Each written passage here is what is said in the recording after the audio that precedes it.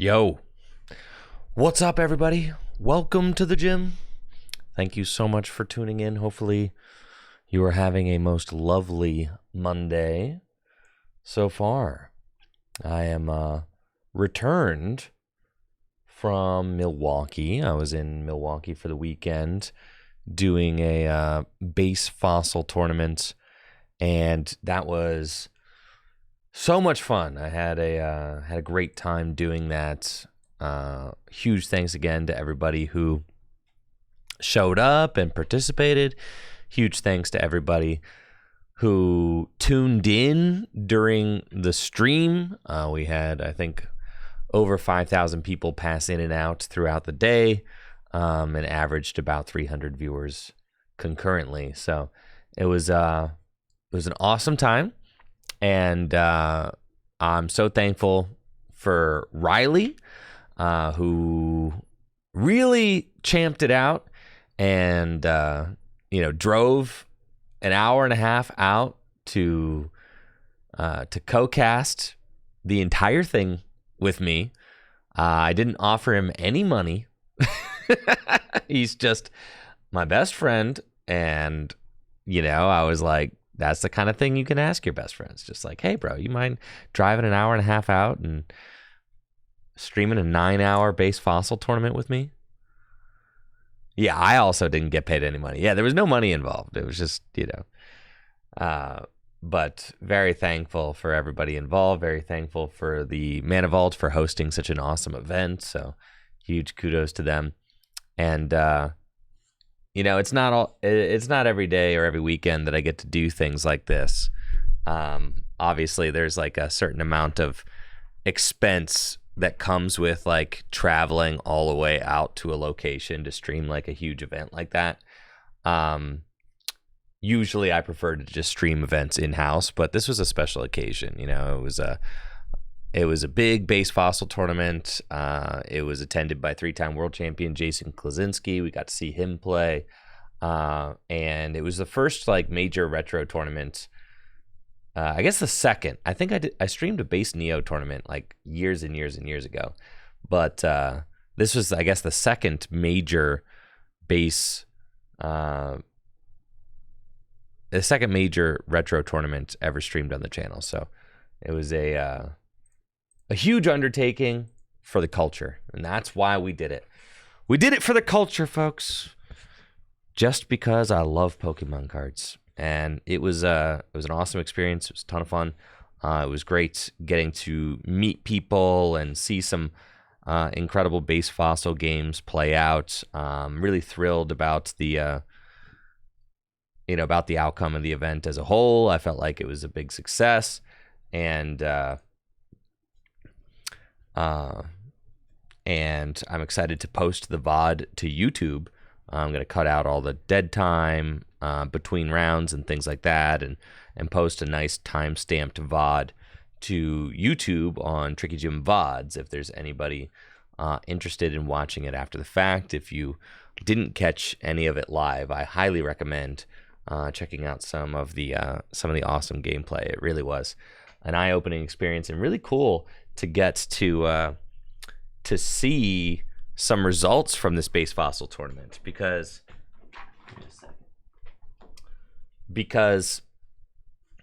a lot of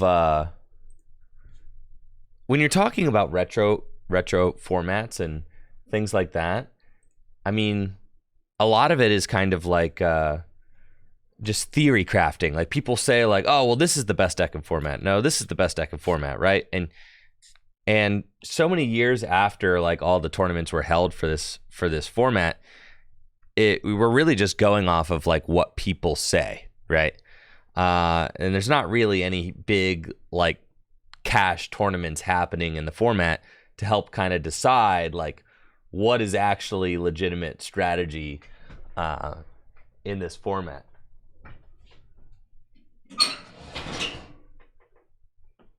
I hate it when that outlet I gotta cover the outlet, bro. Can't let that outlet bothers me. It's just so ugly, unlike the trash can, which is beautiful. The trash can's beautiful. Outlet ugly. Everything has been shifted around. I mean, I just like literally moved my entire computer. I took my entire computer with me to Milwaukee to stream this event, and had to unplug everything. Took all my mics, took camera, took a lot of stuff. It was a lot. I had a lot of setup. I had like multiple cameras. If you watch the stream, you saw I had a shop cam. I had a face cam for me and Riley. Thankfully the shop already had a top down rig, so like that was great. I just used their top down rig. But like, you know, I had to come in this morning and like plug everything back in. Show to the monitor. Oh goodness. So huge thank you to the subs getting the stream kicked off, by the way. Meta Knight Man with the 6 months. Thank you so much, Meta Knight Man. And Concerned with the 10 months. I really appreciate the support. And Kringleberry as well, hopping in there with the 15 months. Thank you. And Hookshot, the 38 months. Let's go. Thank you guys for the support. I really appreciate it. It makes a huge difference. Thank you for supporting the stream. The event went really well. I'm really excited about it. I'm posting it to the Tricky Jim VOD's YouTube channel soon. I feel like it was a really unique experience getting to be a part of it. And getting to see results. I mean, now like finally we have some results to actually point to that are not just like, oh, well, I think this, you think that, you know, not just theory crafting. I know Alex Wilson is kind of revamping PTCG Legends. I think he said he was going to update the. I think he said he was going to put this on here, put the retro tournament we did on here, but I don't know where he would put those results. But I sent him the list and everything, and he said he was going to put it on here, I think. But that is the results should be up here soon with like the lists and stuff, because I was talking to Alex Wilson on Twitter about that. So I think it could be fun to do some retro style tournaments at Full Grip Games as well, and I really hope that we can kind of get into doing some alternate format tournaments, retro tournaments, stuff like that at Full Grip, maybe like slightly bigger ones that offer cash prizes, even if they're like 1Ks and stuff like that, right? I think that would be like a really cool opportunity for players to explore different ways to play the Pokemon TCG, and also would give like us more content to like stream and kind of help set us apart, you know, rather than just doing standard. Even if we're streaming standard and Gym Leader Challenge, like that's great, but like, you know, every once in a while doing a special event that's like maybe a retro tournament or something like that, I think would be a lot of fun if we can generate enough interest and get enough people involved. And that's always like the big thing with doing these kinds of events, is like just generating enough interest and getting enough people signed up to make the production and the effort worth it. Full Grip Games is working on a huge undertaking, creating a tournament hall right now, and that tournament hall is going to be able to host between 150 and 200 people. So it's going to be really cool to be able to host events there. I mean, we're going to have a whole stage and everything. So I can't wait to be able to produce professional, high quality level events from the Full Grip tournament hall and the Full Grip stage. That's going to be nuts. And that's all. It's still, we're still working on it. Everything is a work in progress right now. My new studio space, which is directly behind this wall right here, I have a new studio space in the works, and that studio space just got a huge hole drilled in the ceiling. Yeah, a huge hole. And guess what that huge hole drilled in the ceiling is for, folks? That's right. I'm going to have HVAC. I'm very excited about that. So, HVAC coming soon to Tricky Gym Studios. I mean, my goodness. I've been streaming for a long, long time. And no studio that I've ever streamed from has ever had HVAC. So that's going to be a big boost for the Tricky Gym Productions to have heating and cooling. So in order to go out to Milwaukee, I literally like tossed everything. I like broke down my entire studio, including my computer, monitor, stuff like that. Thank you, Ruben, for that Prime sub in the 37 months, and Craig for that sub, and also the 37 months. Let's go. Thank you, guys. I broke down everything. I had a checked bag, which I put like all my tripods and cords in, because I'm like, tripods and cords, those things can't break. So, well, not easily. So, like, I put the tripods and the cords in like the checked bag, right? And then I had a carry-on duffel bag that I was going to put above, and that had my monitor in it and a camera and some clothes to try and pad it, right? And then I had my book bag, which is like my personal item, and that had my computer in it. And I'm not misspeaking. I stream on a Mac Studio, so I can take my computer with me, which is like so dope. I mean, my computer's literally like the size of a GameCube, okay? This is this is what a Mac Studio looks like right here. So, yeah, this is what my computer looks like. So I just am able to like pop my computer in the book bag and just take it with me because it's like basically GameCube sized, as you can see right here. So I took my entire computer with me, but unfortunately, when I got onto the plane, the Cleveland airport is so small, all right? So, like, I got onto the plane, and I was one of the last people to board, so, like, they didn't have enough room above the seats for my carry-on bag. So they're like, oh, yeah, we have to check it. And I'm like, oh, good God, here goes my monitor. And anyways, this is what happened to my monitor. So I learned my lesson, and yes, Kenny, it is a solid state drive, of course. I learned my lesson. Do not ever try to pack a monitor again. So yeah, that's his. Yeah, no. Thank you, Brett, for that sub and the 30 months. Appreciate it. So yeah, this is what my monitor looked like.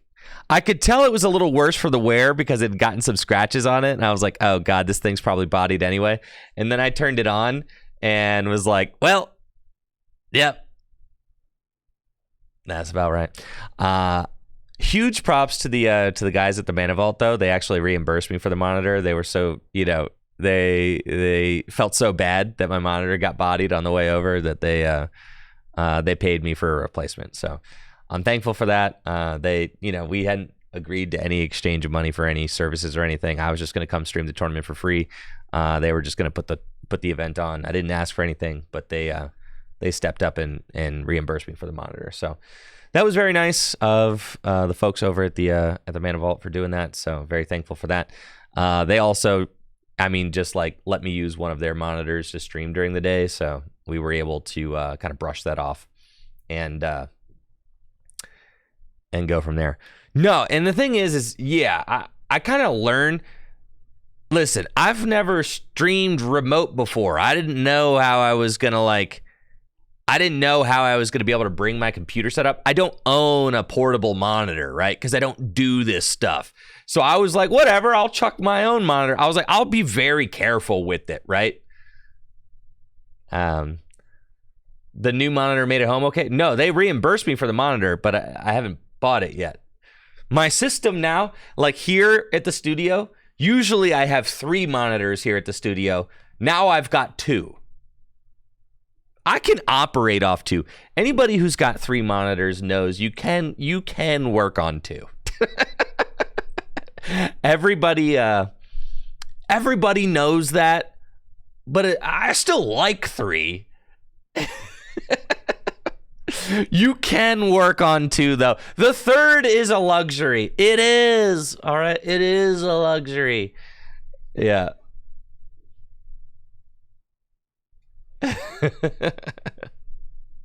The third is a luxury. I don't need it. I can work on 2 if I want my blood pressure to elevate. Okay, now that I'm thinking about it, maybe I do need that third monitor. I'm sure it's going to like pop up. I'm going to be upset. Thank you, Brett, for that sub. Craig, Ruben, Hookshot, thank you all. I know, it's going to be...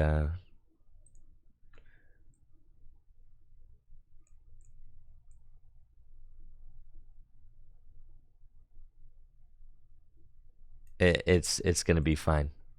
5 monitors for work. That's so many. But yeah, we'll make it work. I'm going to be honest, I wasn't like in love with the monitor that shattered anyway. It was just kind of like a cheap gaming monitor. It was fine. Not cheap. I was probably like $200. But like not, I mean, thankfully, I wouldn't have packed like a $500, $1,000 monitor away like that. It was a $200 monitor. So like I took a risk on it, packing it up and taking it with me. The risk did not pay off, but thankfully the guys at the Mana Vault came and they stepped up and reimbursed me for it, which was super dope. And now I've learned that if I want to do on location streaming, I can 100% take my computer with me. That's very easy. I just put it in my backpack and I be ginger with it. Like, dude, just don't toss my backpack. Like, I got my computer in there, right? It's like having a GameCube in the backpack. Like, don't like, just protect the GameCube. Except my computer doesn't have a little handle. It'd be nice if it had a little handle on the back like the GameCube. Anyways, if I want to do any on location, streaming from now on, I'll grab a portable monitor. Riley actually brought a portable monitor because he owns one for work. So like I was able to use one of his portable monitors and one of the monitors from the shop, and we ended up making the situation work. But I think like for now, I would just pick up my own portable monitors. Those seemed like pretty dope, and they're pretty durable, and they come with their own little like protective case thing. If I'm ever streaming on location again, I think 2 of those bad boys, and I'm kind of cooking. So that would probably be my next time move. But like I said, I don't usually stream on location, so this is kind of a learning experience for me. And I feel like I'm better prepared for next time, should there be a next time. In other news, very sad news. It looks as if Rachel Lillis, the voice actor for Misty and Jessie, passed away just age 46. So that is so sad. She's a legend in the Pokemon anime, being the iconic English voice actor for Misty, and Jessie and Jigglypuff. And we met her, Natalie and we met her years ago at the PokeCon in Louisiana. So it's Louisiana, right? Yeah. She signed a Misty card for me, and it was really cool getting to talk to her. I got to watch her do the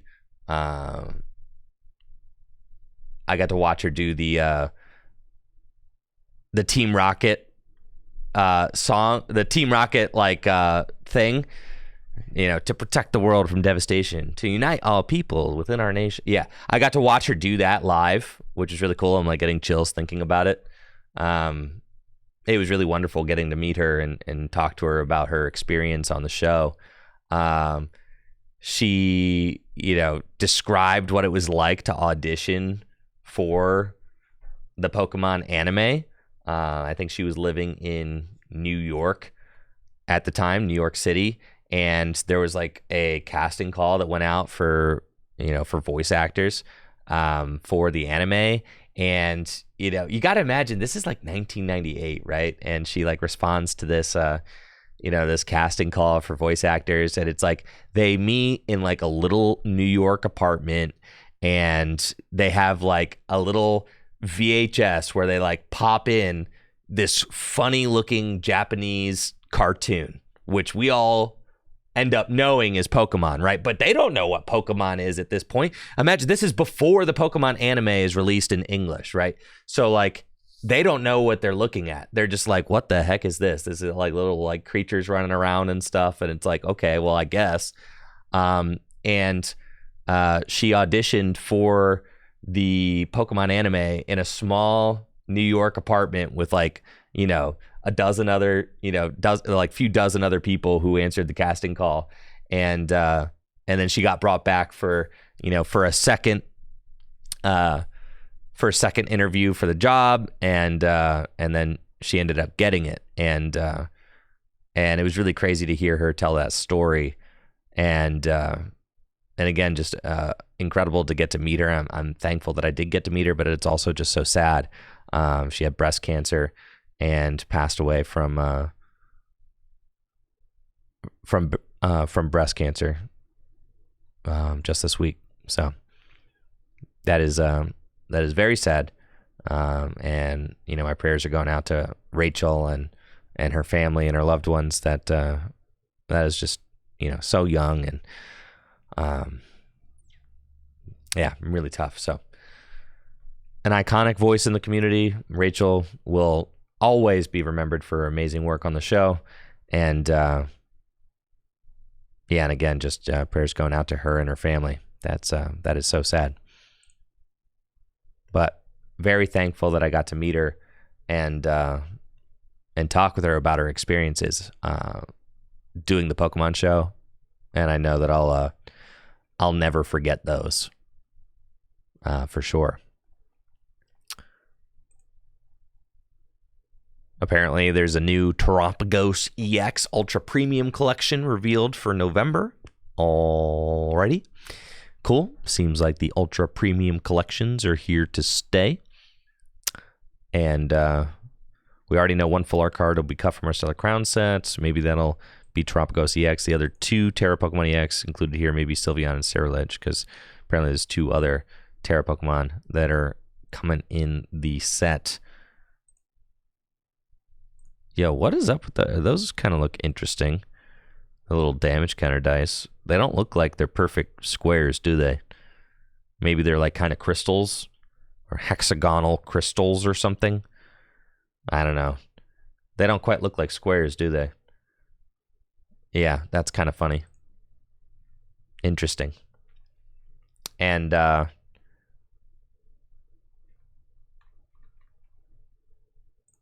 the base fossil tournament isn't the only thing I did in Milwaukee, but that did take up the entire day on. That took up the entire day on Saturday. I mean, I got there at like 9 a.m. I ran 5 miles along Lake Michigan in Milwaukee on Friday morning. It was beautiful. The weather was perfect. The park was gorgeous. The trail was fantastic. It was an awesome time. I thoroughly enjoyed that. And then I got to the shop at 9 a.m. And I mean, I spent literally from 9 a.m. to 1 setting up. I mean, that whole 4 hours it took. I mean, and I kind of had it all going on. I had I had a little custom keyboard set up where I could like pull up images of cards as we were commentating. I had the shop cam set up, rigged up in the corner of the shop, so you could like look out on the folks that were there in attendance. I had the studio camera set up so that you could see Riley and I as we were commentating over the games when we wanted to cut to that. I had my switcher set up so that I could switch between the cameras. There was a lot, right? We had to fix our lighting. So yeah, it took me like 4 hours to set up. And then stream started, and stream took like 9 hours. So it was like just a nonstop blitz of stuff that I was doing, I didn't even get to eat. I mean, all I had that day was a Cliff Bar, and stream finished at like 10, right? And again, huge thank you to Riley for sticking that event out with me. That was, and all Riley ate that day was also a Cliff Bar. That's all we had. Yeah. When I commentate with Chip always makes sure that like we get a lunch break or that like we order lunch. Me and Riley are built the same though. Like we're just, no eating, bro. It's work time. Chip always makes sure he's like, hey, who's putting in the Chipotle order? We're gonna need a little something here. Yeah, and respect to Chip for that, because a man's got to eat. Me and Riley, we just were like, yeah, we're gonna actually just operate on just fumes and a Cliff Bar for the entire day. So it got to be like 10, and then finally we finished around like 10:30. I had to break everything down, thank you, Ketonomics, for the sub and the 18 months there. I appreciate it. And then I didn't get done breaking everything down until like 11. And, oh, goodness, why is my chat frozen here? Come on, chat.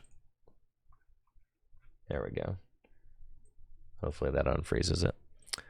But, I didn't get anything broken down until like 11. So then it was still an hour and a half back. I was going to drive an hour and a half to Riley's to stay the night because Riley lives in Madison. So then I drove an hour and a half. Dang, why is this not working? It really is not. That's fine. I'll figure it out. Let's keep this right here and this right here. Beautiful. Okay. And then I didn't get back to Riley's until like, 12:30 a.m., 1 a.m. So then, I still hadn't eaten. And the only thing to eat at that point is, at Taco Bell. So I went absolutely bananas on some Taco Bell at like 1 a.m. and then crashed at Riley's place. And I rented a car, actually. I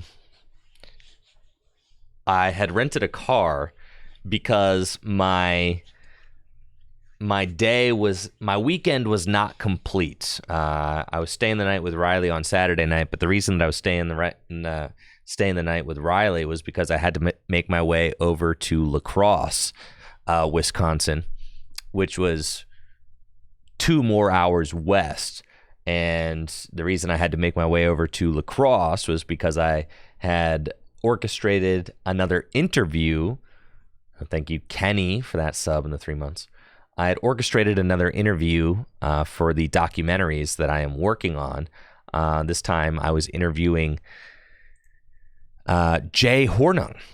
And Jay Hornung is a longtime Pokemon TCG player. A PTCG legend, if you will.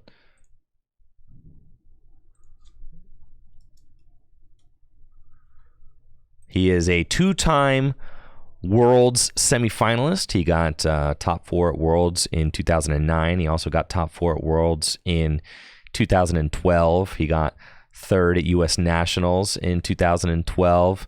He got top 16 at the World Championships in 2011.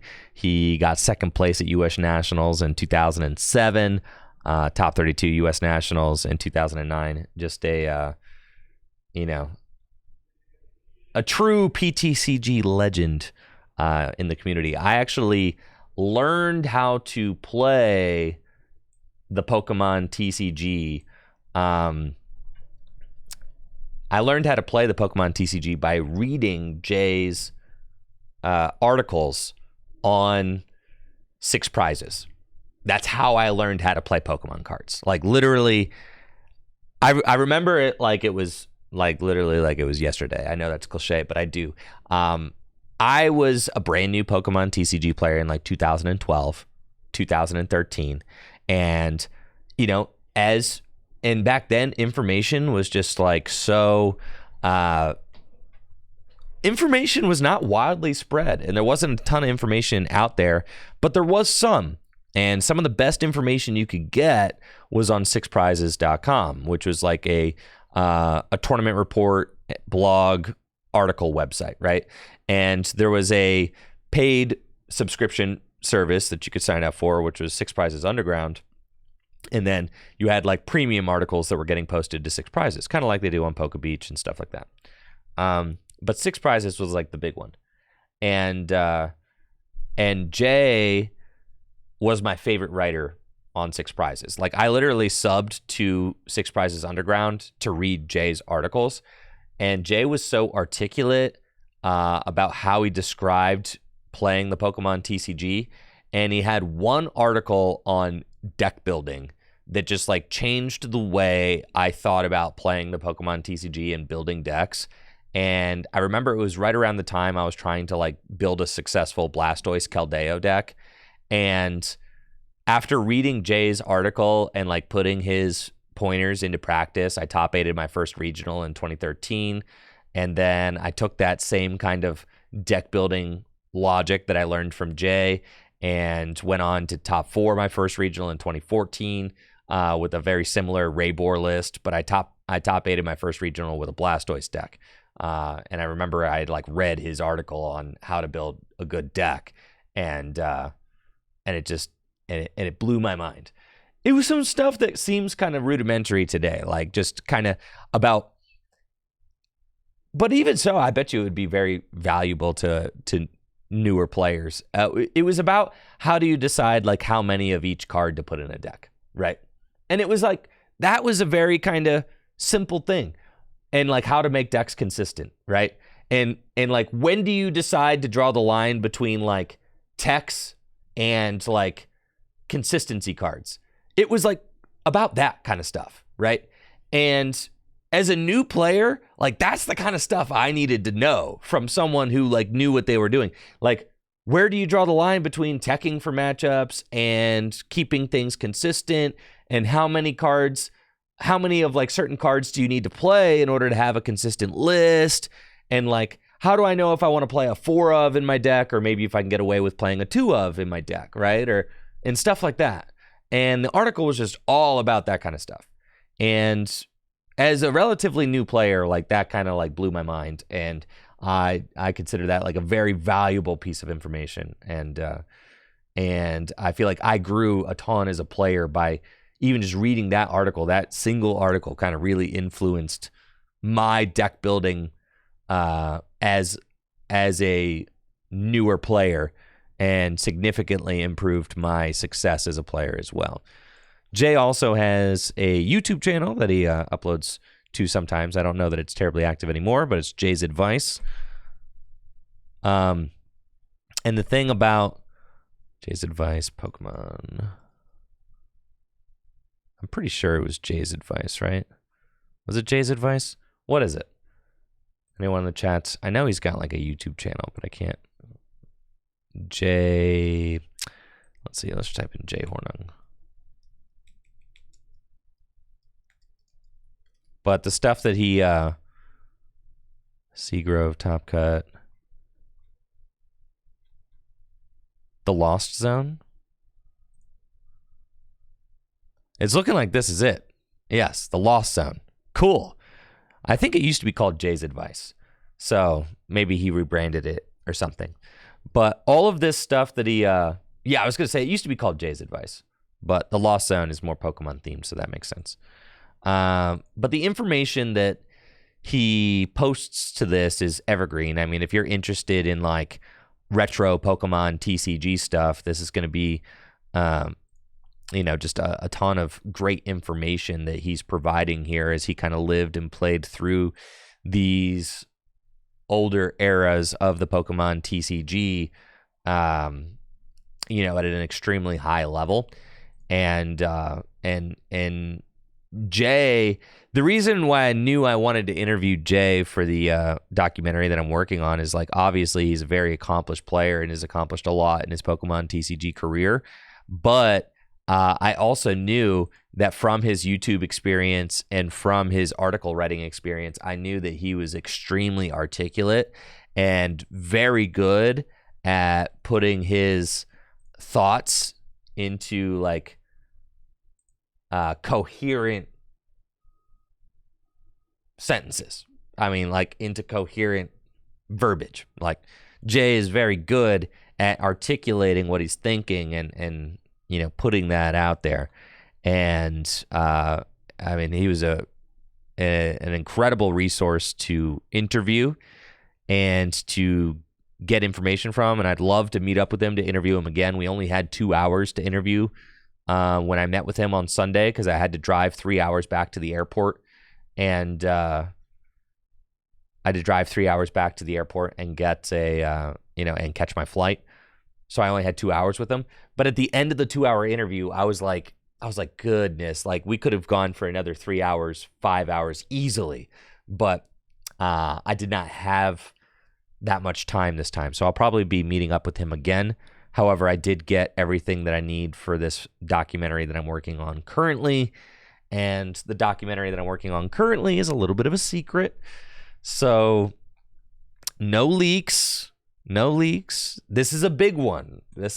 I think this documentary that I'm working on with Jay, let's see. I've got Jay interviewed for it. I got Chris Fulop interviewed for it. I've got Mike Pramawat interviewed for it, and some other people.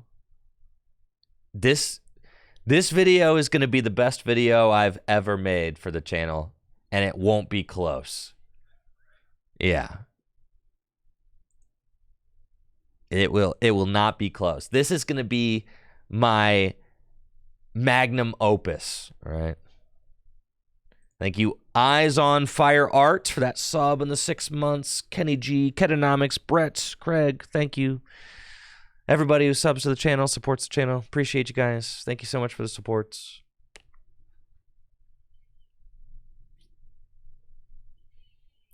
The article that Jay wrote about deck building, is there a way to read that today? I think all of I don't know, actually. I don't know, because it's not on PokeBeach. It's on Six Prizes. But Six Prizes isn't like an active... I don't know.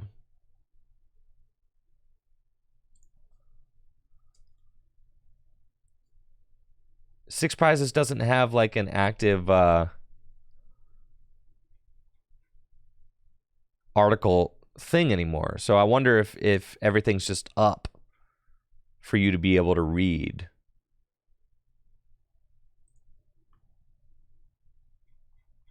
I'm looking at it now.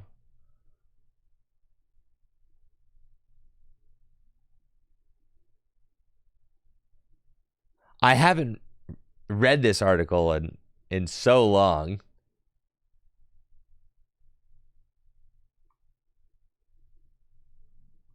It looks like everything is up on PokeBeach.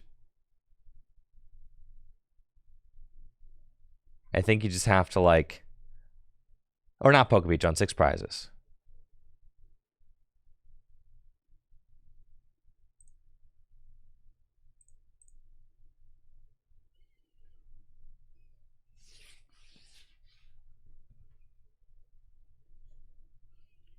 Yeah, I mean, at this point, that article is going to be so old that, you know, some of the stuff might not be modern, but back then, it was mind-blowing. Some of the stuff probably still holds up, and I bet you a lot of the stuff still holds up. Let's see.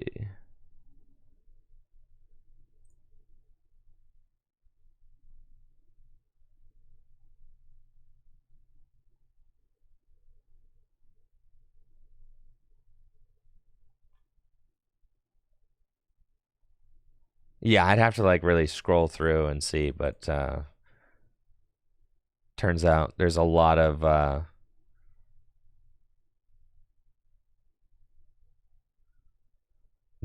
hits when you type in Jay Hornung on sixprizes.com. So I don't have the article on hand. That was a long time ago. Thank you, Co19, for the sub and the 15 months. I don't know why you guys are so excited for me to create a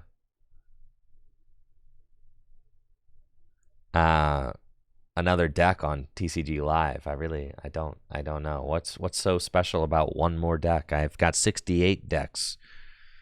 68 new decks. What's one more? What's one more new deck? Huh? When you've already got 68. What? I was playing Conkeldurr last time?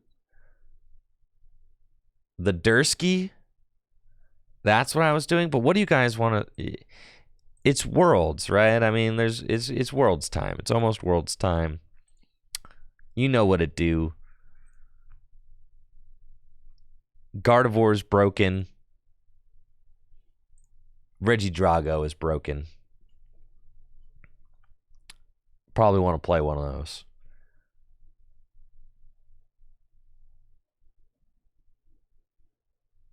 An Aggron Steelix deck.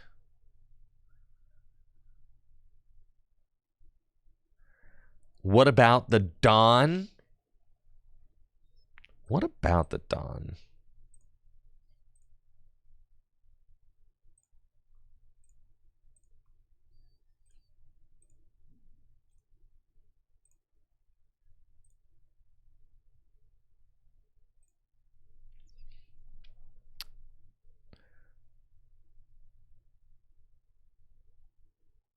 Iron Hands, Squawkabilly.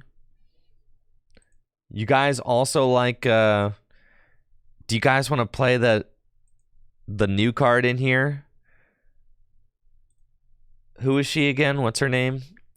Where you put the cards, you have to have 0 cards in hand or something? Or 1 card in hand? It's not Penny, it's her alter ego. Yeah, her alter ego.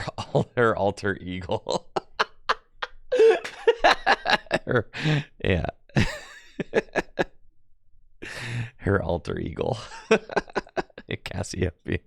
Totally not Penny. Yeah. That's right. And then what's that? Night Academy, right? Academy at night. Couple academies at night.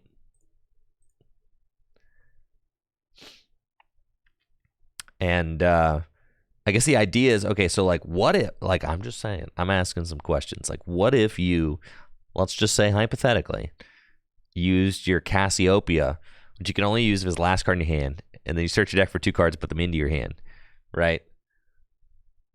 Oh, and then Squovit? Holy smokes, dude. Yeah, I guess so, right?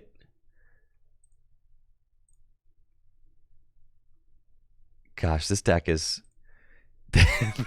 this deck. Squovit, right? And then the idea is that you put the Cassiopeia on top of your deck, and then you Squovit into it, right?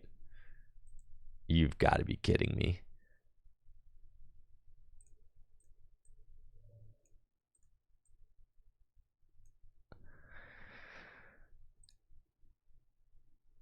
I mean, I suppose so, right?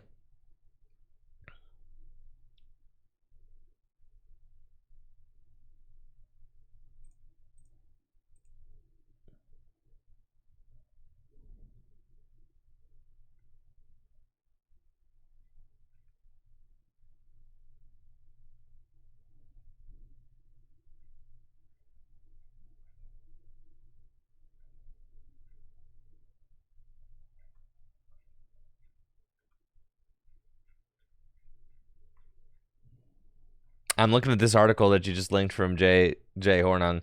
That might be it. That might be. I don't really remember. But, like, you can tell just by how in-depth this article is, though. Like, I don't know if this is it. specifically, but it might be.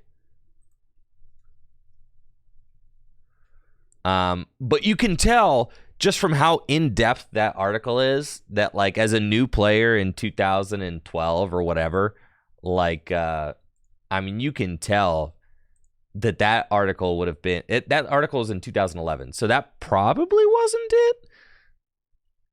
Because I didn't start playing until I didn't start playing until 2012, really.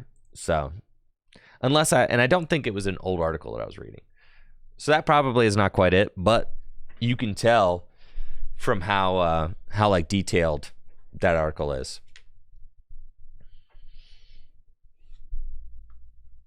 Which is pretty cool. Yeah, Jay wrote some great stuff for 6 prizes back in the day. All right, Cassiopeia, is this stuff is meme, right? Like, we're not like one Cassiopeia? Arven's got to just be better, right?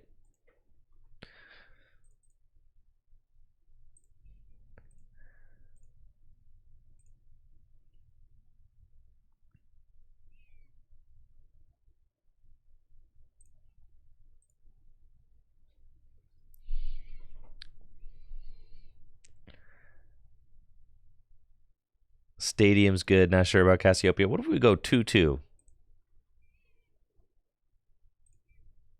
No Town Store. Maybe it's a 5th Arven. That's kind of what I'm thinking, right?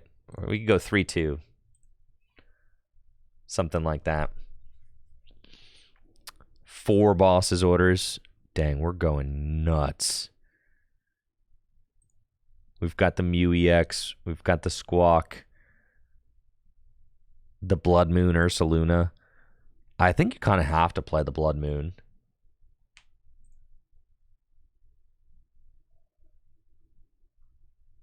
Yeah, I think I only got room. All right, we're going 2-2. That's fine. You got to fit. Wait. So why are we fitting Dusknoir into wait. Is this new Miraidon technology? Have things really evolved that much since I was gone for the weekend? You put why is Dusknoir in the Miraidon deck?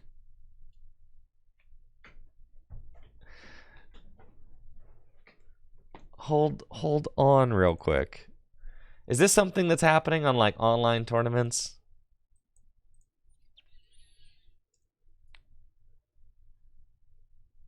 Oh, because Azul said so?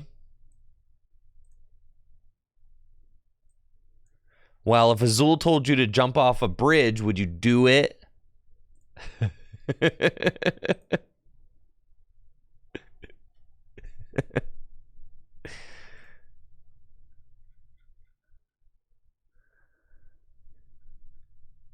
I'd at least think about it.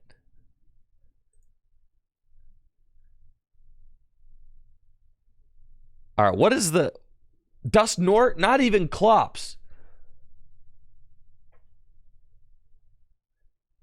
You want the whole Dusknoir?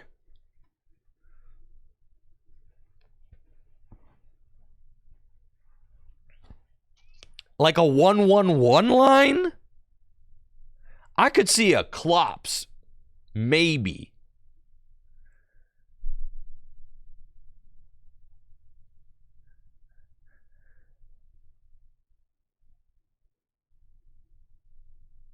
Anyways, what else do I got to lose? I'll try it.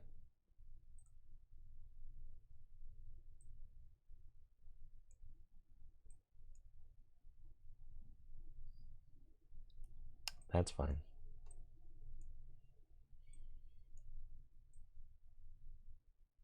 Dang, what's up with all these Iron Thorns decks?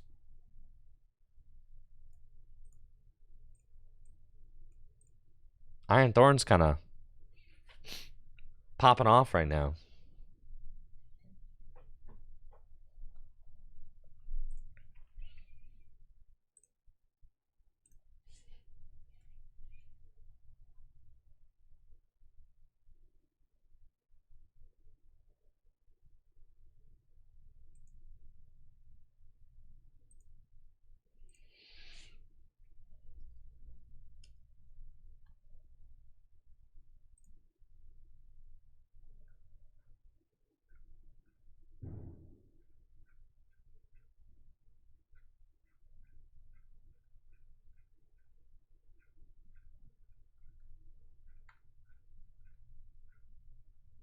All right.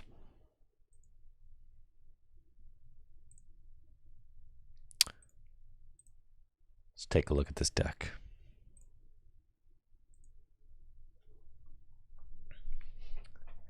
Playing Guardian on ladder, you beat Thorns every time? Well, yeah, you really ought to.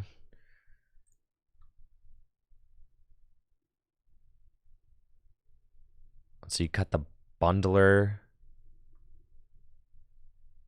You cut Radiant Greninja.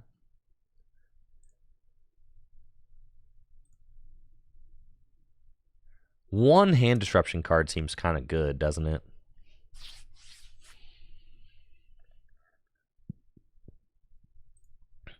You don't even need Judge for real. The game ain't lasting that long.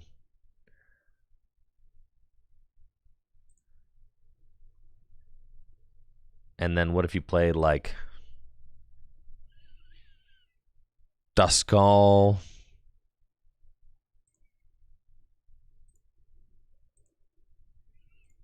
Dusknoir? You play a 101 and like a rare candy? Is that what we're doing?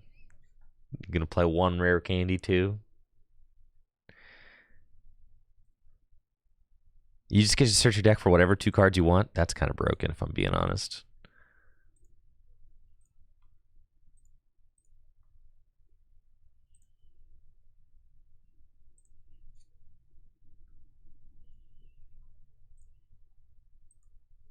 All right, a 1/1/1 Dusknoir with 1 rare candy. Oh yeah, dude, we're so cracked. That Bravery Charm out of there. This deck's not going to be bad. This deck's going to be broken. What are you talking about? Look at them Cassiopeia.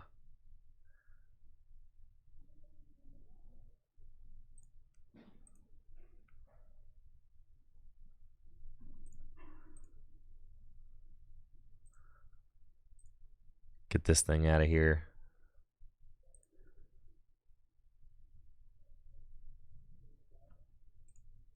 I just love TCG Live so much.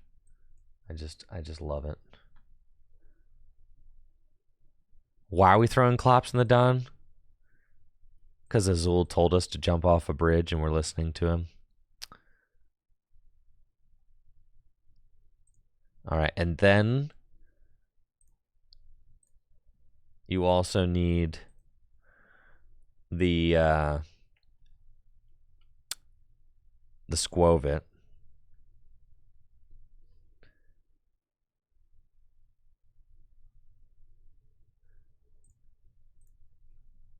There you go.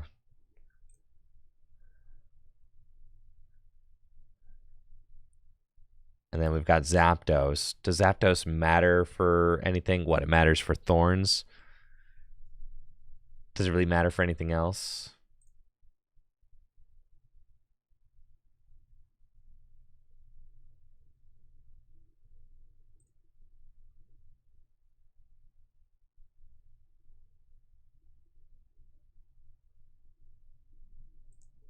Squovit and Noir together is probably not good. I can agree with that. All right, let's just do that then.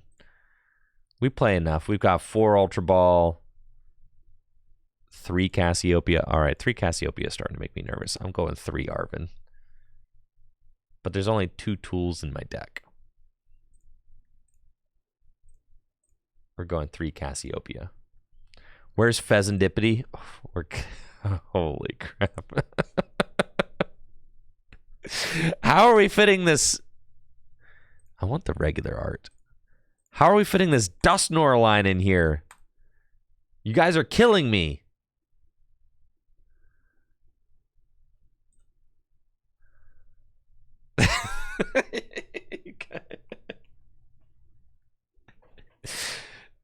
Does this not feel like a win more card to you?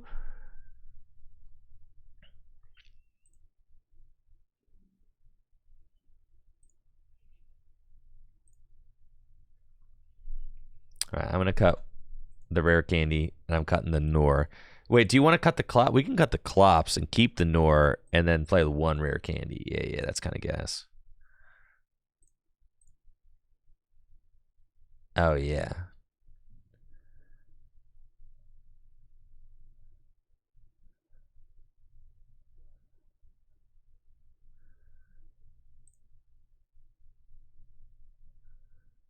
1 Duskull, 1 Dusknoir.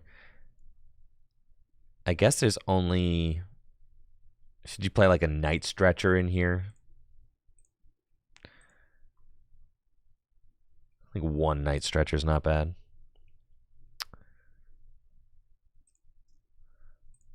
We cut the Cassiopeia. We're just going pure Arvins.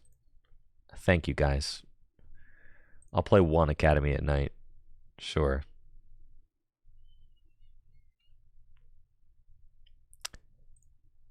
It wasn't all going to fit, folks.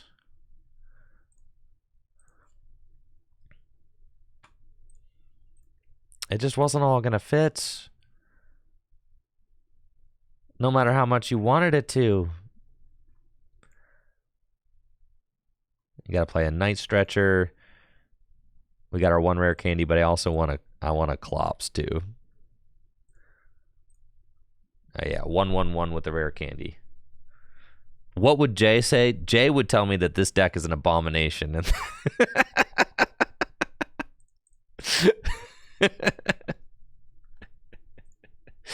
That's what Jay would say, for sure. Jay's advice would be, Andrew, you really done mucked this up, didn't you? Look at this atrocity.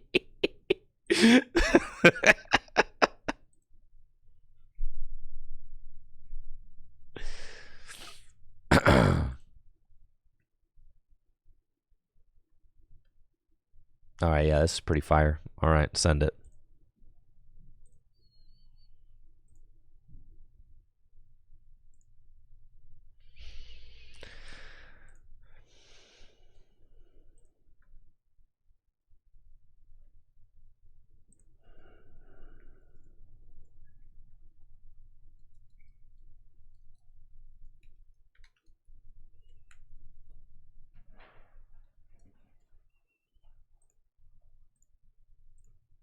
Okay. Prediction in the chat. Will I use Clops or Dusknoir effectively? Yes or no?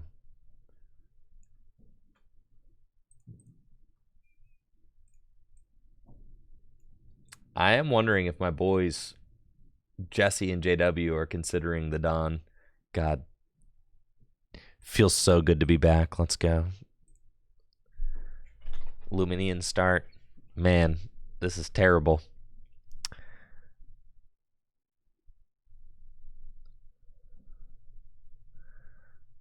Playing against Charizard. It's like our worst matchup.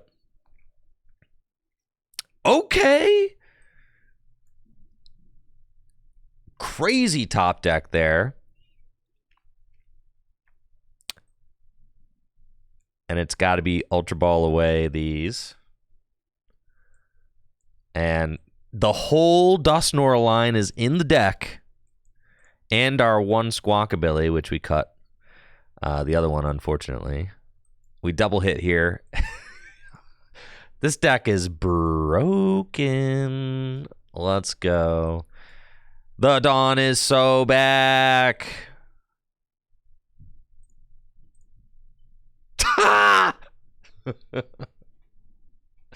Let's go. I guess I probably shouldn't have even attached that lightning energy.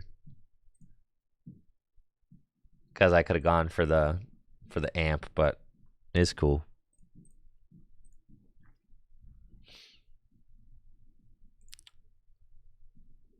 But actually, my play was the optimal play because it got my opponent to scoop even faster.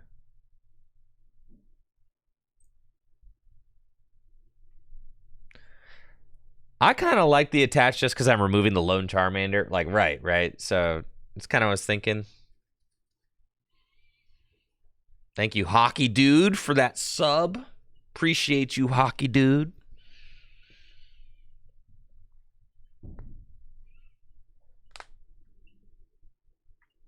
We're going to roll the Dusknoir prediction into the next game, guys. All right, into the next game.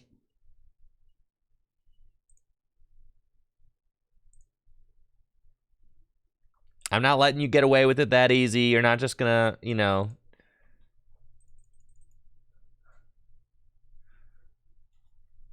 Gotta wait till the next one. Got to play more than a one-turn game.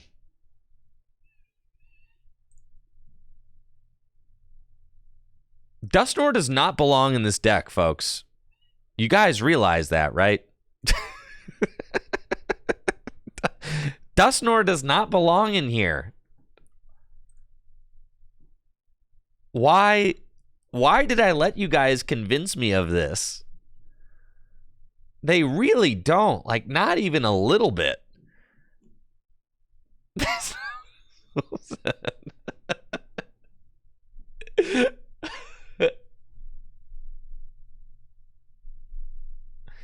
Here, I'm gonna text somebody who actually won a regionals with Miraidon and see.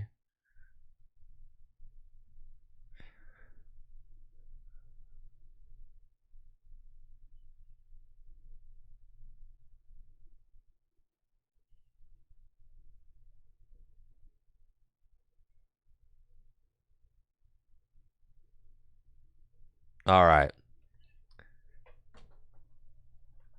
I texted JW. We'll see what JW says.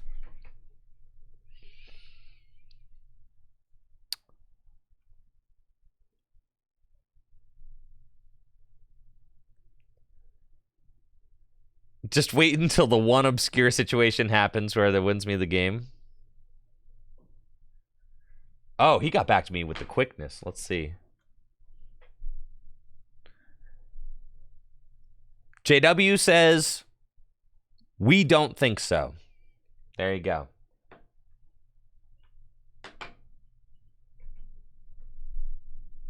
There you go.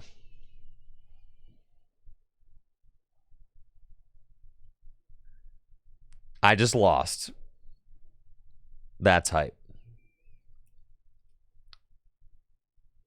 Who is we? That's got to be him and Jesse.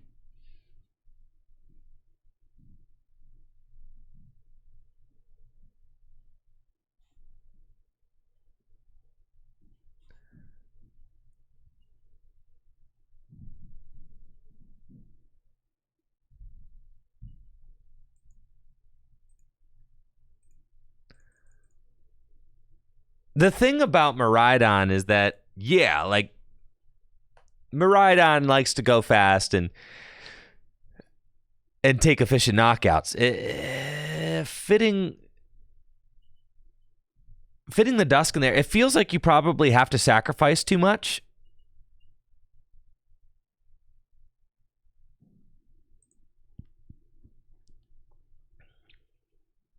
That was hype. I just went second in the Miraidon mirror and got donked. Yeah, that was incredibly hype.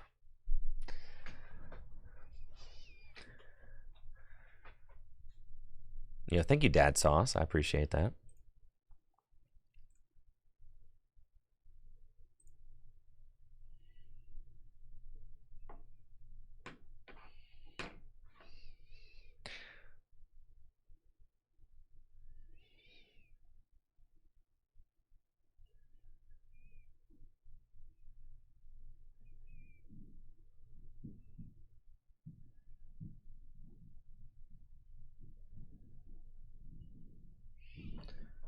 All right. JW said there's an argument to be made for it, but he doesn't think it's it.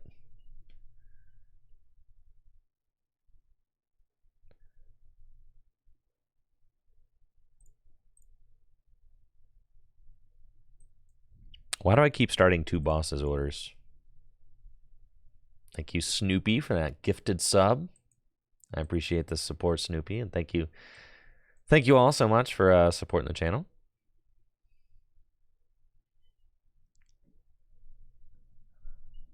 All right, I'm going second against a Charizard deck, and they've got double Buddy Poffin to start the game. Boy, must be nice. I'm getting rid of my rare candy in this opening hand because my Miraidon deck plays rare candy for some reason.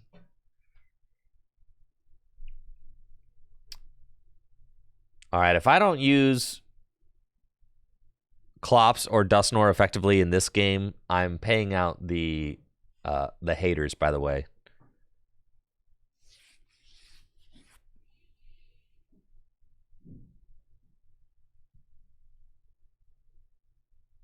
Okay, this feels. Oh, nest balls. That's big. That's a big top deck there.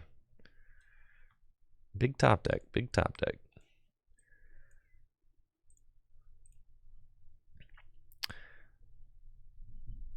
We got to knock out the only Charmander. That's what we're going for. Raiku's in the deck. Is my Forest Sealstone in the deck? My little ghost guy isn't even in the deck. What's the point, dude? All right, we tandem unit. There's 2 Manders? Oh, sorry. There's 2 Manders. Okay. I'm tripping. I thought this Charmander was a Pidgey. Okay. Man, it was a long weekend. All right. That's fine, though.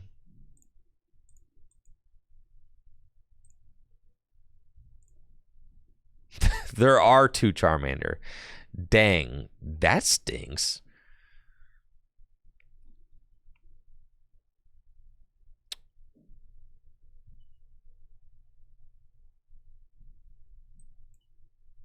It's got to be Arvin for...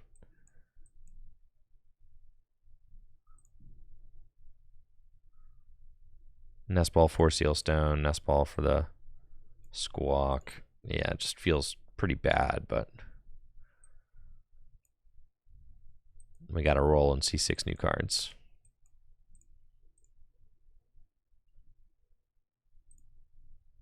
And we kind of just have to... Oh, Duskull is here. Why did I not see that card?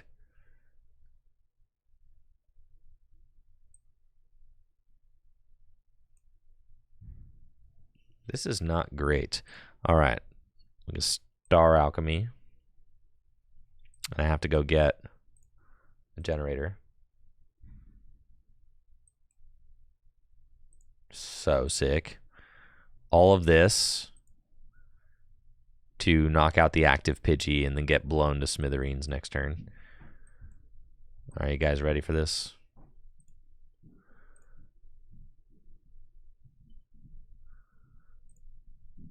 Yo, give him the old Rondo for knockout.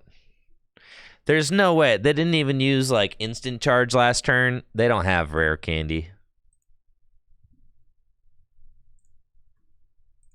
I didn't see Duskull in my first deck search. I'm tripping, bro. I need to get my head in the game.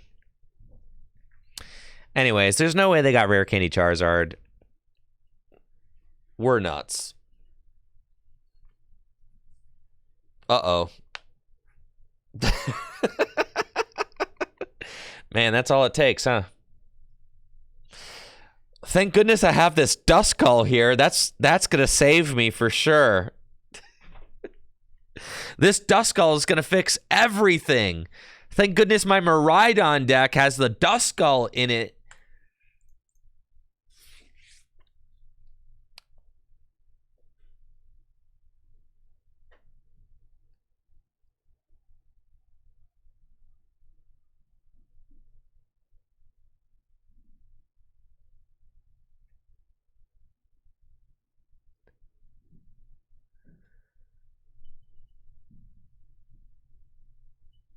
What if, I guess the Dust, I think I might even like Dusknoir better in Raging Bolt. But I guess Miraidon plays Arvin. So it's, no, our Miraidon deck doesn't have a Pal Pad in it. We had to fit a Dusknoir line. We had to fit the Dusknoir line. There's no extracurriculars happening here.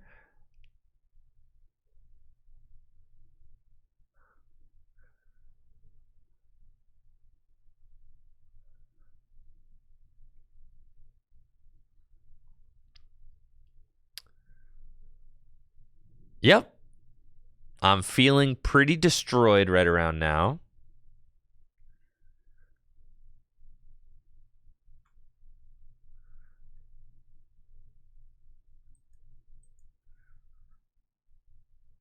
I don't think that we can do it.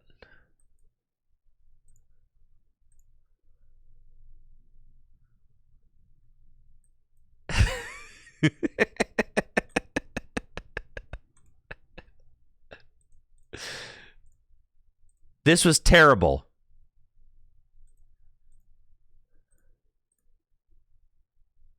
But at least I got a Dusclops.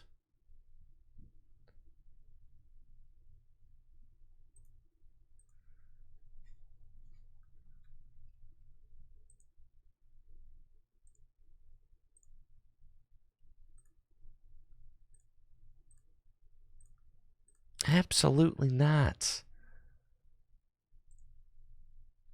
Terrible. Terrible, terrible. No.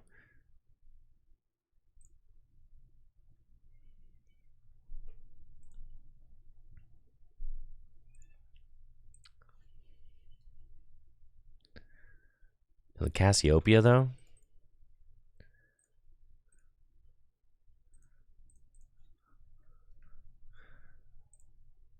Academy at Night, though? Definitely don't need that stretcher. Klops helps gets the hands play. Listen, I could maybe see a 1-1 Klops. No.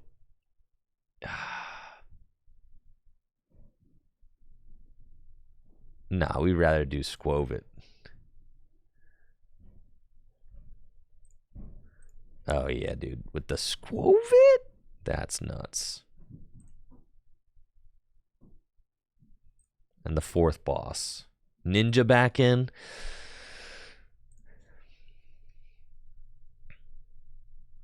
Do we want Ninja back in? We've got Fez. Do we need Ninja? Thank you, Datum, for that sub in the 8 months.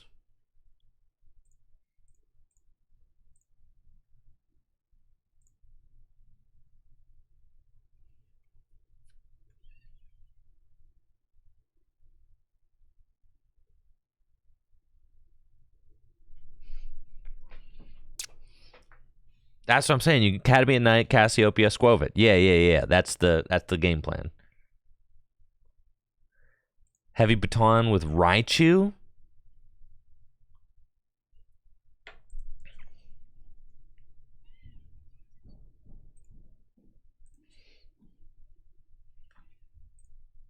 I don't hate one Heavy Baton. Raichu can take one hit KOs. That's pretty good.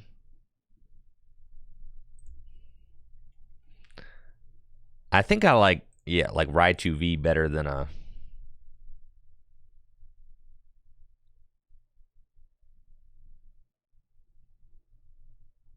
All right, what if it's just one Miraidon EX? You guys ever think... You ever just think about, what if it's just one, you know? All right, we're going to try that out.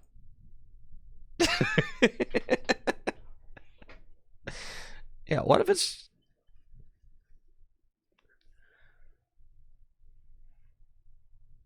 What if it's just one?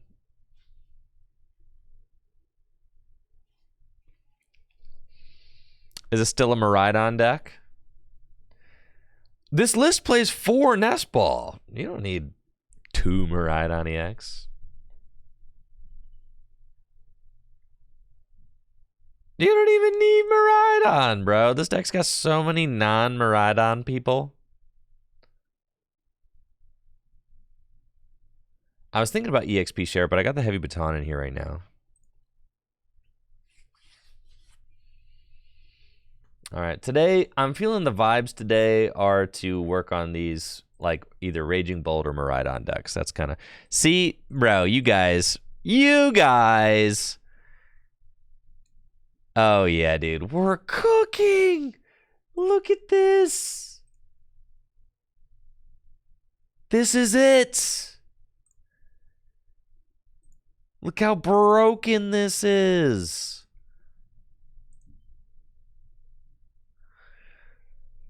We've got the turn 1 Cassiopeia right here. Nuts. Who needs Arven? Yeah, we're about to pop off.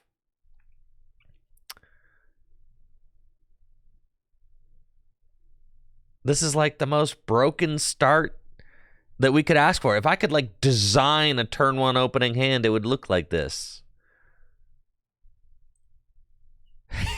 You're playing Lugia? That's what you're playing?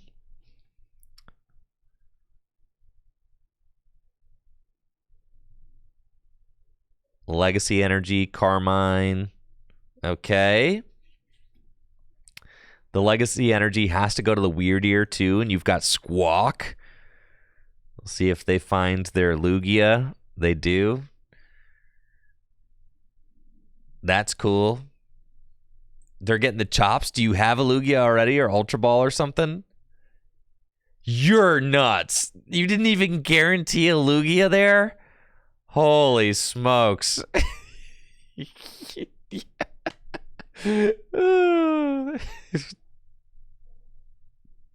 Dang, this Lugia player believes in their deck, that's for sure. And then look at that. You missed a turn 1 Lugia drop. Okay, well,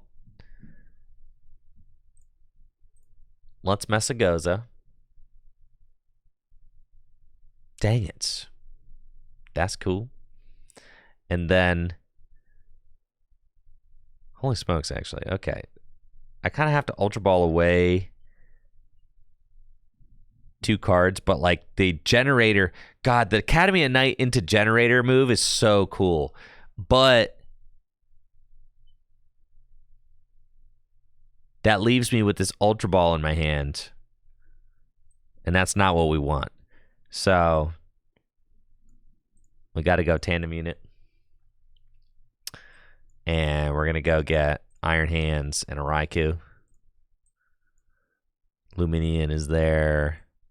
Squawk is there. Prime Catcher is there. Okay. And then we do that. Dang, this is cracked, dude.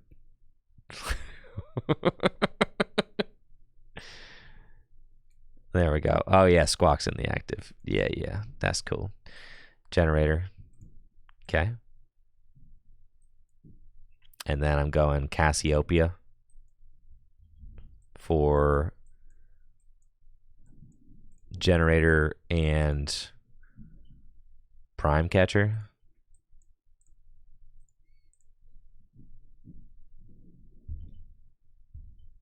Yeah, seems fine.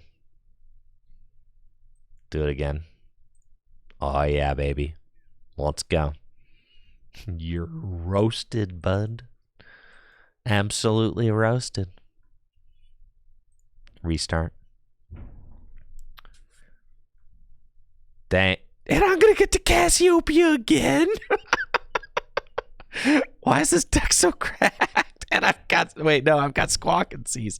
Why is this deck so broken? What the heck, dude? Yeah, and I got to Squawk. Okay, here we go. Caw. You got 2 more generators. Yeah, you're cooked, bud. Yeah, it's lights out. And yeah, don't mind if I do. Thank you very much. I don't even need to play this last generator right now. Like, what are you doing? I'll take my 3. Sheesh.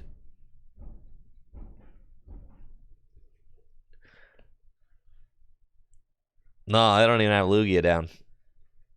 That's crazy. You're still going? I just took 3 prizes on turn 1. Why are you still going?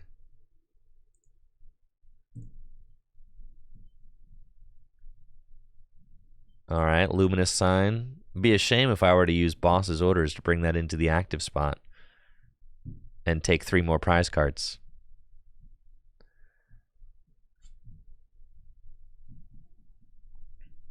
Be a real shame.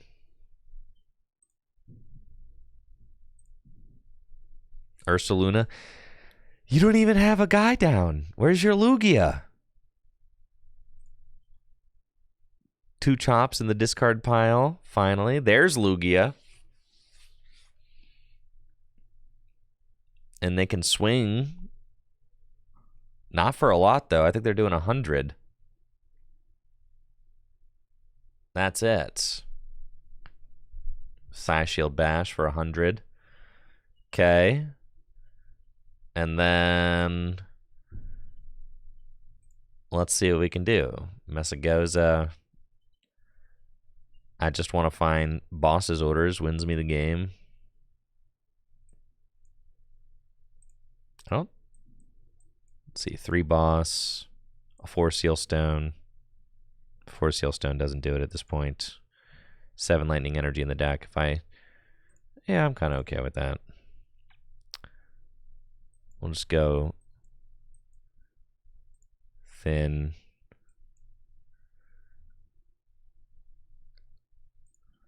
And then I can thin a little bit more. That's fine. The double turbo energy. Yeah, we'll just put onto the Iron Hands. I'm going to Ultra Ball away. I'll be able to draw 1 card off of restart. That's fine. It might not even be worth it. I think you just take the Luminion and say, like, yeah, instead of risking it, you just say, I'll take the Luminion, whatever. Dang, I'm kind of nuts at this game.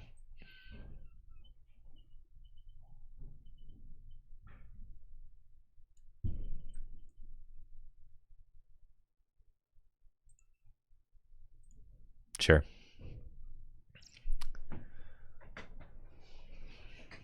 That's fine. And then if they just go Iono, then I get an opportunity to go find Boss for game. I'm not clearing a bench space, so at most they can only put 1 Archeops down. So like they're just in a terrible spot. Oh, I should have arm pressed. Yeah, whatever.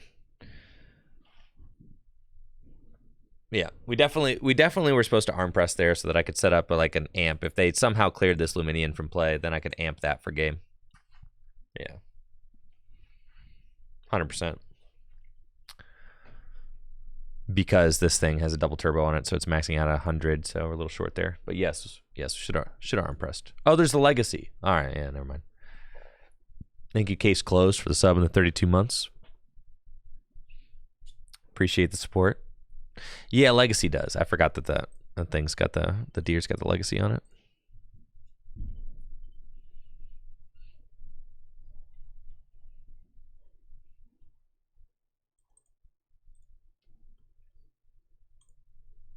Jet energy, I guess they're gonna do something with the Blood Moon.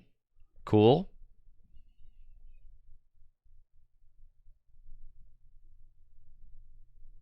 Yo, what's up, Buzzcut? Yeah, I was able to take 3 prizes because Amp You Very Much takes an additional prize card when it takes a knockout. It's one of the main kind of strategies of the Miraidon deck is to load this guy up and start taking bonus prizes.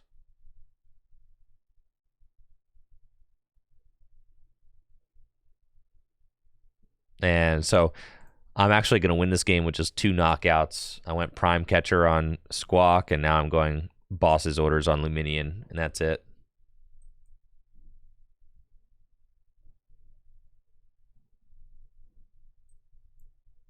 GG's. I will take the boss. I will bring your Luminion into the active. And Amp You Very Much for 200. And I'll take my 3. There we go. Just 2-3 prize takes. Kind of feels like ADP. That was sick. It's like almost the same thing that ADP decks used to do. They used to use Altered Creation GX, which allowed you to take additional prize cards every time you took a knockout, and then you would just go like, you know, boss a bench sitter,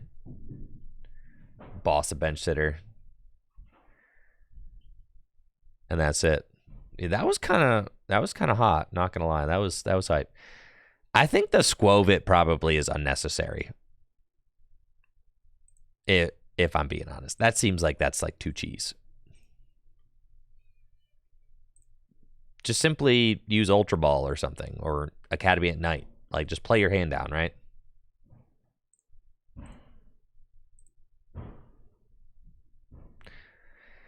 Theoretically, you could like put Squovit as a control tech.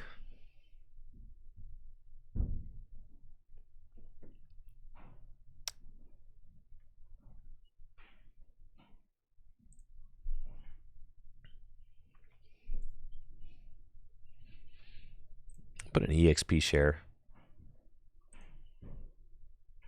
Yeah, that's kind of cool. All right. Play Grant? You could play Grant. It's true.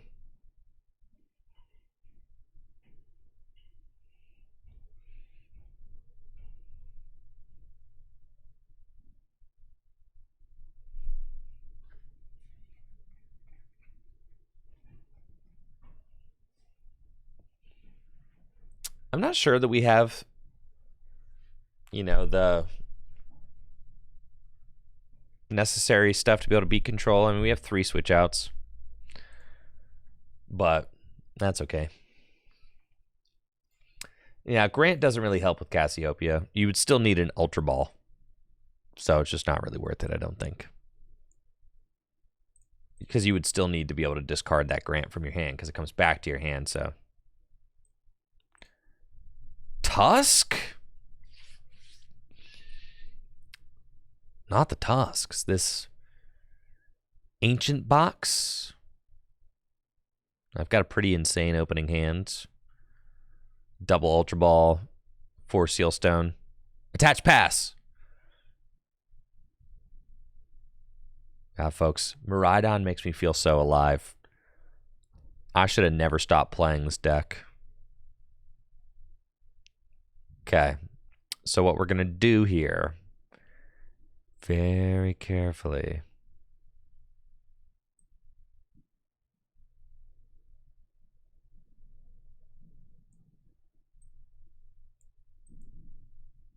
Ultra Ball. And we're probably going to go get Squawk. I've got Miraidon. All I have to do is I do need Miraidon because Miraidon's going to be my attacker. I got rid of the vacuum because I was like, I'll just attack with Miraidon for 220 and it doesn't really matter. Okay, so we want Miraidon. And then let's use Tandem Unit. And we can thin those guys out of the deck.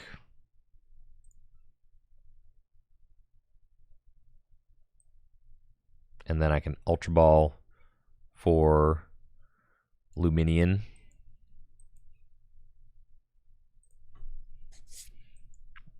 And get Cassiopeia.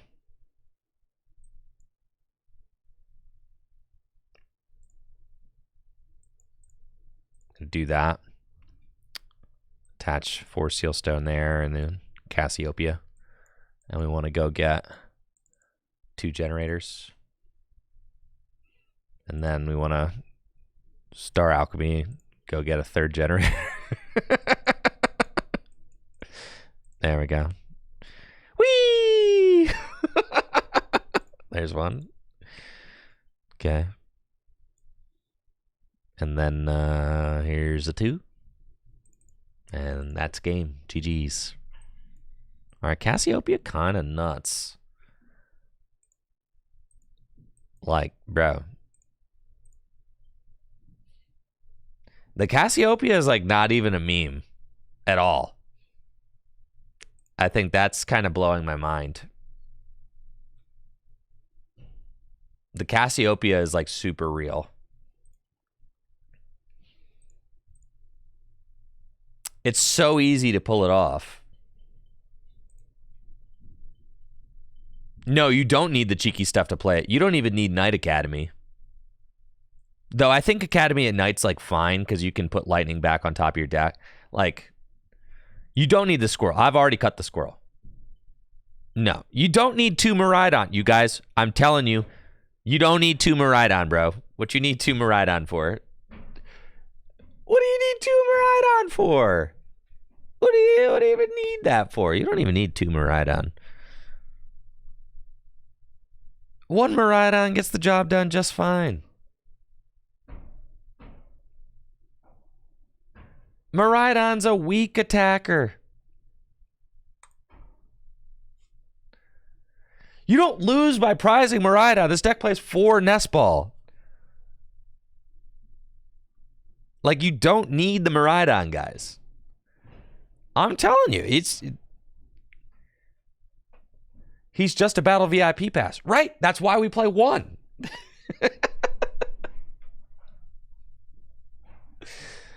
Why not have 1 more Miraidon, 1 less Nest Ball? Because Nest Ball is better than Miraidon. Yeah, Nest Ball is better. Because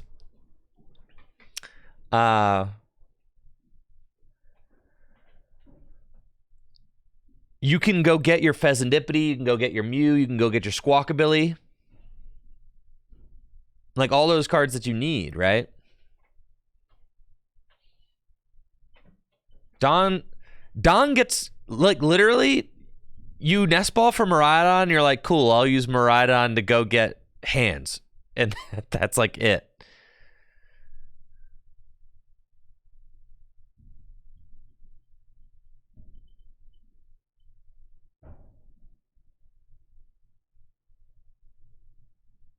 Yeah, Nest also gets Fezandipiti. Yeah. I'm telling you guys, we're chilling. 1 Miraidon, we're chilling. I'm trying out Raichu V. There's just not a lot of space.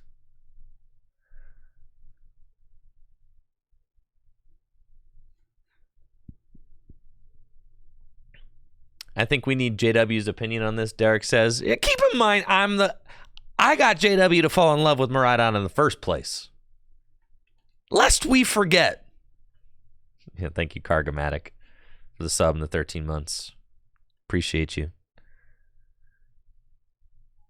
All right. And I've got the turn 1 again. This is just crazy.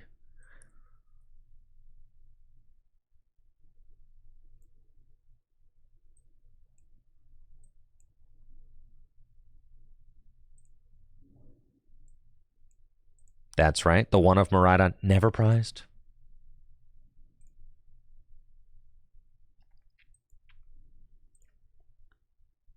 Tandem unit.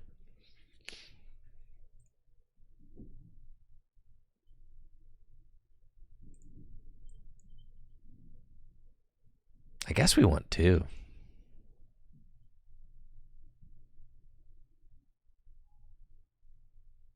Okay.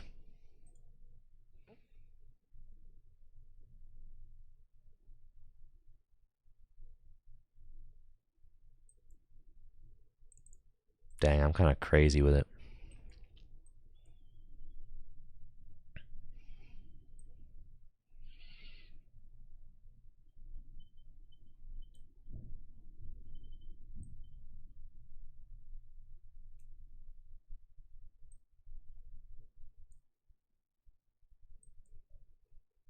Okay, we're going to go, I think, just switch Nest Ball. I can go Prime Catcher Nest Ball.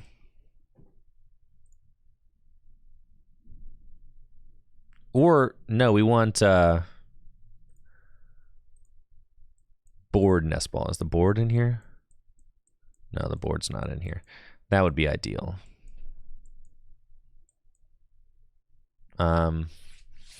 Yeah, the board would be ideal.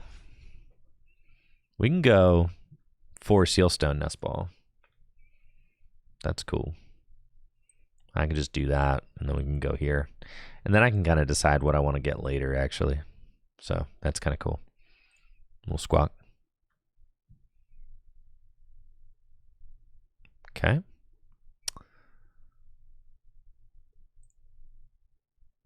Fleet-footed. Pokestop.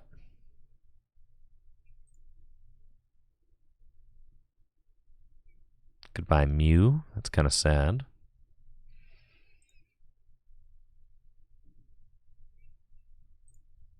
Star Alchemy. Take out the Greninja.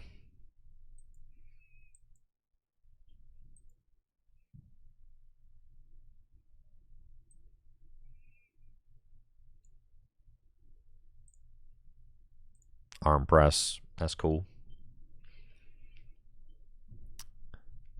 And we'll take our price. A little bit ugly there off the start. I would have preferred to not attach that lightning, but in order to pull off the Cassiopeia, I had to get the energy out of my hand. So that was just a situation.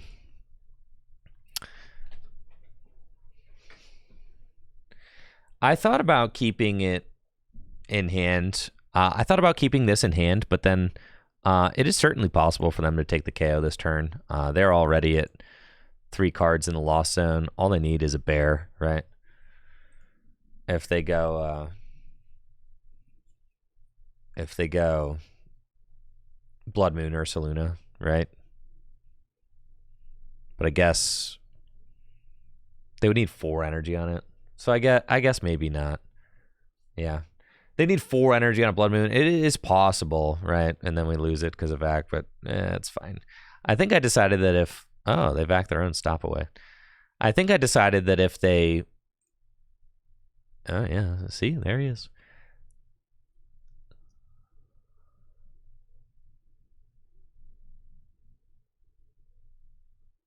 Steph Martin. Yeah, we could have done attached a Raikou. And then maybe we hope for another double hit. We could have done that. Uh-oh. There's a whole Roaring Moon.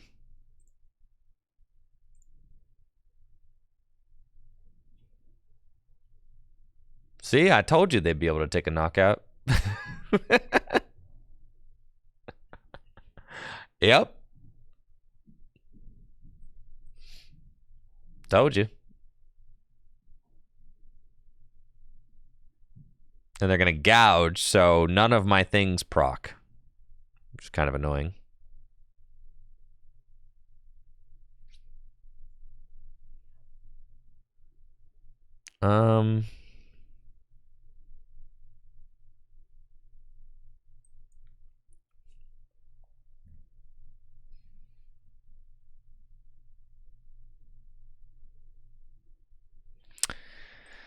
That's tough. I think I just lose this because I don't have any hand disruption. They got the quick moon out, and flipping the script is crazy.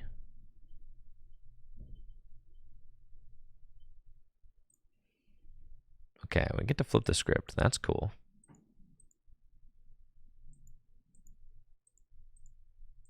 It's a lot of lightning in my hand. I do play a rescue board, but it's prized.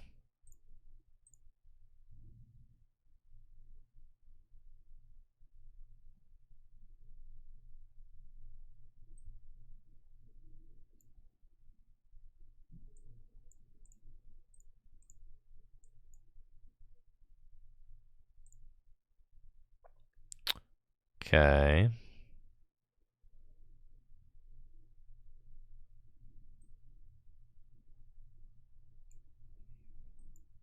Kind of just thinning as much as I can.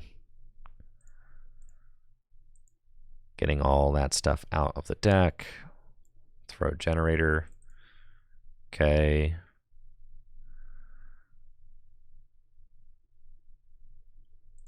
Yeah, and I think I'm just kind of losing this one by 1. Unless... What? I have a board, but it's prized, so... There's no way I can... Well, unless I Pokestop for a switch, right? I'll kind of go here and just say, like... Sure, whatever. Kind of just hoping for the best.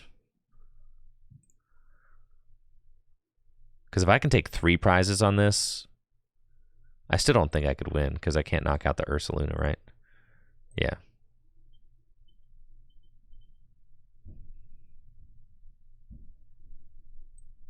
Arvin.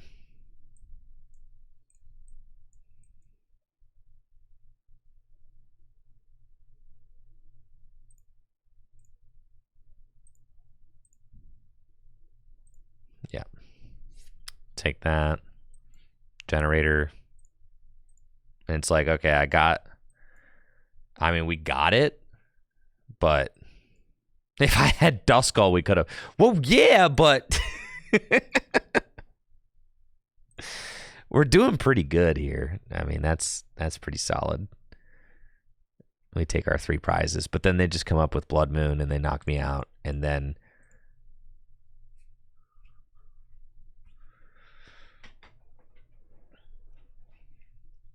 if they knock me out with Blood Moon, then I have Blood Moon, and I can't win because I don't have the Dusclops. You're right. But if I had Dusclops, I win.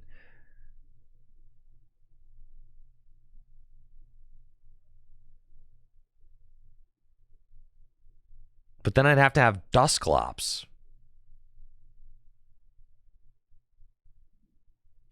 All right, Raichu can actually knock this thing out, but I don't have enough energy. It's not possible. No, and I don't have an Iono in here, all right?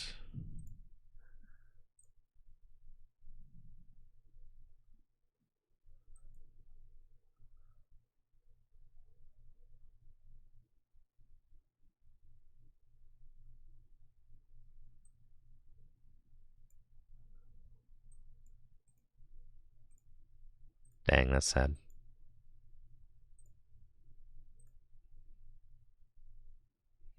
Cut the baton and the EXP share for Klops. You're right. I didn't need him there. That's true.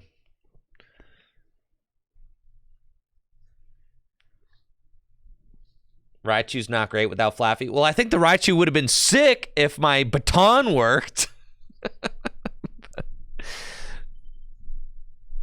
But the baton didn't work because of Gouge. But yeah, we probably don't need the Raichu.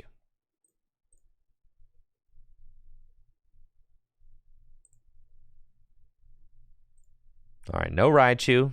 Fine. Cut Raichu. EXP share bad. Baton bad.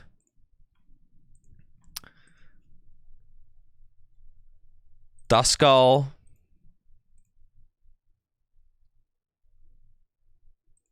Dusclops.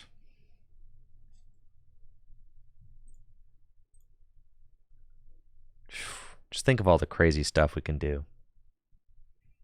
We're so back. No, we don't need 4 Academy. That's a lot. No. 2 is even like...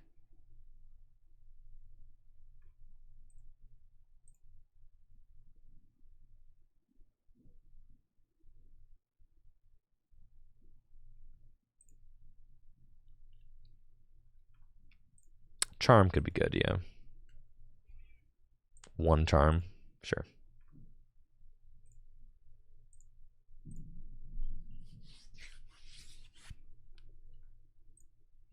Should we play 1 Night Stretcher?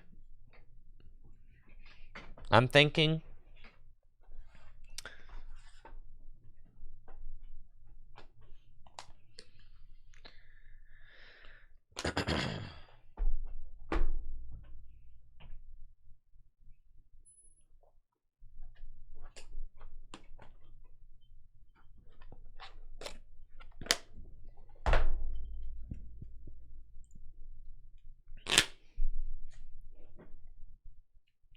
Yeah, one night stretcher could be all right. That way, if we have to discard our you got to retreat a 1. That's an adequate retreat cost.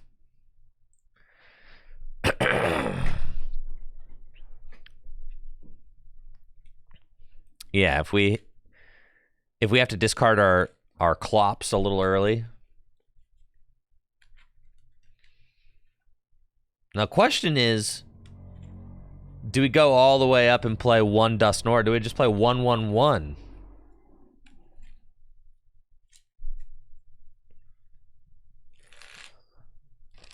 One Duskull, 1 Dusklops, 1 Dusknoir. I feel like you're supposed to be winning the game before that point, but like, I guess.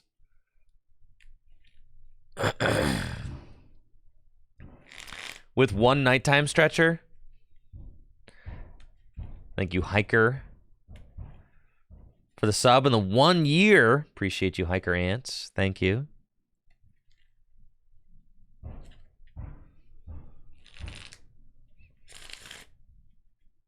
If you guys can hear all that banging and that kind of like buzzing in the background, that's because my new studio space is being worked on right now. The ceiling's being redone, and they're carving a hole in the roof for the AC unit that's going to be there.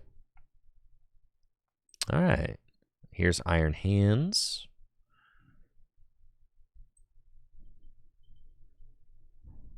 Here's another Hands.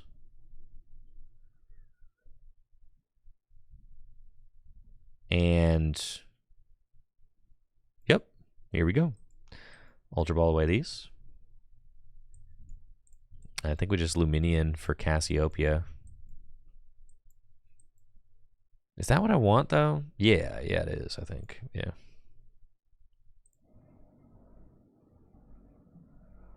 Okay, Luminion.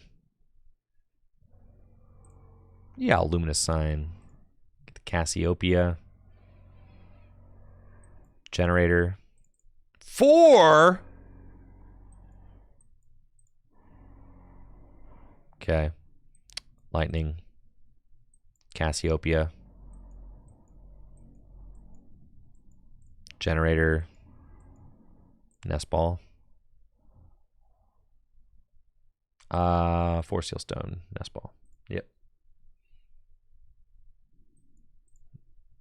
4 Sealstone there. Nest Ball for the Squawk. And we're squawking. Let's go, baby. Woo-wee! Do you see why you only need 1 Miraidon, folks? I'm telling you. I'm telling you.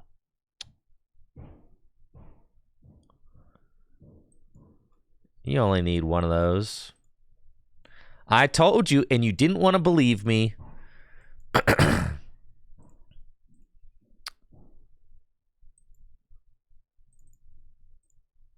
You didn't want to believe me that you only need 1 Miraidon in the Miraidon deck, and yet here we are. Yeehaw!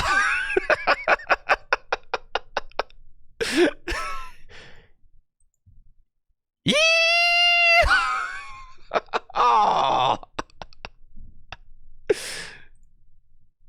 Man, oh man, I am cracked at this game, bro.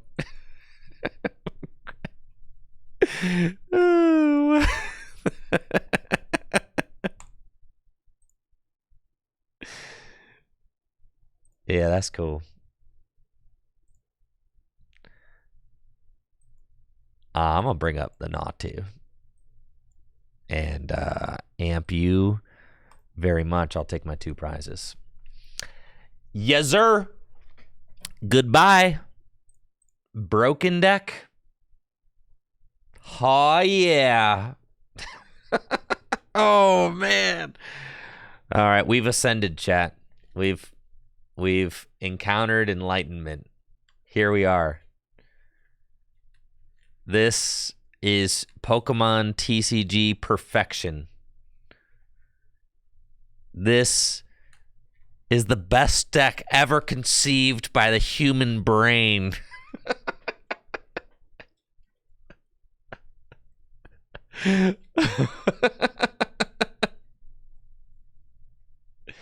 Absolutely ridiculous. I'm telling you, one Miraidon is totally fine. And we discarded it. Because look at all these boys in play. You don't even have bench space for Miraidon for real.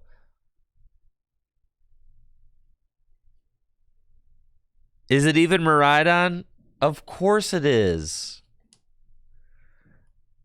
Miraidon's the heart and soul of the deck.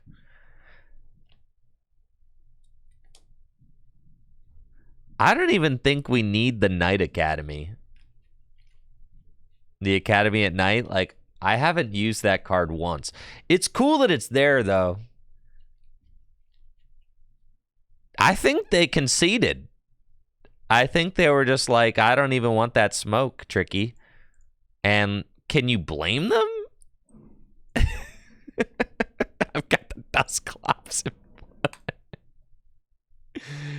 Yes. Let's go. Broken deck, dude. Broken deck. That's a conceit. You get turn one Prime Catcher amped with another fully loaded Iron Hands on the bench. It's definitely about log off a clock. Man, it feels good. What a rush. I think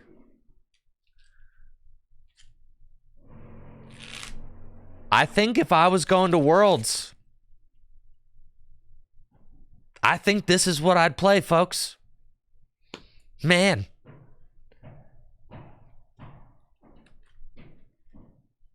I'm serious. I'd run it back another year. We top 32 at Worlds last year with Miraidon. I'd run it back. Reggie Drago destroys this, though? No, it doesn't. What are you talking about? Reggie Drago doesn't attack till turn 2 at the fastest. You just go knockout, knockout, knockout game.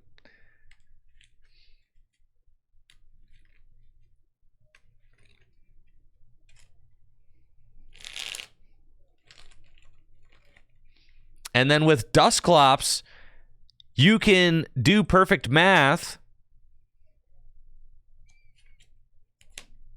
to one-hit KO a Reggie Drago.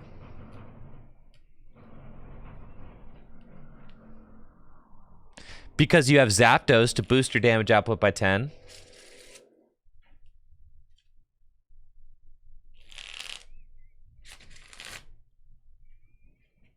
Loses to Ancient Box? I'm okay losing to Ancient Box at Worlds, bro. But this farms Ancient Box? Let's go. You only got to take a couple of knockouts.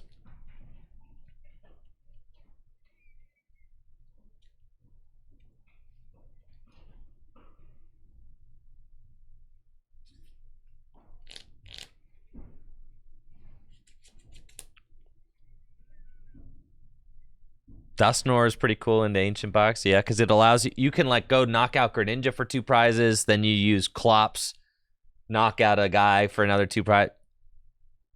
You see what I'm saying? I think you actually just farm Ancient Box. I think you farm everything.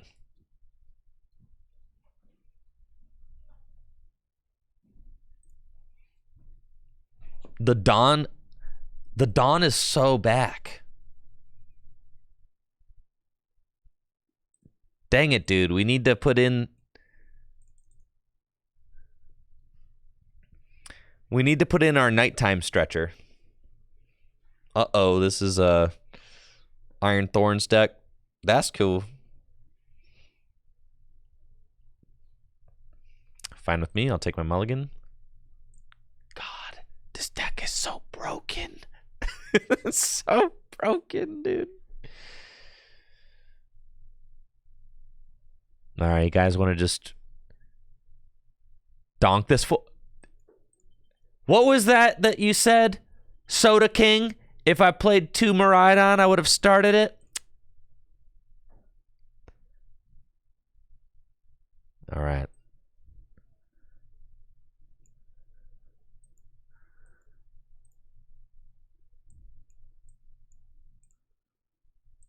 Finish him.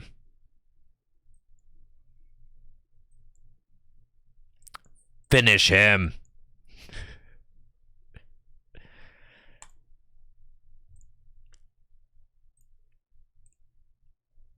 Do it. No. Finish him, Dawn. No.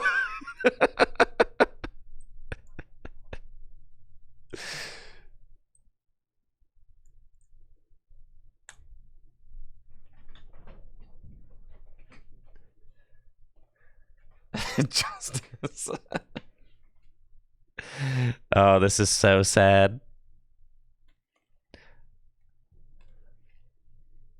The thumbs down emote did ruin me. You're so right.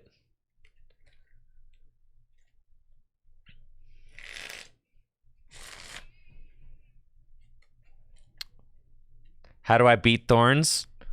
Well, you saw how I was about to beat Thorns. I just needed to hit 2 energy off of 2 generators.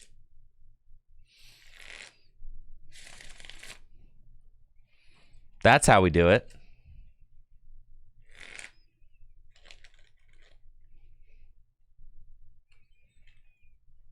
We're definitely going to be struggling a little bit in this matchup. We wanted to just win right there. That would have really helped.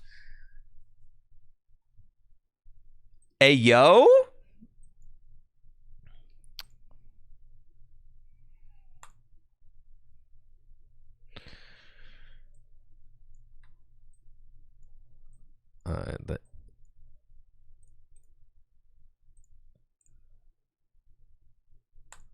Okay. Oh, man. Let's go. Guys, I have to switch cart first. That's fine. So we switch cart, and then I have to Cassiopeia. And then we have to get a lightning. And we have to get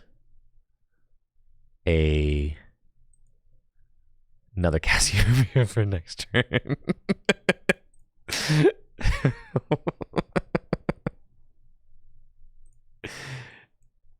No, Arvin's better. Right, we'll take Arvin. All right. Okay. Because then I can get switch. Next turn I can get switch and board. Oh, but I can't even play the board. Oh, but I can retreat the Miraidon. Yeah. All right, we'll do that. Yep. So, this way, we just do this.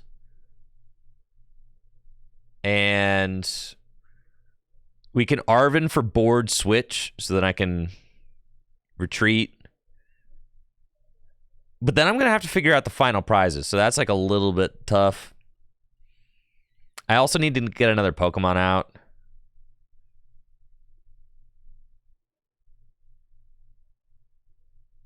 Miss the energy. Please miss the energy. Dang it. All right. This is tough. This is tough. And then Blood Moon's ability doesn't work.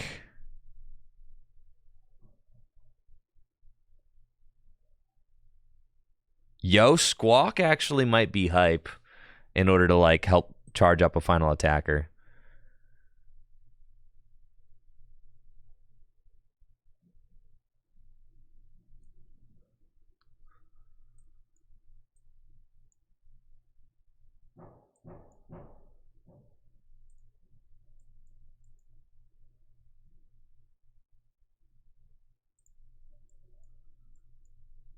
It's got to be those.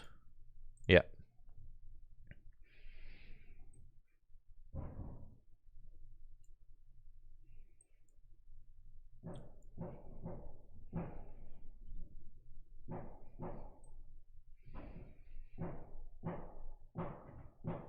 And I definitely don't care if they move an energy back because they're about to kill this thing, so that's fine.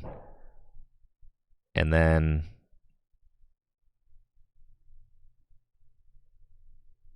Put an energy there. Photon Blaster. So do that.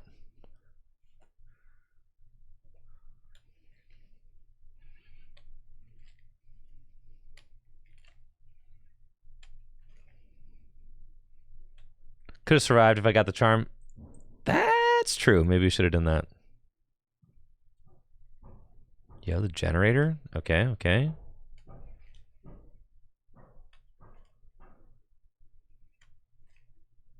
I need to get another basic Pokemon.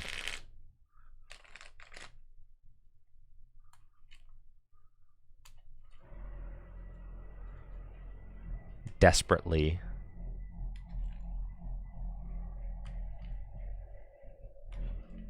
Dang, yeah, they're really sawing away back there, huh?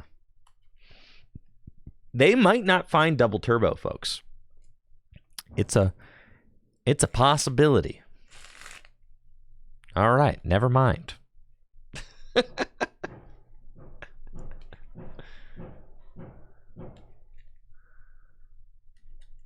All right, not my one of Miraidon. Okay, things are going to start getting a little hectic here. Dang, they're really working back there.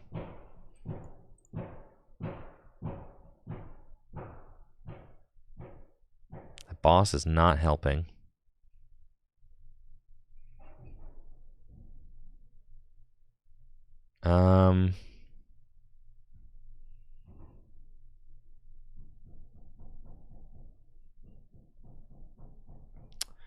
Motivate to Zapdos? That doesn't really seem... It kind of has to be a Motivate to Blood Mooners for Luna.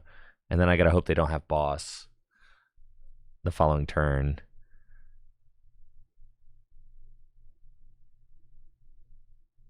Or I retreat into Zapdos to try and buy one turn. I don't hate that.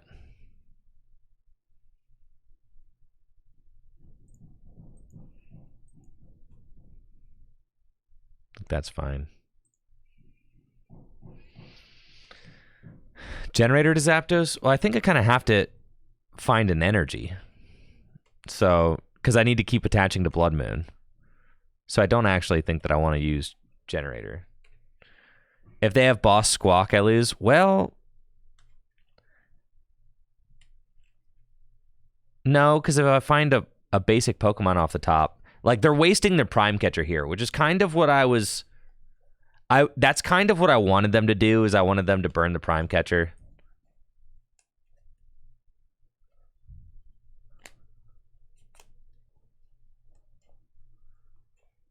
Yeah. Okay. I actually... This is fine. So I do that. They move an energy back. And then, I mean, we're in a bad spot for sure. There's Nest Ball, though, so... It's gotta be...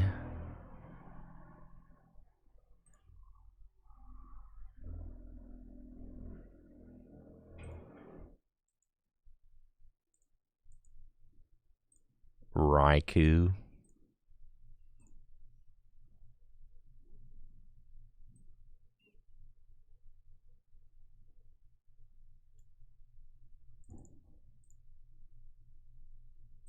Gotta be the second Don. I wouldn't have been able to charge it up regardless.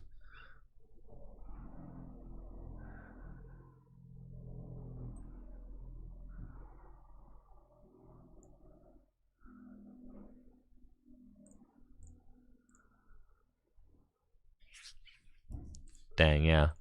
I think I'm bodied here.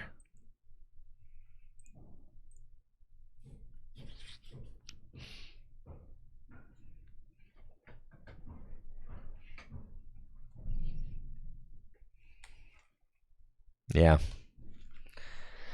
I was one energy away from the donk there.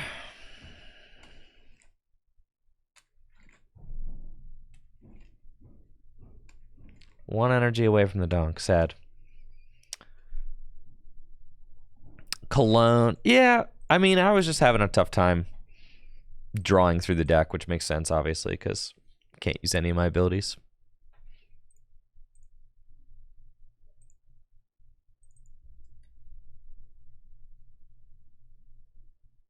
Cologne. I was 1 energy shy of winning. I mean, that's fine, right?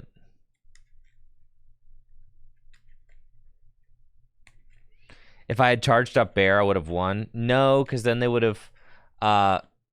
they still would have won in 2 turns, because they had Gust. So I wasn't going to be able to charge up the Bear, because the Bear requires 5 energy, and I needed more turns to attach to it.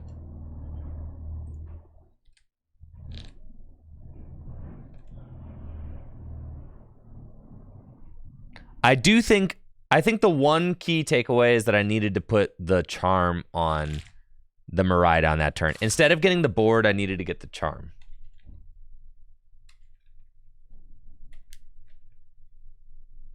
That's what I needed. Oh, and an Iono or something could be good. Yeah. Judge. The list had Judge originally. Maybe I want to put Judge back in. Thank you, Marco Lax, for that Prime sub in the 3 months. Thank you, Marco Lax. Thank you, Hiker Ant, Cargomatic, Case Closed. Thank you, everybody who's been supporting the stream so far today. I really appreciate it.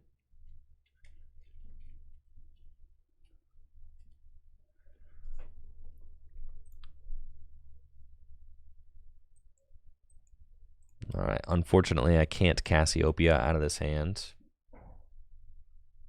All right. I got a redemption match against the Thorns, though.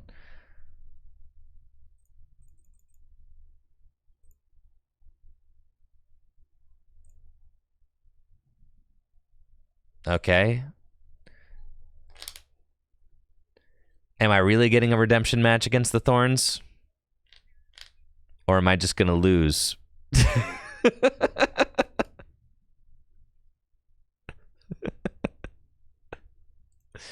All right, no redemption match against the Thorns, unfortunately. So sad.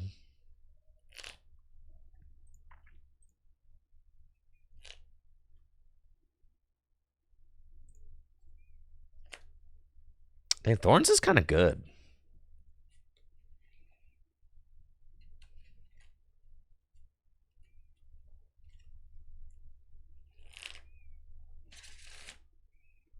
Somebody should make a video about the Iron Thorns deck being good. Yeah, someone should capitalize on this and let the people know how easy it is to get wins with Thorns.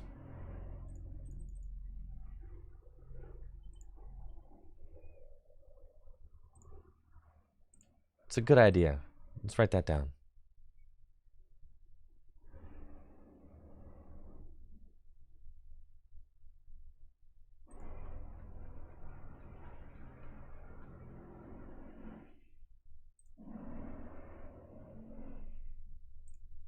All right, we'll see. What do we got?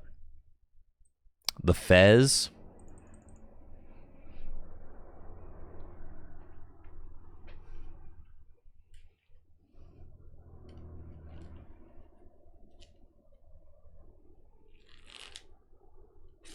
All right, looks like we're up against either Raging Bolt or a Regidrago deck. Curious to see which one it is. But I was saying to chats that we destroy Regidrago with Miraidon. We absolutely destroy it. So now's an opportunity for me to try and back that up. Not gonna lie, this hand kind of stinks. So we just gotta re-roll into a new hand. Our Miraidon is in the deck. Beautiful.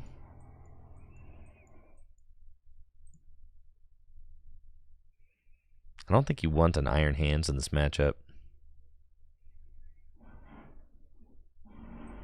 I do think I like Squawk being in the active slightly more. And we'll Squawk and Seize. Alright, this hand is looking much easier to stomach. We've got an Arvin and another Switch Cart, Mew, a Lightning Energy. I think I kind of want to play the Switch Cart. This Ultra Ball is a little weird to play. We can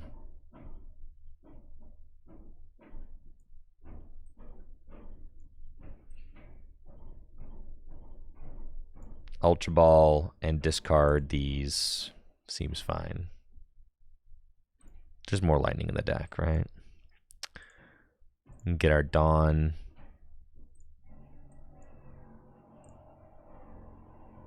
Cool. Do that.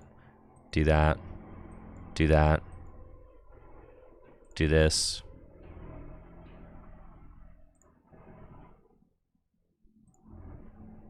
Cool. And then restart for 2.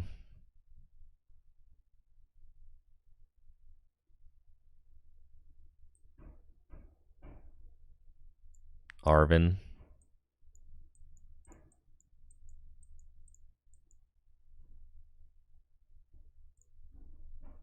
This stadium can go. Honestly.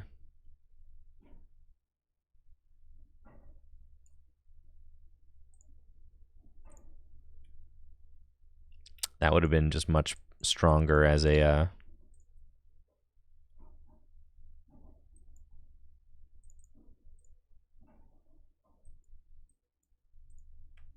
that would have been much stronger as I should have benched one of the hands. For sure. But yes, this would be much stronger as the stadium lets you go get tools. Town store. That would have been far better. Have we used the Clops? No. No, we have not.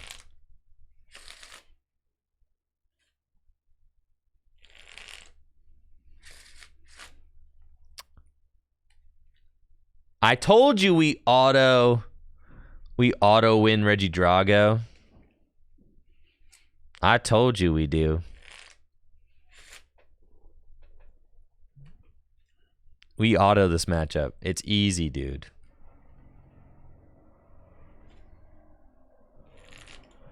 Are we slowly making our way back to the same list? No.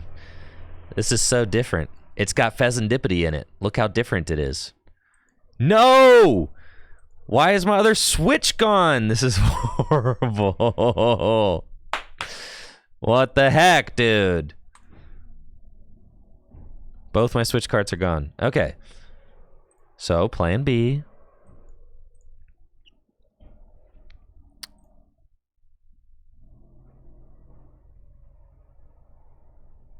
If only I could power up another die. Hey, you guys chill out on all the Dawn talk, okay? This doesn't need to be another Dawn.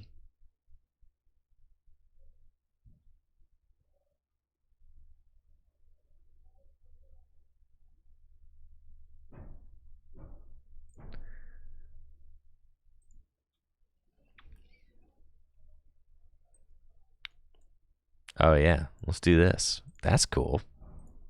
Whee!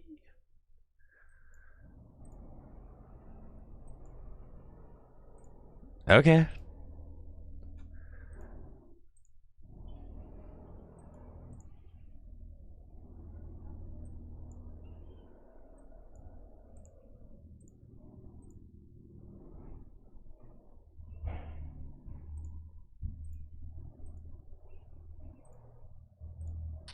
That's fine. Rondo. Sure, whatever. I'm like somewhat afraid that I'm going to run out of attackers because I Ultra Balled away 2 hands. I discarded both my hands at the beginning of the game, which I should not have done.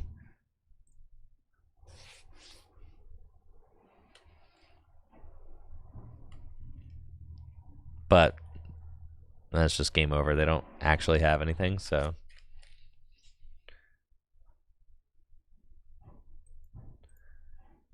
GG's.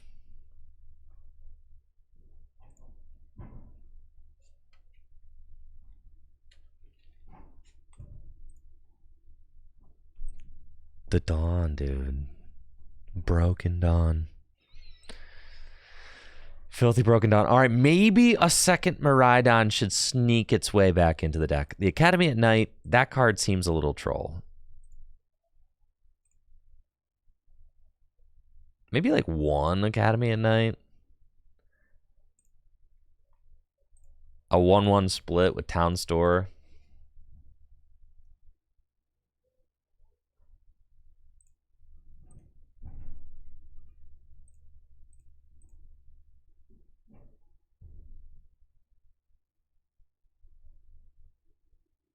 The problem is if we put the... You gotta have room for the...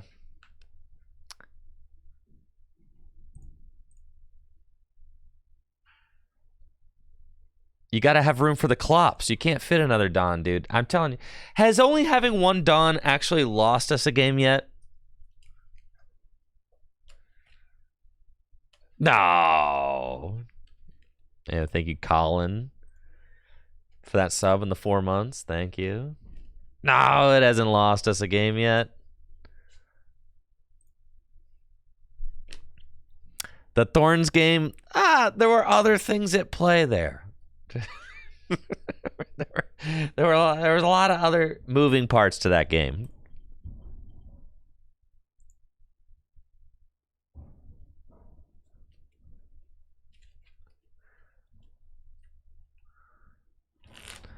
Also, not to mention, I could have won if I just hit my generator.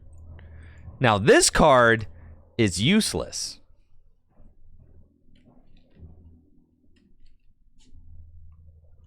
Oh, this doesn't look good.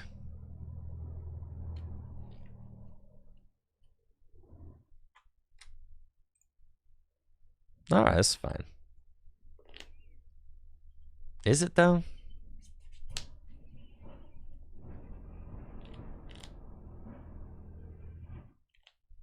I don't know if we can beat this deck.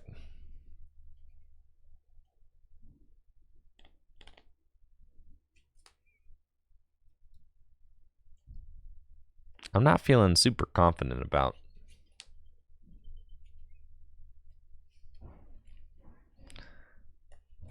I'm not feeling super confident about this.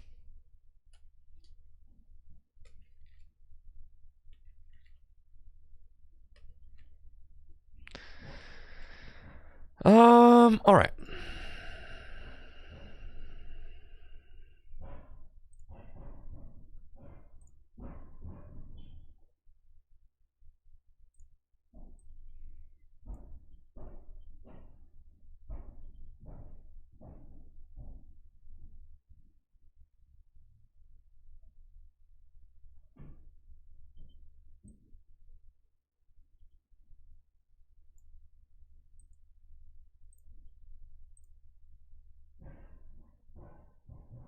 Good.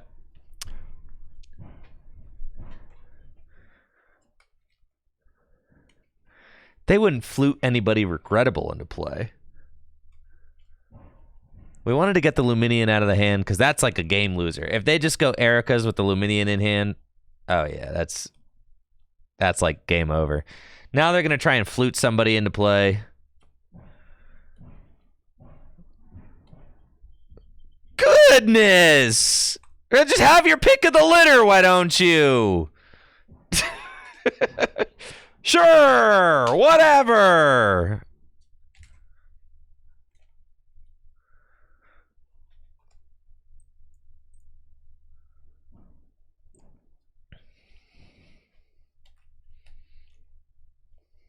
Yeah, at least he can attack. He does 100 damage a turn. It's not like total dead weight. Right. It could be worse with the Fez, all right? It could be worse. It could be worse for sure. The Luminion and the Squawkabilly are the two that are like total no-goes.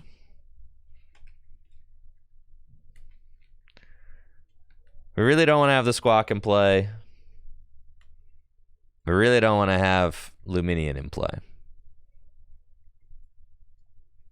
The bear also would probably be pretty bad. I don't know if I got 5 energy to attack to the attached to the bear.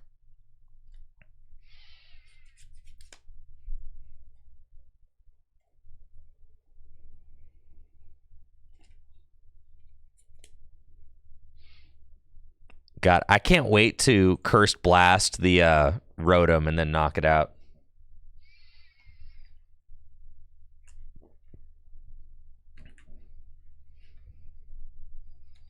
Oh, that Hero's Cape is going to be obnoxious. I've really used my vacuum early, but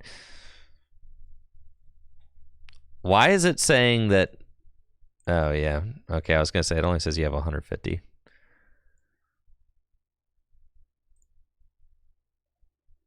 It's fine. Just start swinging.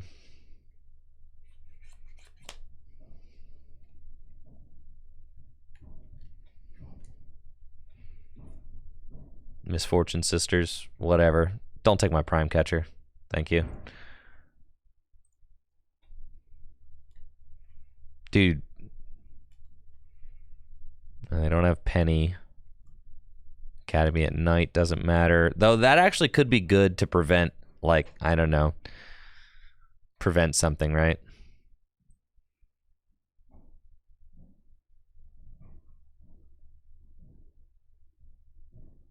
There we go. Energy there. Pass.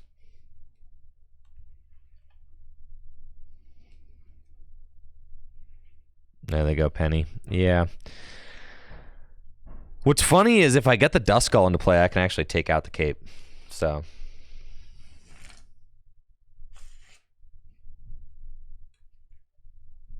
All right.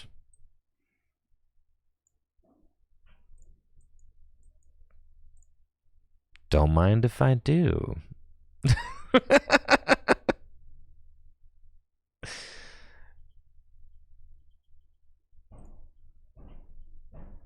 80. I feel like 80 a turn is so much worse than.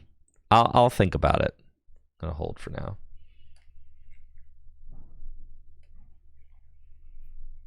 We can attack Mimikyu with Mew EX. No! God, I hate this stupid deck!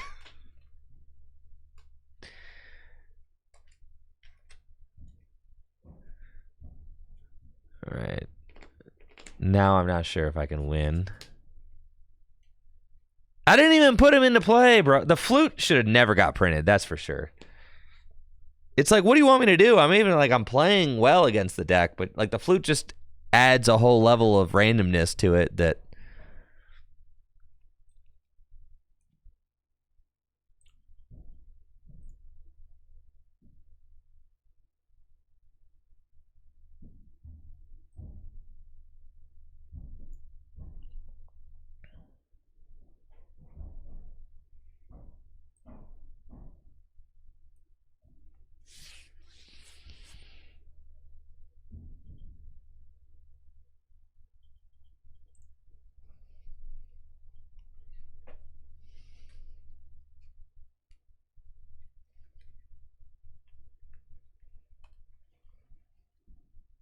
God, the Squawk ability. Just needed a not flute into my Squawk.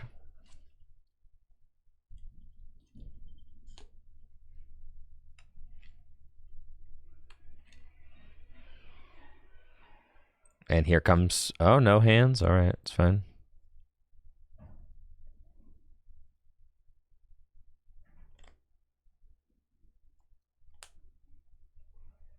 I've got 2 switch cart, a bunch of boss. I want to knock out the Rotom.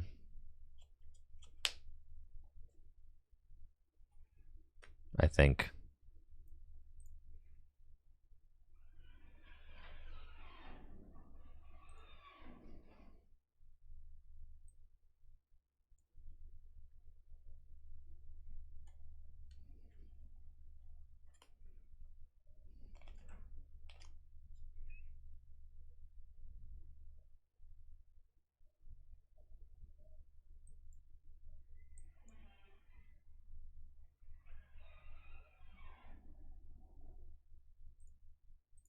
We'll do that.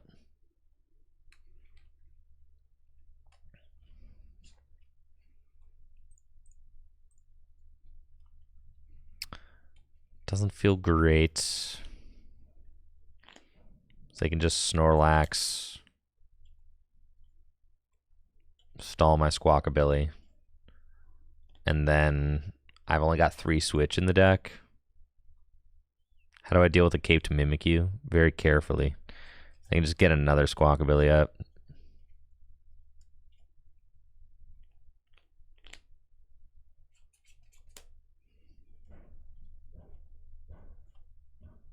That's true. Last turn I could have retreated into the Clops. True. And bossed. Yeah. That would have been a cool play. That's true. That would have been hype.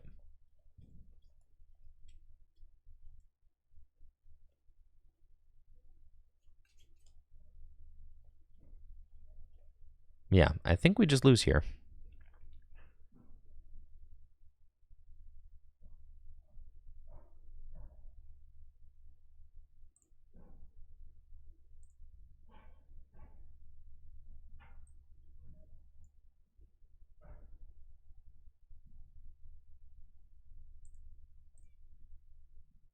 There's not really enough Switch cards. I need to power up Mew as well. I think... Gosh, I wonder if we have to like try and jam our bench before they get Squawks. But like, what can we jam our bench with? Dons, Raikus. Things like that. Add Petron so we can guarantee Fez attack every turn. That's kind of cool. Hey, yo. Yeah, we have enough guys. Right. I think we can't just say like they won't hit our Squawks off of the flute, because they just will, right?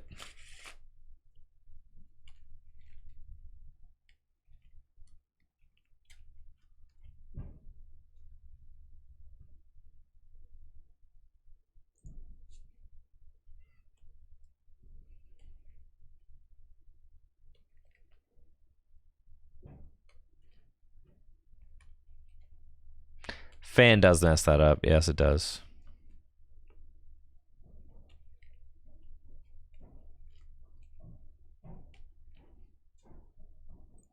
I got Rotom back. And Charm again. Gosh, that's terrible. Because I can't do 240.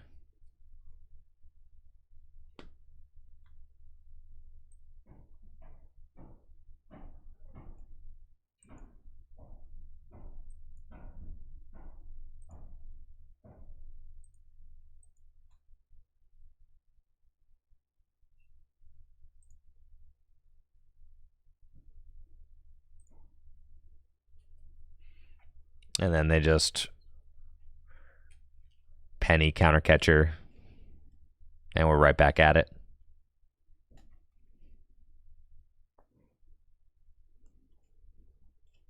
Yeah, I'm good actually. Okay. So with the control matchup, I feel like we need a little bit more technology.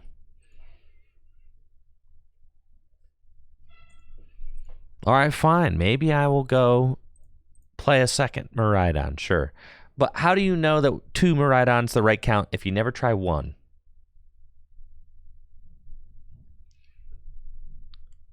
Sometimes you just got to try things out. I don't know that the Dusclops is worth it, guys. I'm going to be honest with you. The Clop seems kind of bad.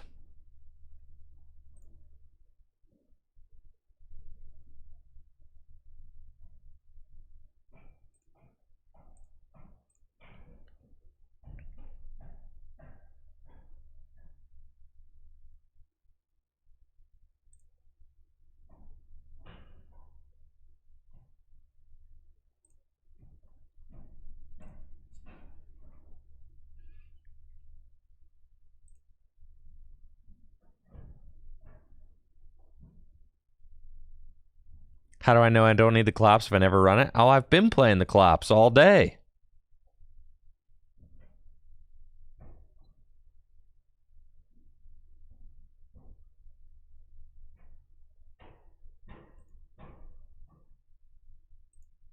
Zerosic, I know, right?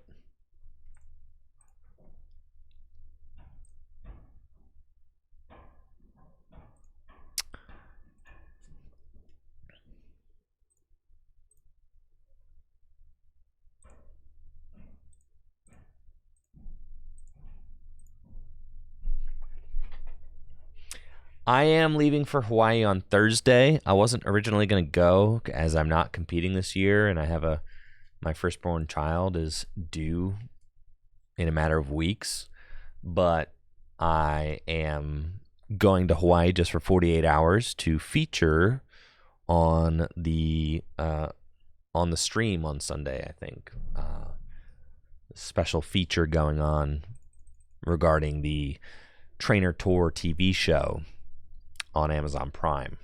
So Pokemon's flying me out to participate in that. So just a quick in and out trip for me. And if you're watching the World Championships on Sunday, then you may see me.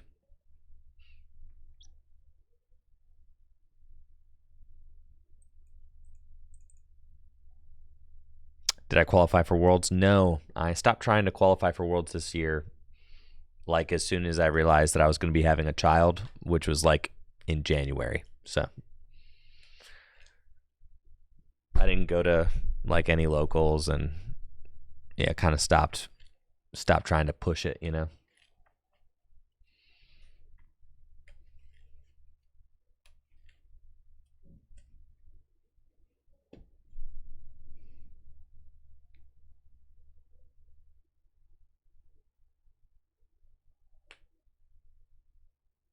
Looks like we're playing a Dawn Mirror. That's fine. I've got a pretty nasty opening hand, and I'm going second. So, I mean, with the Arven, we should just kind of win. Now, all right, I'm playing the second Miraidon now, and what do you know? We started it, and I even prized one. All right, fine. Maybe it's pretty good.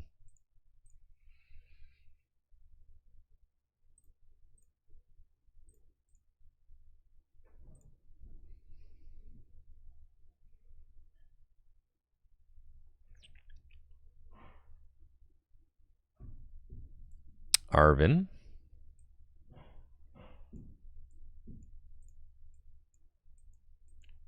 Force Seal Stone.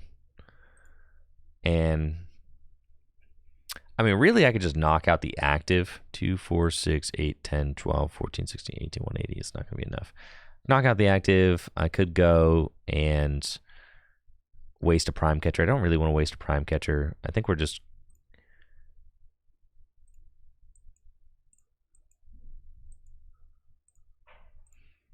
going like all in.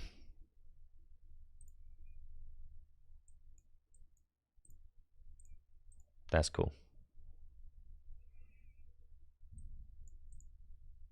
Fine with that. We got 3 generators. Let's just play them.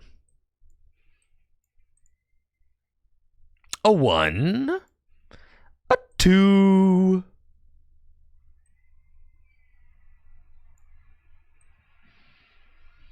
Could get Charm for the Miraidon, but no, you don't ever just get Charm because you need a guarantee.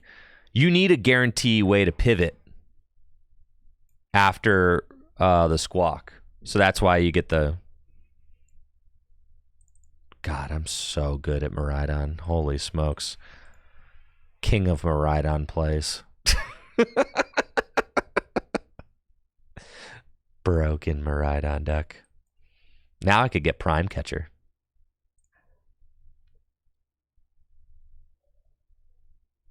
Holy smokes.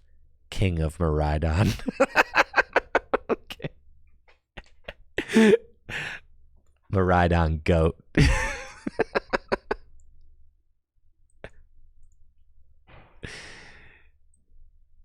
And they discarded their Zapdos, so I could just go do this.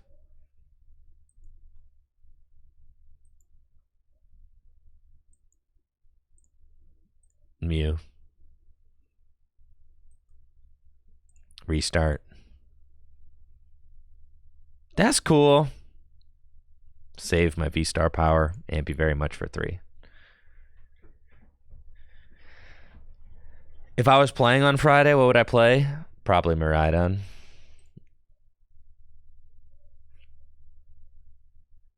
Look at this. Broken deck.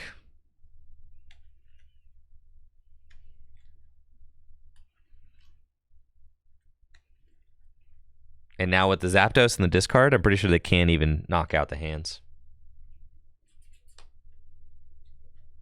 So they just kind of lose. That's hype. Love that. I love that for us. That's great.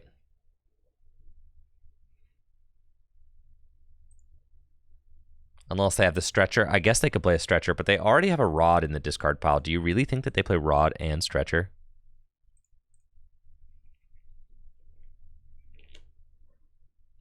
Or I guess Vitality Band. All right. Or the Vitality. I did not see this coming. I did not. No.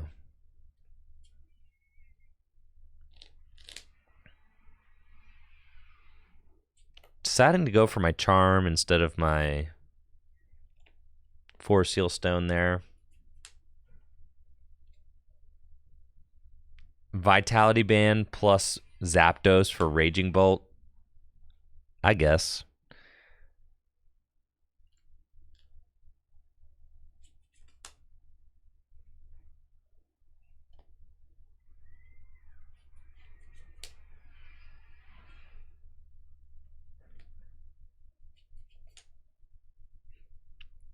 I'm saying Raichu in here plus like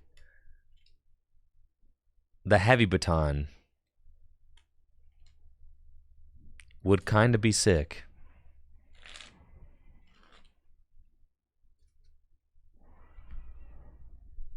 All right, and they got the boss knockout on my Dawn. That's kind of sickening. All 4 of my generators are in the discard pile. Dang. Well, that's cringe. I was really hoping that you didn't do that. Okay.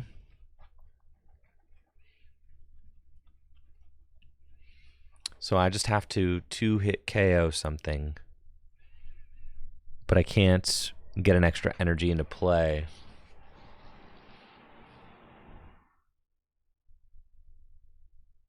I can't survive this Miraidon. I think I actually just lose.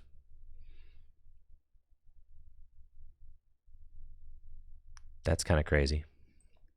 Because they got the vacuum boss on my bench guy. That's so nuts.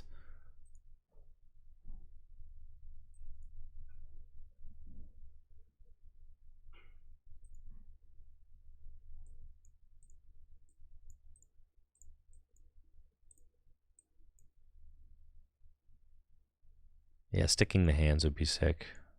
I feel like that's certainly what we have to try and do.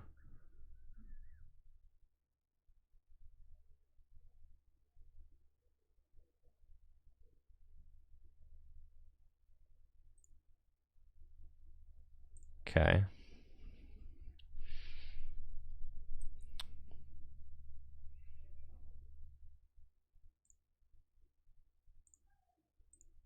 Oh yeah, I still have my V-Star power. I could have just used that, but I've already got Squawk on the bench, so it's fine.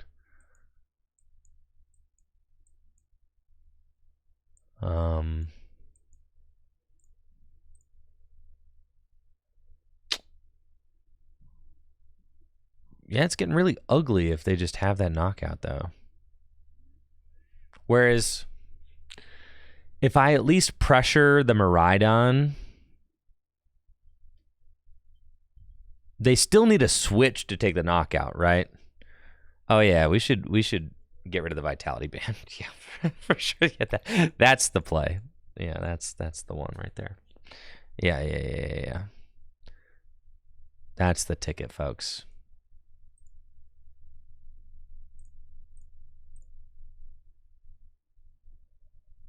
Yeah, we should do that.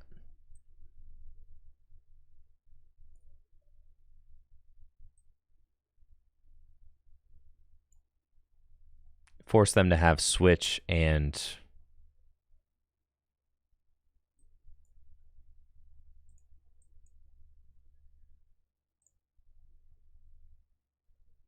boss in order to take a KO. Cool. All right. We'll do this. And then if they don't take a knockout on Iron Hands, I just have boss Miraidon for game. Right? So, yeah, this seems better.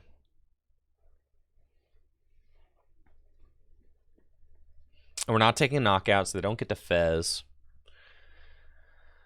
Shoo. Yeah, that was a crazy play they cooked up, though, with the boss, vacuum, one-hit KO. On my bench guy.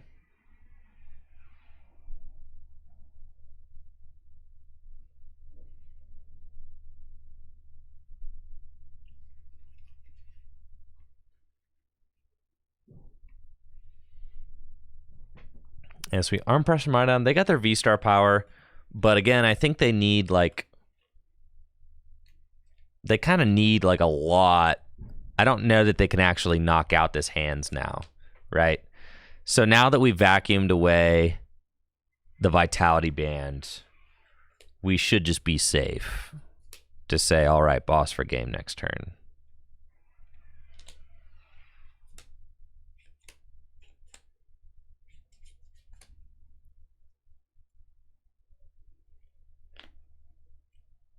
That's good. That's good. Playing Night Stretcher, there's no way. They already have a Rod in the discard pile. If they play Rod and Night Stretcher, all right, man.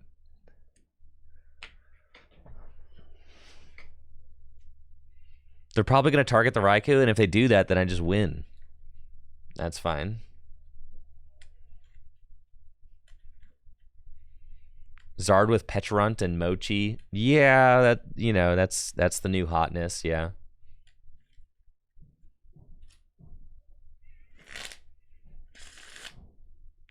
One of Kieran for control and for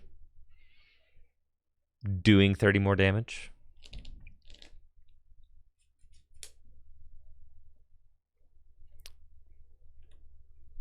You really want to see Zard gameplay? That's what we want? Zard gameplay?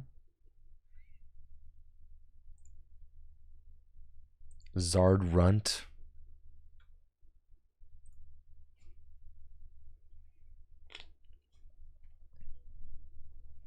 They've got Bear, but Bear cannot get enough energy onto it to win, so that is GG's. That was sick, though. Zard doesn't give you the same rush, though, you know? The Miraidon rush.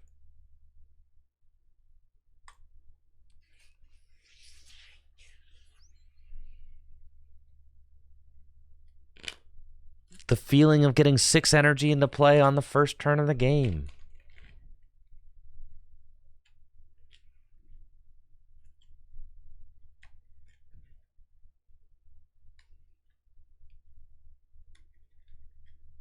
Zard, you actually have to like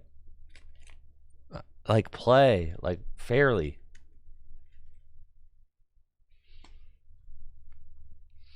With your 330 hit point Pokemon. You gotta play Rare Candy.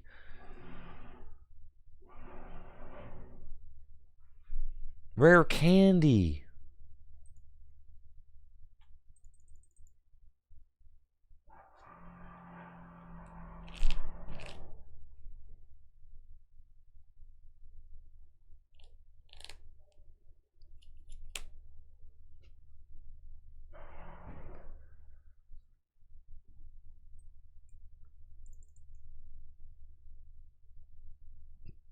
Beautiful. We're up against Snorlax Stall. And we open Fezandipiti, which is like slightly better than the Luminian here. But still fine, because now I can try to dunk them, which is what we're trying to do. Here we go. Luminian. And I need to get Arven. And then we go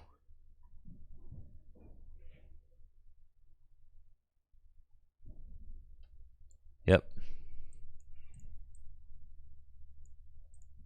Arven for these.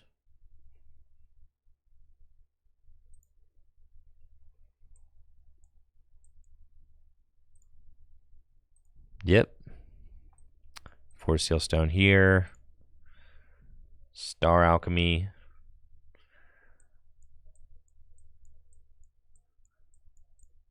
We're going to get Ultra Ball. Ultra Ball away. A couple of cards. Go get Miraidon.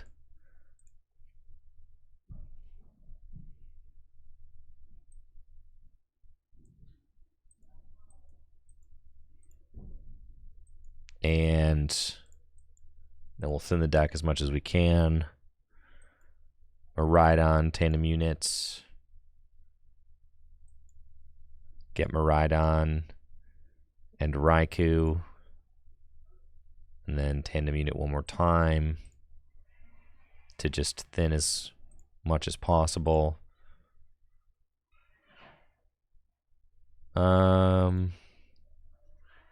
It's got to be him. In case there's like a Mimikyu and the game goes on longer than one turn. And then we win. See? Just like that.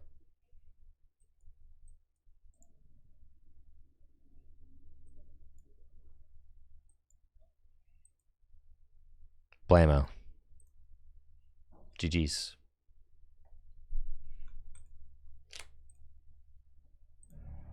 There you go.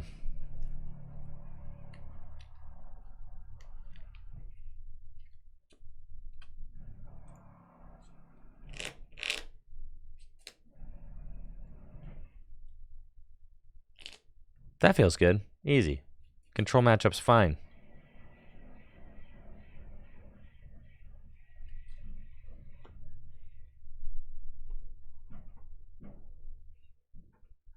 Yeah, not super in love with the flute being able to get played against us.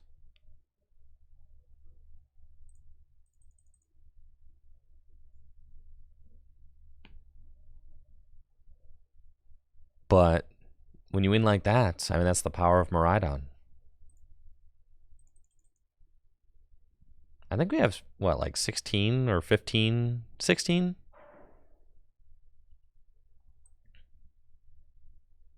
Oh, baby. It's weird how, like, the 2 Cassiopeia really feels good in here. It's just 2, but I feel like it's awesome.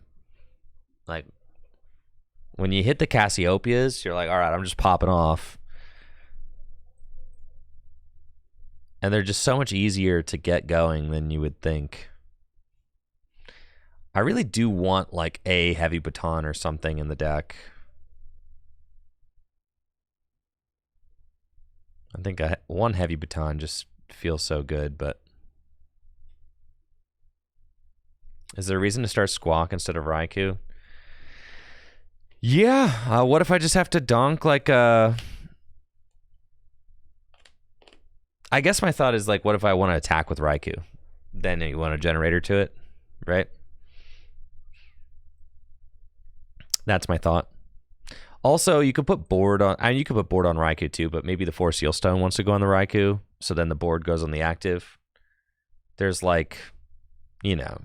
There's a logic to starting Squawk over Raikou.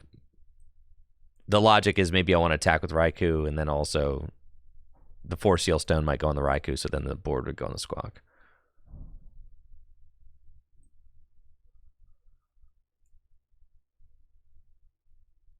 Okay. I don't think it's worth it to Cassiopeia. Like here, Arven's just fine. So yeah, we'll Arven.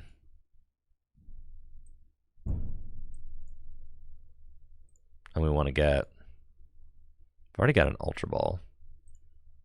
So we want to get a generator. And a tool. Yeah. Yeah, Ultra Ball away these. Pidgey would be great. Yeah. Then we go Miraidon, Tandem Unit. Go get the Iron Hands and probably another Iron Hands.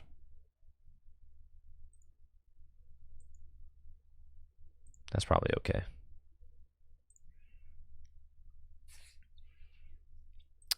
Forest Healstone here. Generator. Nice. Do that. Bravery Charm to the hands. And I guess the argument is that like Bravery Charm is just better than the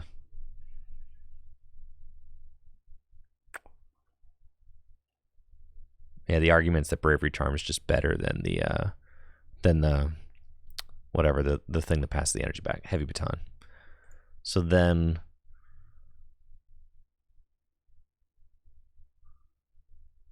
let's, I don't know if my board's in the deck. Let me see. Yes, sir. And then I feel like Prime Catcher is like worth saving. So, and like my V-Stars worth saving if I can. God, I'm so talented.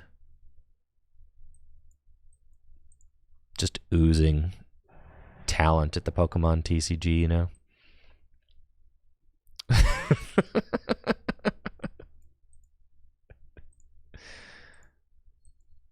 Yeah, that's kind of crazy. All right, Amp.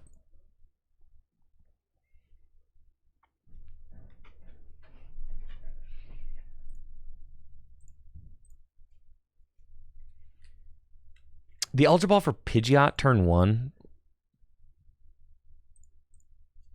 I guess maybe I should have done that then. Yeah. But you can always knock out the Pidgeot next turn.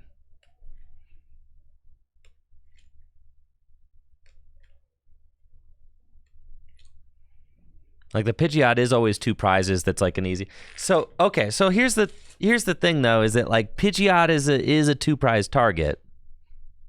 So you could just knock it out. Like saving your Prime Catcher is so good.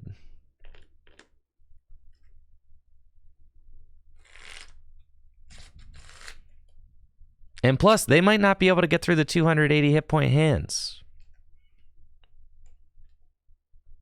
If they don't have Vacuum here. And then I'm going Prime Catcher Pidgeot, knock it out. That's kind of what I'm saying. Like taking out the Pidgey, wasting the Prime Catcher. I'm telling you, the Pidgey's going to be better to knock out. The Pidgey's going to be better to knock out as a Pidgeot.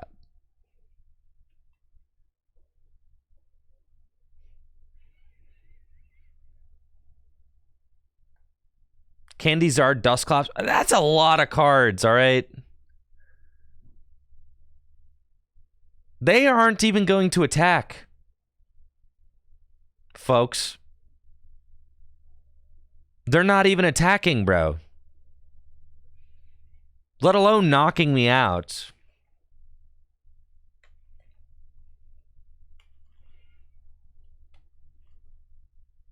See? You thought. And they have to get rid of my 4 Seal Stone. And then you pass. They're scrambling. Oh, well, this is cringe. All right, I'm scrambling. You shouldn't have played the collapsed. You've got a 1-card hand, though, you know? Like, we're both going to sit here idling.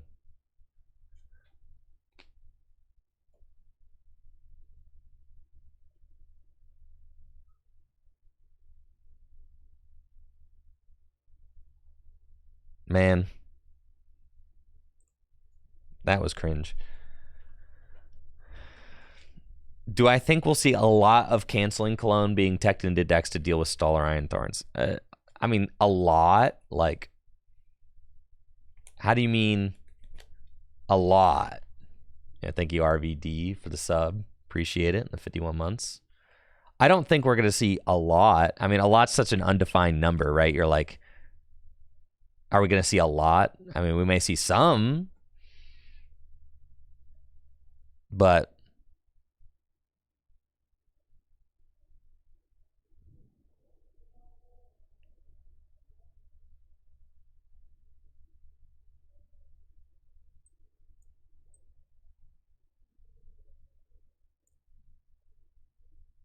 pass.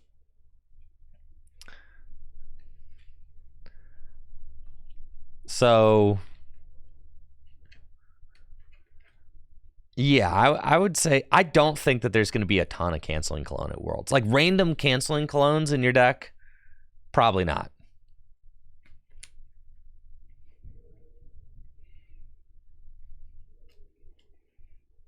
Ah, I see you, Iono.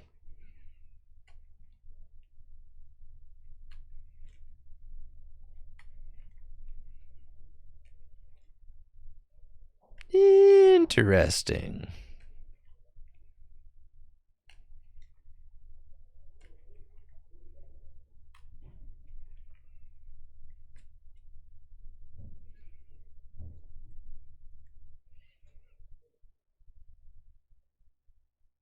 Another Charizard. Drago will play canceling Cologne, yeah, but like just in every random deck, no. Reggie Drago will play like any deck that wants to turn off Manaphy, sure, but that wasn't the question. The question was for Thorns and Stall, and I don't think as much. Zard may play one, yeah, but like a lot. That's why the question was like, we play like, is there going to be a lot? Like, I don't. What's your definition of a lot? Like, not every deck, but there will be some.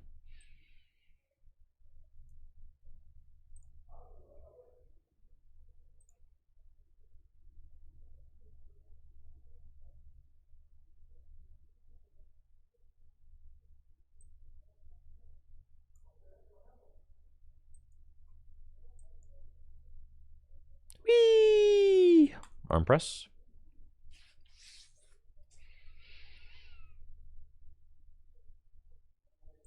Now I need to find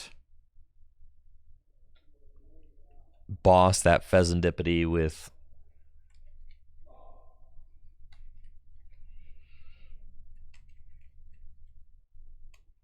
my Miraidon for win. That's what we're going for.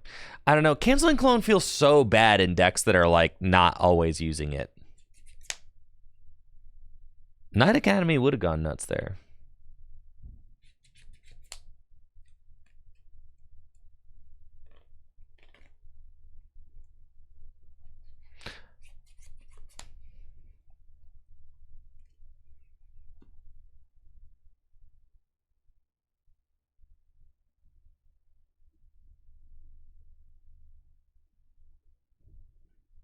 If we boss Skull and amp it,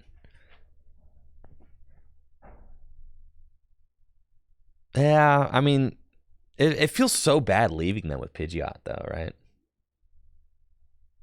If they just able to Turo, yeah, sure, if they Turo the Fezandipiti, but like, I'm taking out the Pidgeot, yeah, you know what I mean? So, yeah, I mean, we're playing. This is Miraidon's worst matchup. It pretty much always has been. Now, I need to reorder my deck because I know that my boss... Oh, I need to send up Raikou. I'm so stupid. All right. Oh, but I can retreat into Raikou. Okay, that's why I sent him up. Very good.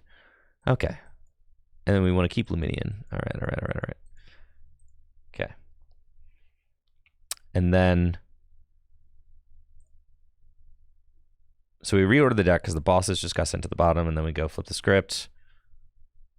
And then... God. What terrible draws you have, deck.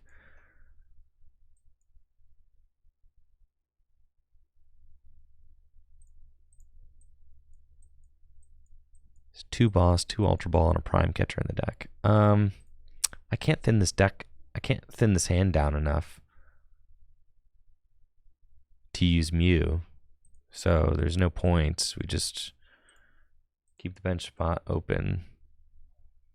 And then it has to be game winner right here, baby. Pew. Dang it. Well, that's unfortunate. Really needed a game winner there, folks. Why not bundle for Nest? I should have bundled for the Nest, yeah.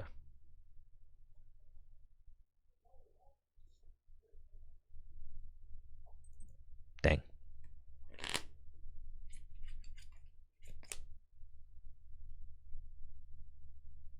Yeah, they had Dusknoir. They could have just won.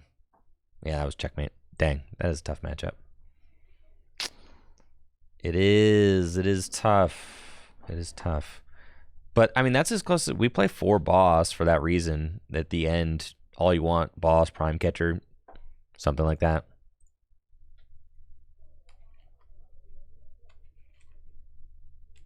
We could have bundled before the Nest, right? And that, but it didn't really end up mattering because I couldn't thin the hand down enough. I had 3 boss in the hand before Iono, I know, which is why I used Miraidon's tandem unit to shuffle the deck around so that they're not at the bottom of the deck anymore. So I had like a good shot to draw into them.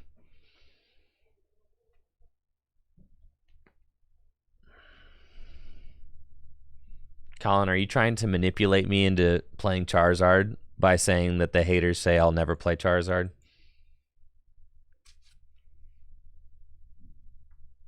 Yeah, that was unfortunate. I mean, really, there's a lot of outs there. There's a lot of outs in the deck to a win there. But that's just how it goes sometimes. The streets are the streets are saying that you'll never play Charizard Pecharunt. Tricky. That's what the streets are saying.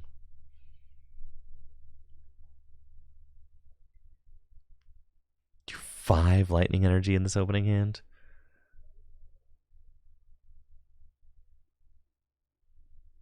This is just atrocious.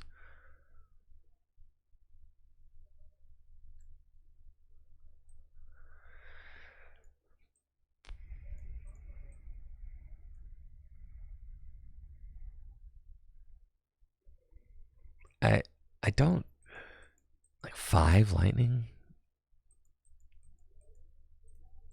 Yeah, sure. See ya.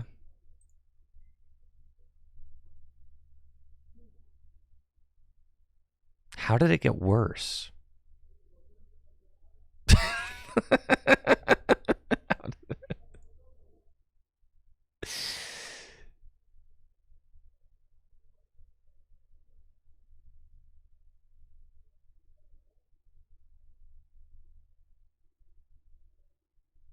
Yeah, I think I'm over it, dude. Yeah, I'm over it. Dang, that was brutal. All right, Zard, you want Zard? All right, I'll give you Zard. Sure.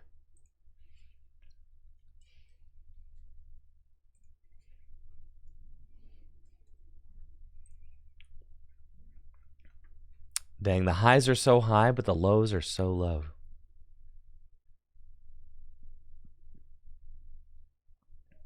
What do people even play in their Charizard decks these days? You think I play Charizard? You think I'm a Charizard normie? That's what you think of me? This is towards Charizard lists from EUIC, right?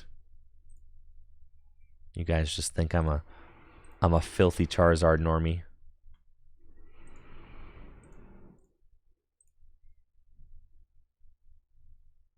Do Zards even play Cleffa anymore?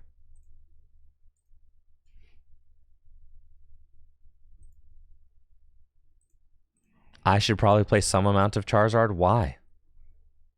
What if I simply don't feel like it? Did you ever consider that?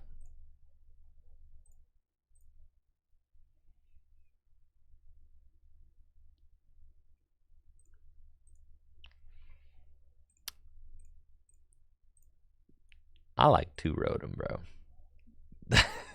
Did not consider that.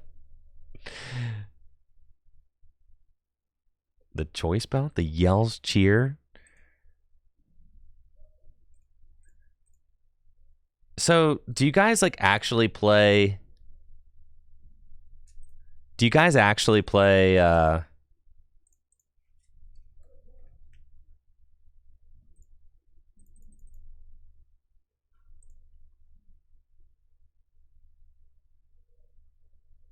Dusknoir in this thing? Dusknoir or no?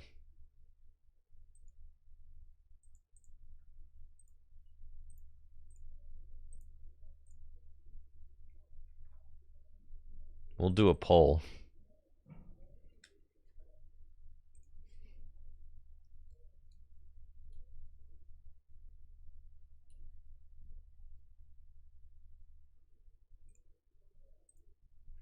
What if you just played the mochis? Just do that instead, right?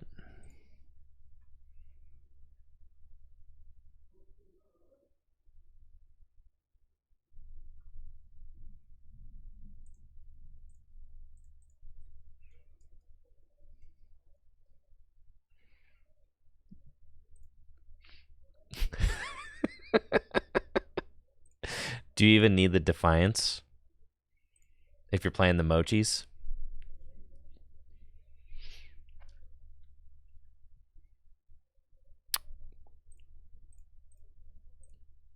Two Turo, 2 Boss, 2 Counter Catcher, 2 Rod. Let's play a Suing Heavy Ball.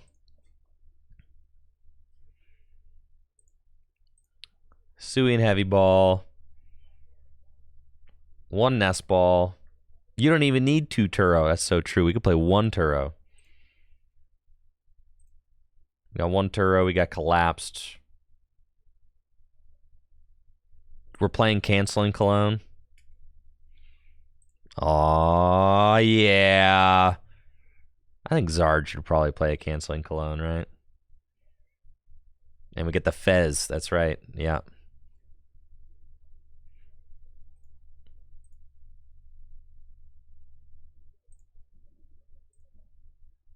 What tools do we even play in this deck? I've got 1 tool. 4 Arven, 1 tool, folks. Oh, no, I've got 3 tools. I forgot about the Binding Mochi. All right.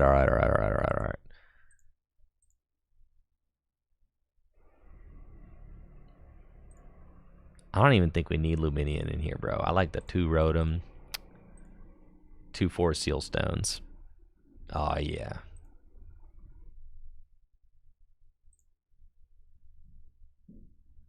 No, Luminion's getting the axe. Nah, Luminion washed, bro. Just go double Rotom. We're chilling.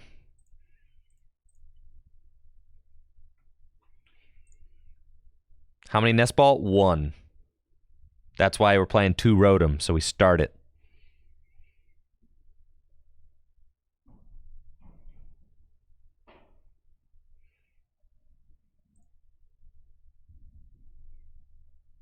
I think we want the other Charmeleon, right?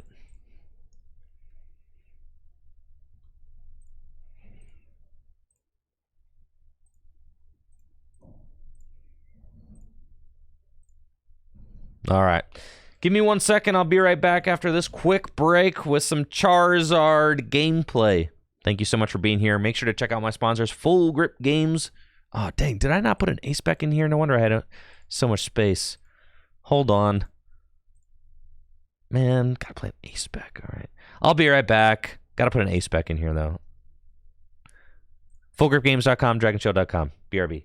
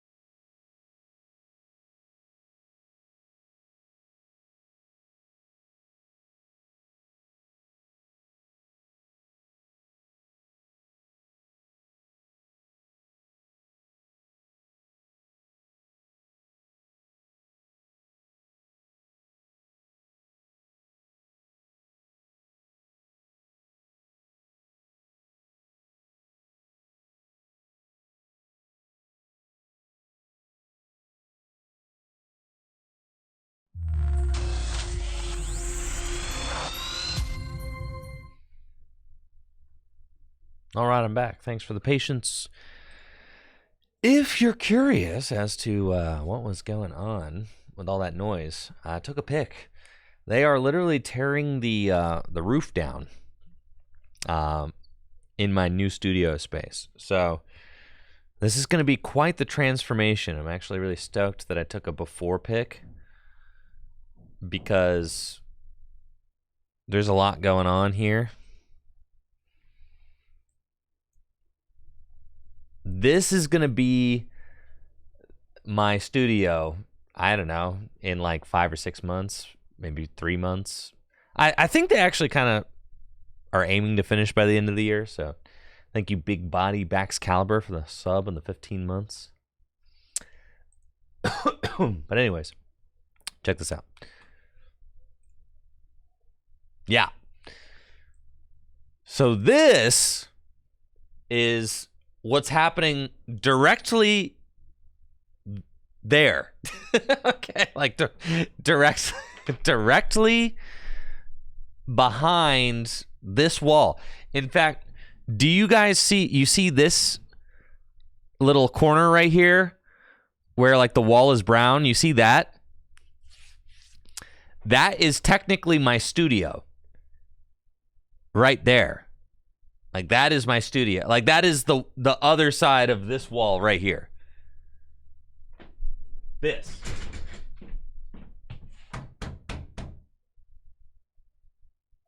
Yes. That is that right there. So to give you like it's right over there. So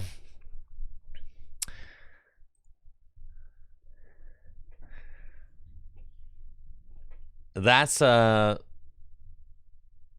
what we refer to as the scary room. Yep. And it used to be a lot scarier. I don't know if you can believe that, but the scary room used to be a lot scarier. It's less scary now, but still pretty scary.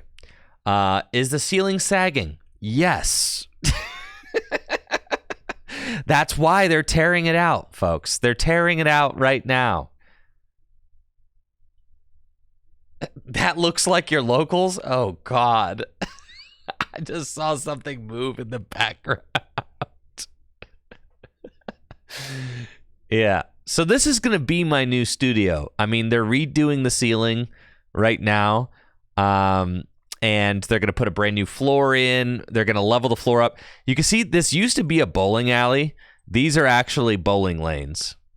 It used to be and like, you know, obviously this wall wasn't here, but yeah.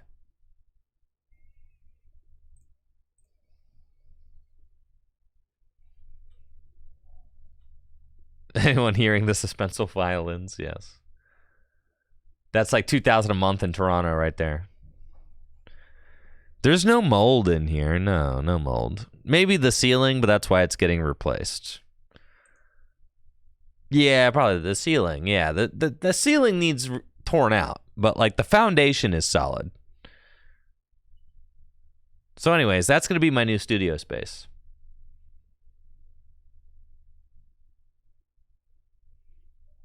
Oh, and the windows? Yeah, there's not going to be any windows in there when they're done.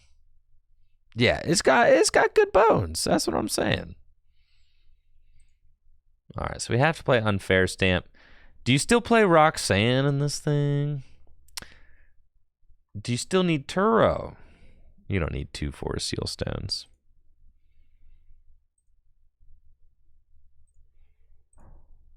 Two Forest Seal Stone kind of gas, though. Are there any... Do you want to play like a board? Are there any other tools that you like to play in this deck? You don't need a board. I don't think. No Turo? The Turo is for like picking things up. Defiance. All right, I can see Defiance.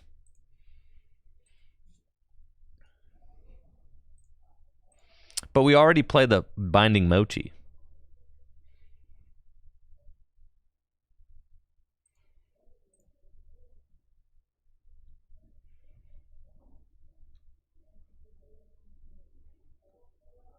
Canceling Cologne. You don't need 2 counter catchers. I don't think you need the Defiance Band. What about stadiums? We play 1 Artisan. We want 2 Stadium, an Artisan, and a Collapsed.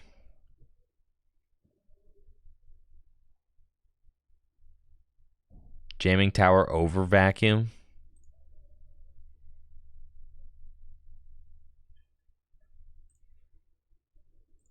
All right, let's try this.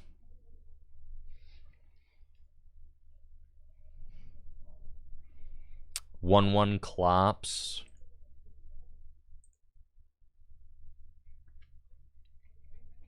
Well, let's see how Clopsless feels. The hitters are stunned.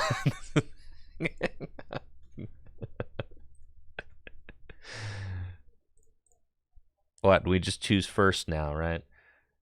Yeah, get ready for some extremely mediocre Charizard gameplay, folks. Let's go. I mean, like, I've brought Gardevoir to multiple major events. Like, I could play Gardevoir just fine. But Charizard, I have never even considered bringing to a major. So, let's party. How hard could it be, honestly? Charizard is basically the Arcdura of this format. Nobody wants to hear it, but it's the truth. Charizard's basically Arcdura.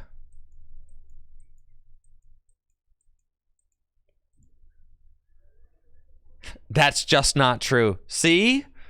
People don't want to hear it.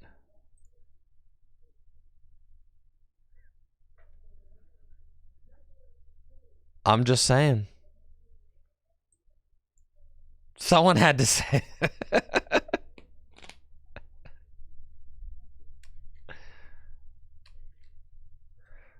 Nah, Charizard's the Arcdura, folks.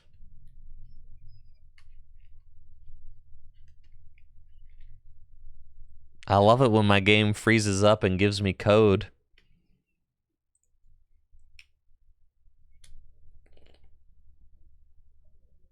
That's great. I love this game.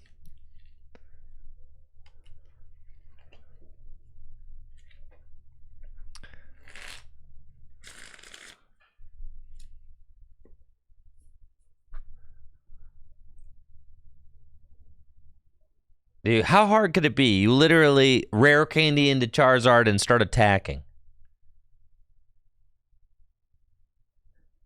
Is literally, I think I'm going to Arvin for rare candy and 4 Sealstone. I think I'm going to use 4 Sealstone to go get Charizard. I'm going to get 4 Sealstone to go get Pidgeot. I'm going to use Pidgeot to go get rare candy. I'm going to rare candy into Charizard. And then Charizard powers itself up. I think I'm going to start attacking now. I think I'm just going to be a 330 hit point Pokemon who does like 300 damage. How about that?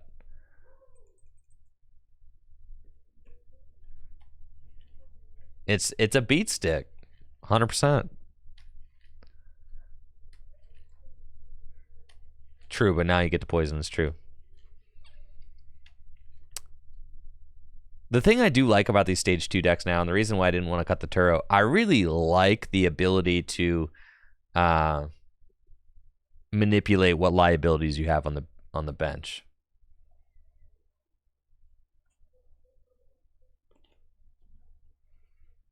That's something that I really like. Oh, I should probably be playing... Oh, no, I can play this. That's fine.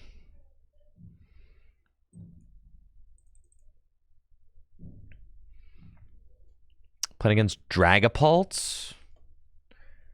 Okay. Seems fine.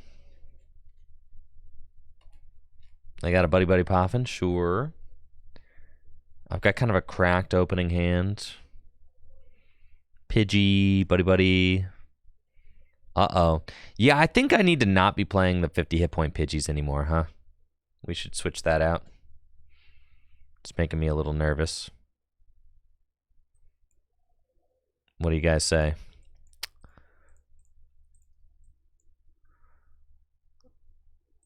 Yeah, that's probably the case.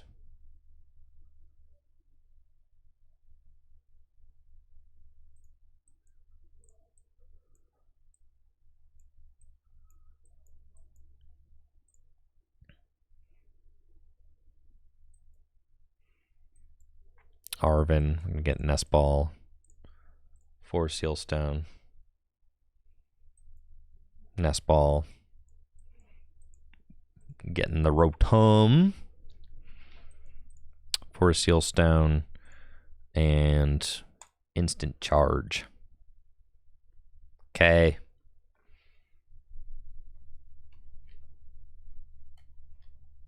That's fine. I decided I wanted to go for 3 Charmander instead of 2 Charmander, 2 Pidgey, because it's technically possible that they could go knock out both Charmander if I only get 2 Charmander, so It's the reason why I decided to go for the third Charmander. You don't want to give them that option.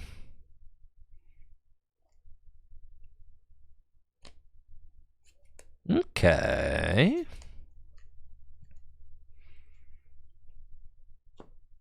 That's cool. It's pretty nice hand. And then we're going to start swanging. They're going for Luminion. Maybe they have a 4 Sealstone in hand and just kind of want to use it. So they're going to use Luminion's Luminous Sign a little preemptively and go get something. Yes, sir. That's what they got. So a little 4 Sealstone and probably go get themselves maybe a rare candy for Pidgeot or something like that. Or maybe just the psychic energy so that they can attack. Yeah, that makes sense. And they'll take a double knockout on Charmander and Pidgey, which is sad. But even if that was the 60 hit point Pidgey, it would be going down anyways. So here, I think we just swing with Charizard and unfair stamp them. How's that sound? That sounds great to me. Let's do it. Top deck Rod. I don't even need to do all that. I'm just going to rare candy into Zard. And use Infernal Rain. Okay. And let's throw these into play. Nope, not like that. Meant to do the third here. You can tell I'm not used to the UI. Yep, needed to drag that over there. It's cool. This Charizard's got 3 energy. That's cool. That's cool. That's fine, honestly. I'm not even like worried about that.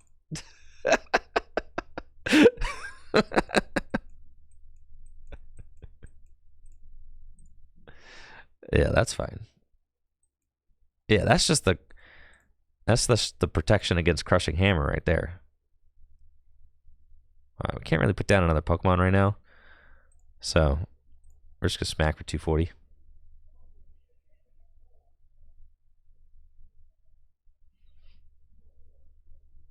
Yeah, that was the mental play. Yeah, that was the mental play right there. The technical skill of dragging the energy to the right place is so demanding. I know.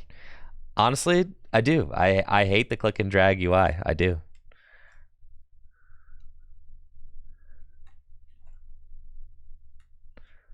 And I think we just win because of that unfair stamp.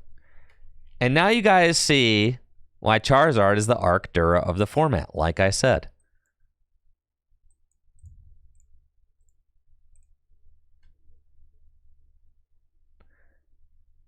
Like, bro, you don't even have to do anything.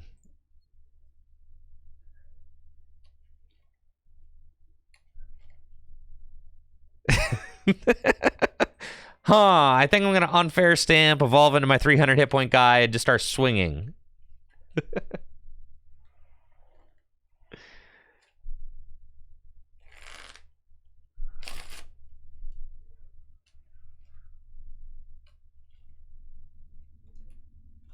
They got Fez. And they can try and draw, but they don't have any board state right now.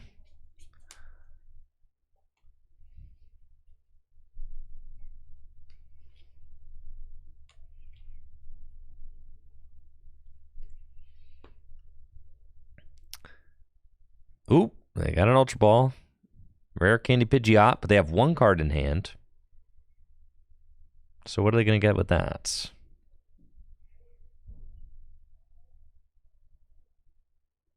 I'm going to go get Iono or something. Maybe an unfair stamp of their own. They haven't set up any Dracloak or anything. Mela.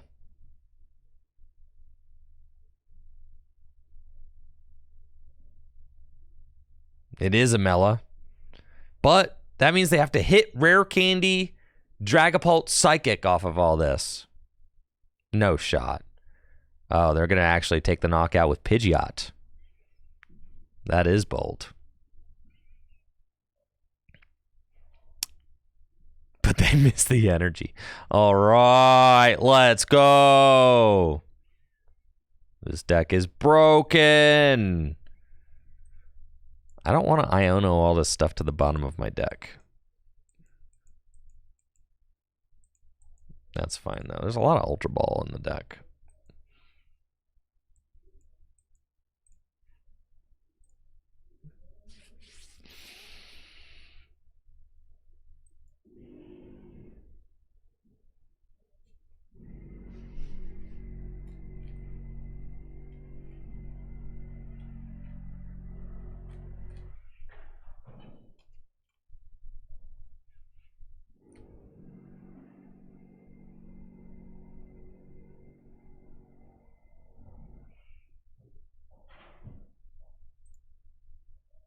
Do we retreat? Yo, maybe?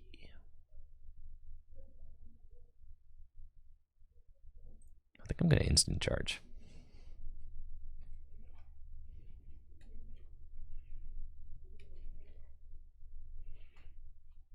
Retreat with that extra energy I popped on there?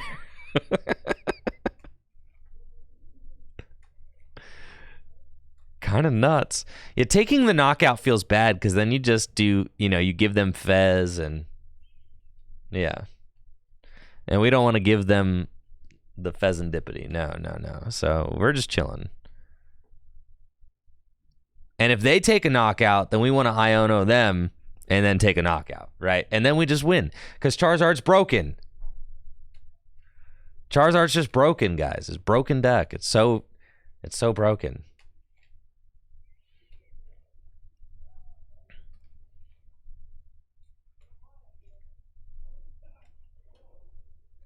All right, they got the Dusknoir.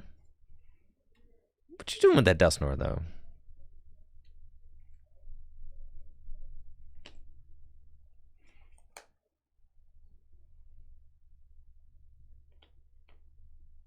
The 4 prize, they win. Oh, I'm bodied. Dang it, dude. That stinks.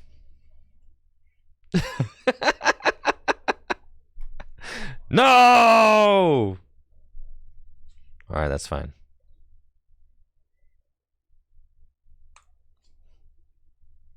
Unfortunate. I need to switch into the new Pidgeys, but it's all good. That was sick. Yeah, they popped both my guys, I know. I needed to get a Pidgeot out, but I never got a Pidgeot out.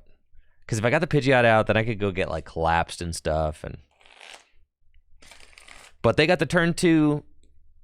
They got the turn 2 drag, which is what kept me from getting Pidgeot out.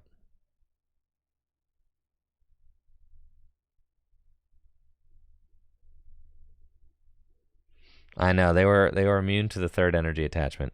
I know.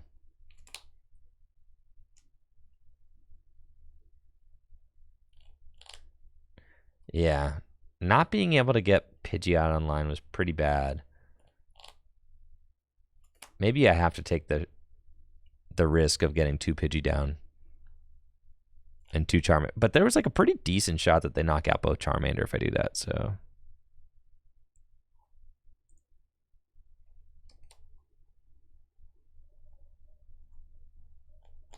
All right, we're up against Lugia, going first. Let's go.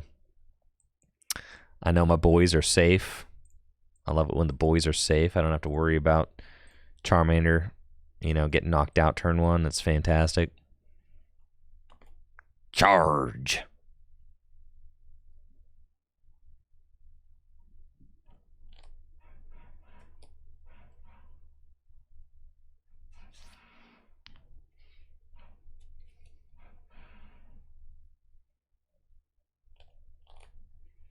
Can we get the Mochi play? For sure. We can get the Mochi play. In fact, we're going to get the Mochi play. Wait. Yeah, we can get the Mochi play because I can retreat and then switch it into the active. So then we do this.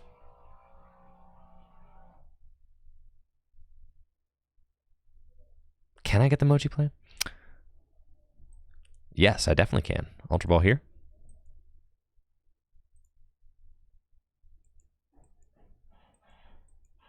Pidgeot.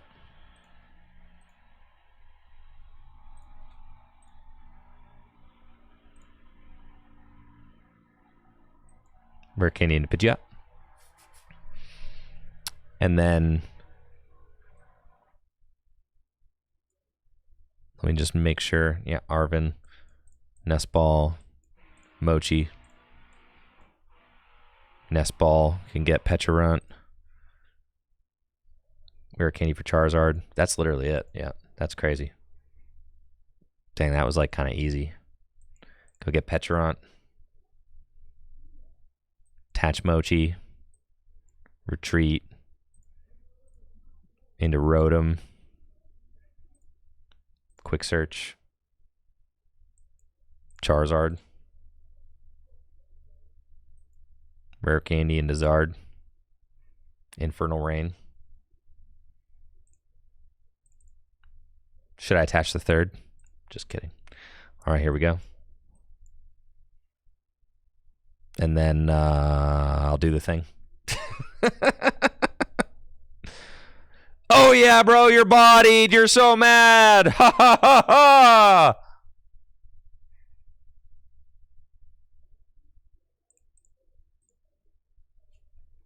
Livid.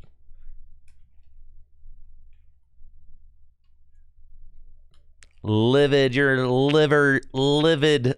You're livered. You're livid, bro. You thought you'd have a turn. You did not.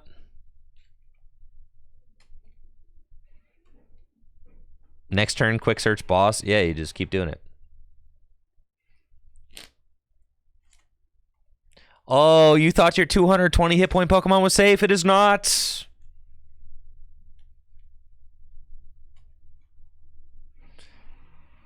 It's never safe. It never was safe.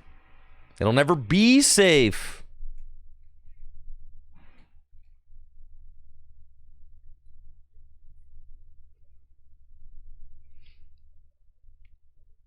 Do I think Binding Moki could work in Dragapult decks? No, because the Binding Moki Pecharunt combo only works on dark Pokemon.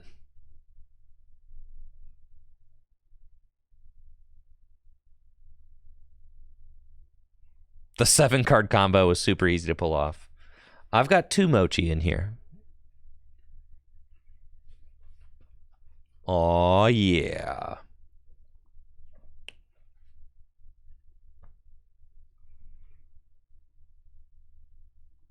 Okay, so they go beats for 10. Quick search. I'm going to get a couple Charmander.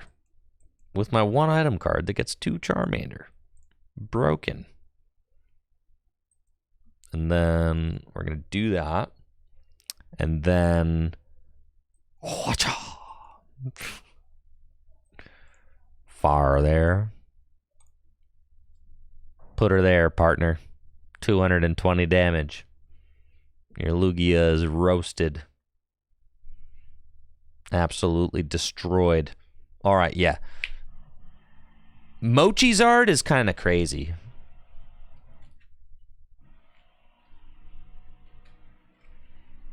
That was cool.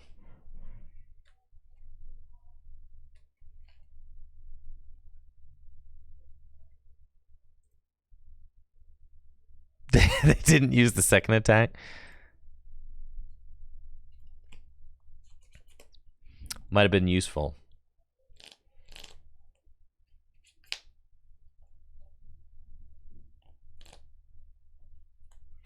I feel like my board is so much cleaner without Duskulls all over the bench. But, I mean, Pecharunt is, yeah, I guess it's a liability. But this also gives you the win against control, right? Like, you're just kind of huge chillin' versus control with that.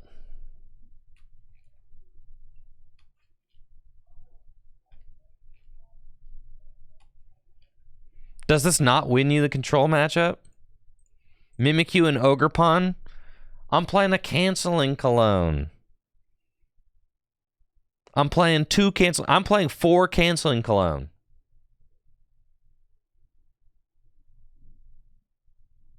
I've got 4 canceling Cologne in my list. Yeah. Cancel these. I'm just kidding. There's only one. Listen, you gotta scare the control players off. Let them think there's 4 canceling cologne in your deck. You got to make them question everything. You can't just tell all the control players how many cologne are in your deck.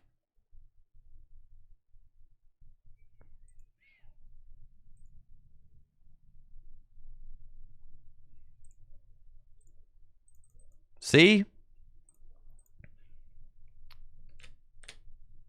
4 cologne.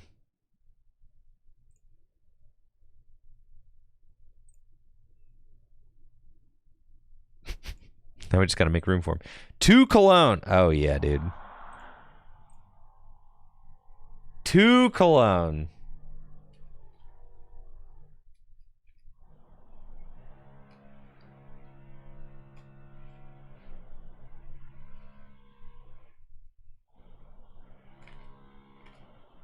They play 5 Mimikyu.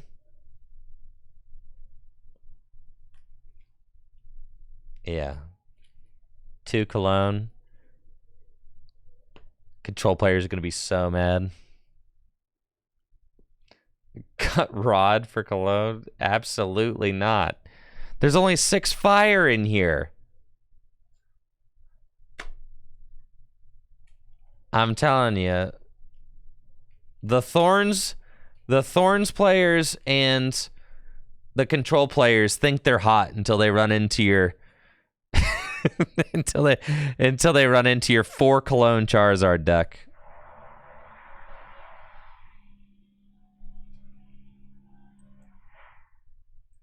Heavy ball? Dang it.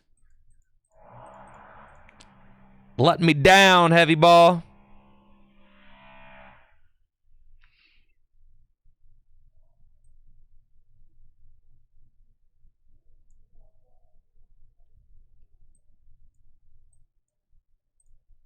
That's fine.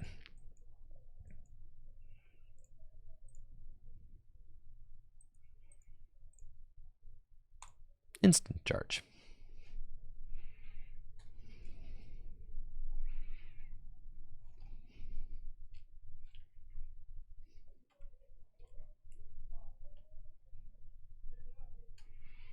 Colin says, if only you could Luminion for Arvin and Seal Stone. You can't do that play going first. Oh, I guess. No, you can't do that play going first. I could Ultra Ball for Luminion, fine, and do nothing, because I'm going first.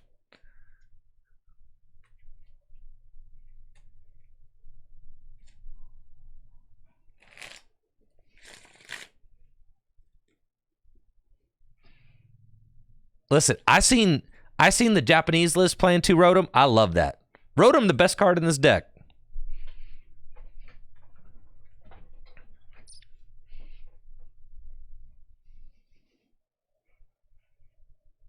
Okay. Yeah. I think I'll rare candy into Charizard and get 3 energy into play. Sure. All right. 1 energy to Rotom. 2 energies to Charizard. And then we're going to buddy. And I'm going to go get Pidgey and a Charmander. Yeah. You guys see how difficult this deck is to sequence? Like, man.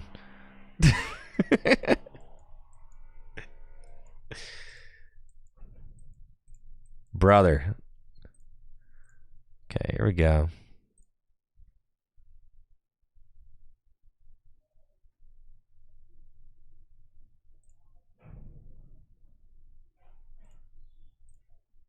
Retreats. Forests. Blammo.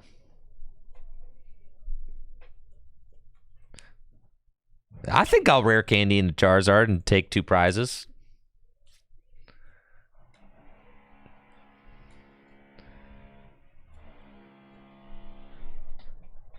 I think, yeah, I'll Burning Darkness for 180. Seems good. Apparently, you just have to go first now as Charizard because of Reggie Drago, right?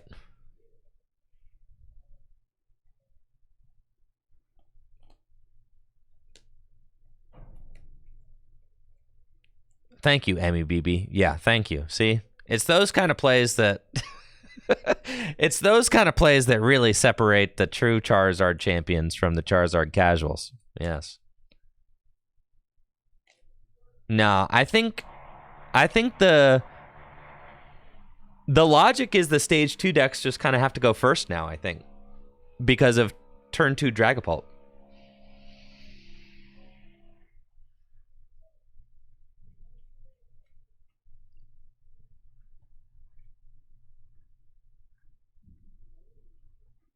Oh yeah, Impulse Splash. Yes, it is.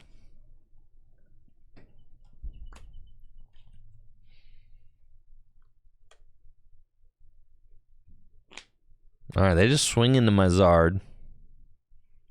Okay. And they haven't taken a knockout yet. I could just chase down an Archeops, which is like kind of interesting. Or I just go for a 2-hit KO.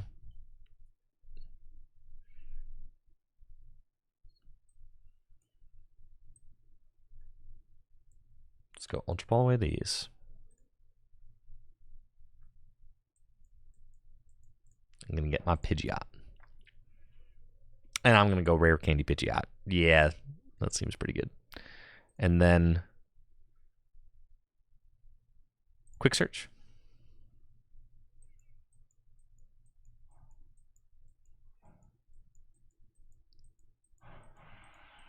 Ain't no boss's orders in that deck.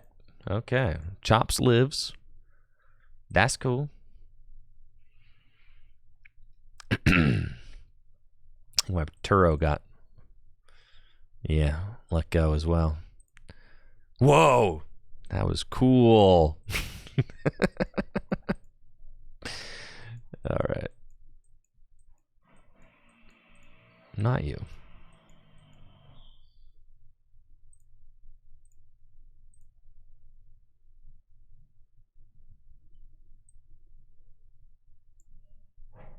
Arvin. Buddy Buddy Poffin. Mochi. Buddy Buddy Poffin.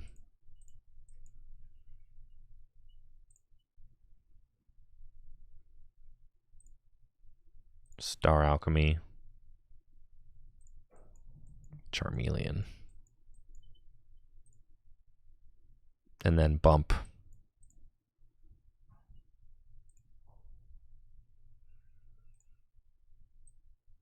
Collapsed. That guy out of there. And then wait for the knockout, then we'll Rod. We'll swing for 180.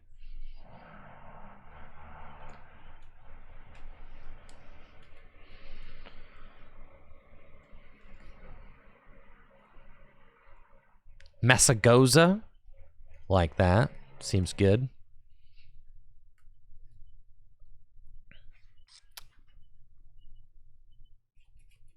It's crazy. I keep hearing all these squeaks, and I know it's because there's people walking on the roof right above me. And then obviously there's like the insane, buzz sawing you hear from the back room because the ceiling is getting torn out in the room behind me right now, which is going to be my new studio eventually. And if you haven't seen that yet,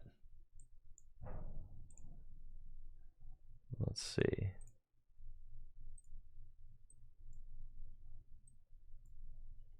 Oh, no, I can't open it because it's, anyways, I showed it off right when I got back from the break. Kind of a decrepit looking room. But the transformation will be beautiful. I'm telling you, the new studio is going to be crazy. They tore a gaping hole in the ceiling where the new HVAC unit's going to go. That's going to be very thrilling. I've never had HVAC. As long as I've been streaming or making YouTube videos, I've never had heating or cooling in my studio. ever. Okay.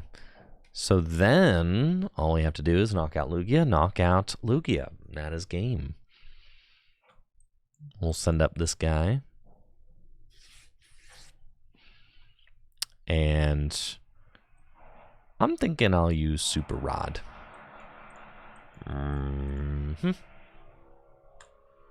Those back in.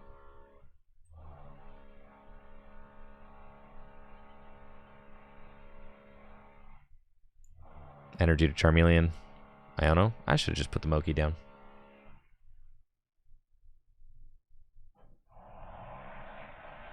Okay.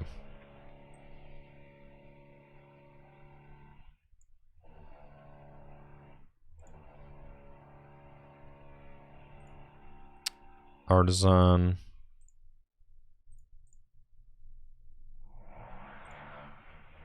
Get Manaphy out.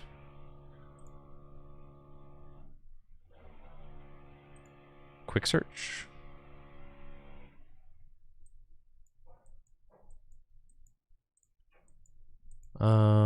Yeah, we just get the Charizard. Keep the Ultra Ball and stuff in the deck.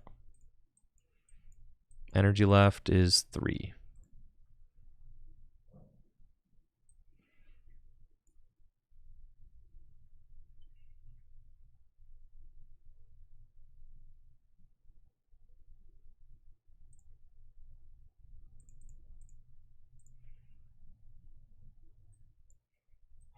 Just thin our deck.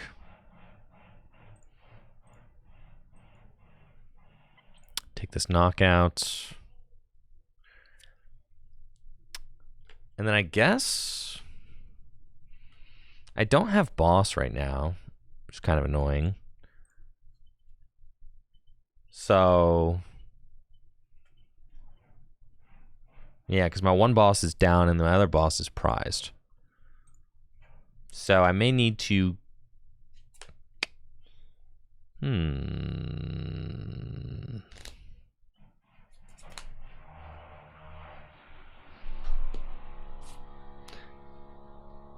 So I may need to like allow them to take a prize so I can counter catcher for win. Something like that.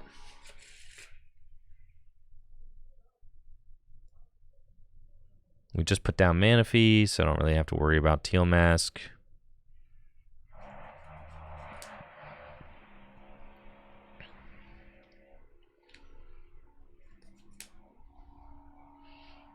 Yeah, but we may have to just like Iono and pass or something.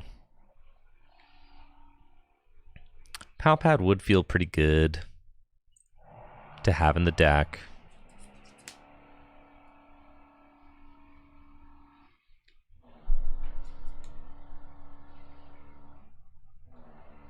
There's Ogre Pawn. But I've got Manaphy down, so not exactly sure what they are doing here.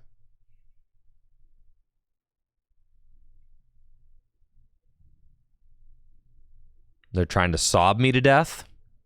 They are. They thought they could stall my Manaphy. You thought it would be that easy. They don't know.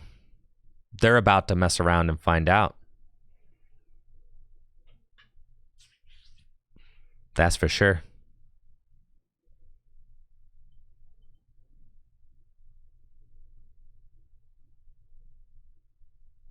Ah, you think you can sob trap me? And you're giving me the thumbs down. I know. It's a crucial thumbs down play.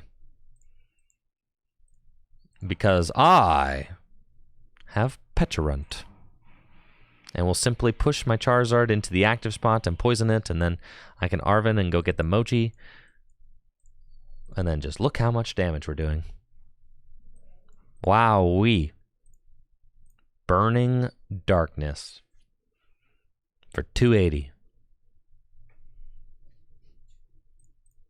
Alright, that was kind of sick.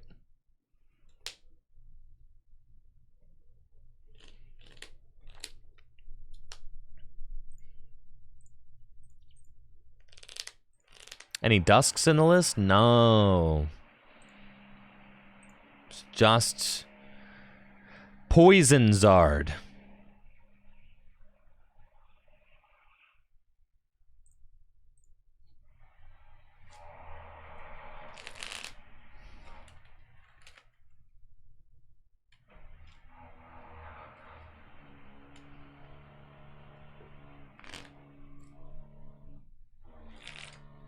Dang, I wonder if they're going to end up replacing the entire, like, ceiling in that back room today. With all this noise, I sure hope so.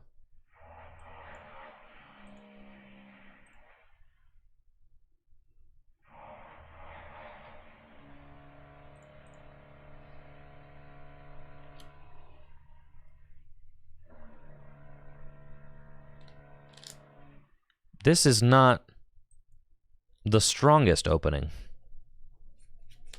from the Zard deck. This hand is pretty trash. That's okay. Playing against turbo hands. Yo, we definitely get something off that. Don't mind if I do. What's crazy is that with starting the Radzard, now we can get this thing out of the active with the Pecharunt. See? It's broken.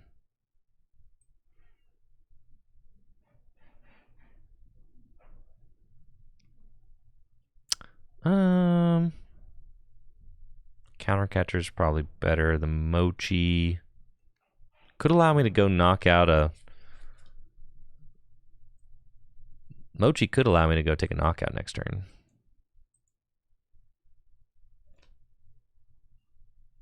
That's fine.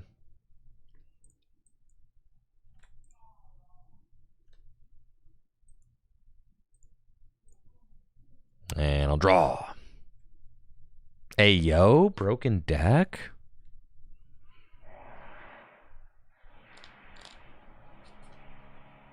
All I need is top deck Ultra Ball. And I can get my Charizard into the active spot. Iono, dang it. It's fine.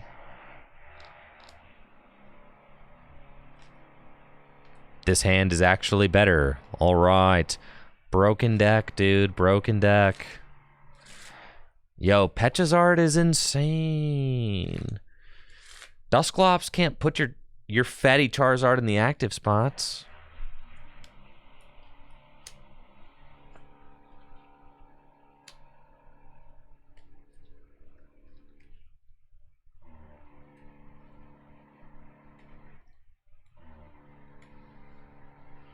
And we're just going to have a huge Zard doing lots of damage. And we're chilling. We've got Buddy Buddy Poffin. Go get some more boys. Well, you want to swing into my Rotom instead? I guess I'll allow it. In this matchup, you kind of almost don't want Pidgeot either. Oh, don't be cringe with your Iron Thorns.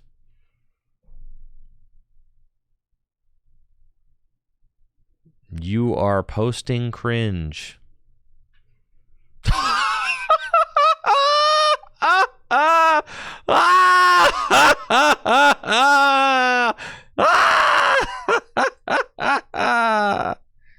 That's right.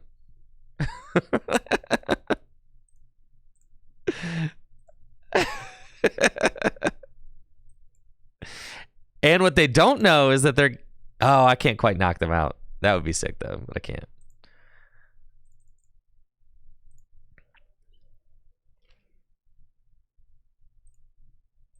We could just get 2. Like I said, I'm playing 4 Cologne in here, bro. Obviously.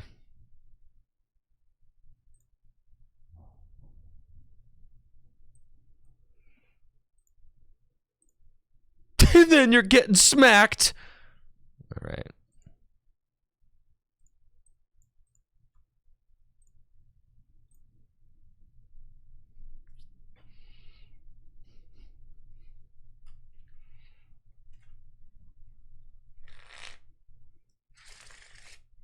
All right. Maybe 2 Cologne is kind of broken in Charizard. I don't think a lot of decks will play like 2 Cologne, but I think Charizard can.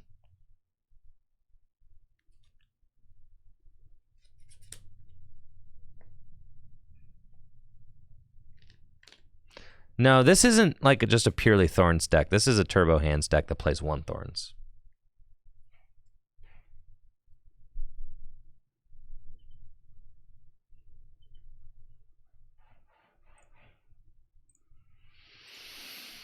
All right, Burning Darkness. Feels good.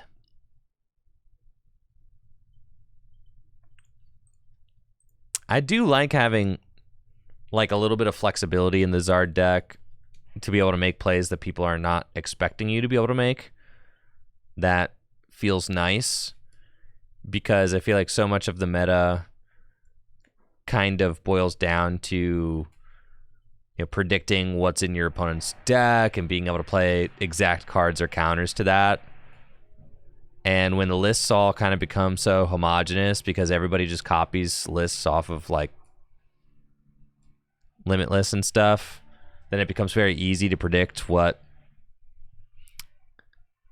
your opponent has in their deck, what options they have available to them.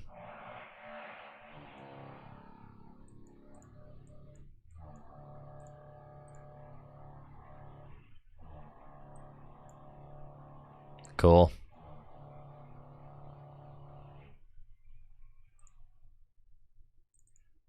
So I'm saying 2 Cologne Charizard's the sauce. Seems good, yeah. At least on the ladder. On the ladder, I'd play 2 Cologne and Charizard, sure. But like at Worlds? Are Worlds competitors really going to show up with Thorns? Are Worlds competitors really going to show up with Stall?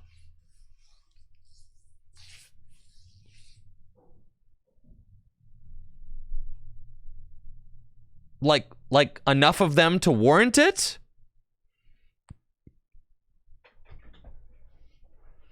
All right, then fine. Sure, if you're going to Worlds, play 2 Cologne and use our deck.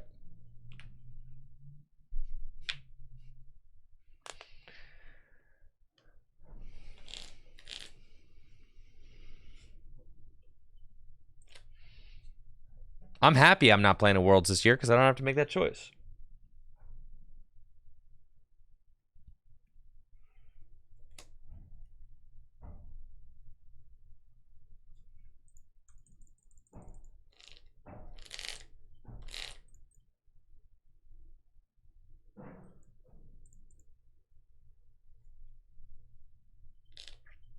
I think, though, honestly, this iteration of...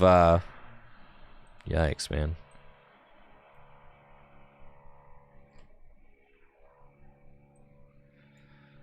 This iteration of Charizard has felt very good.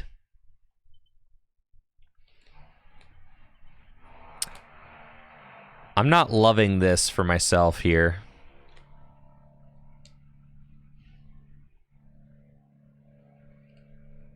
This whole getting destroyed by Iron Hands, like turn 1 kind of thing.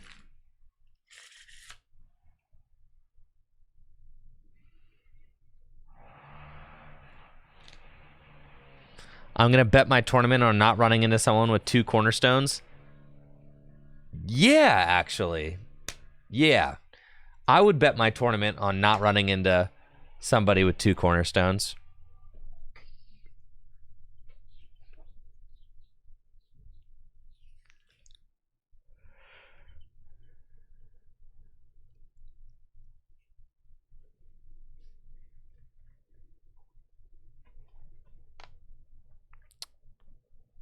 But I think it's fine. At 2 Cologne, really, Charizard's got space. Now that you don't need to fit a Bibarel in there.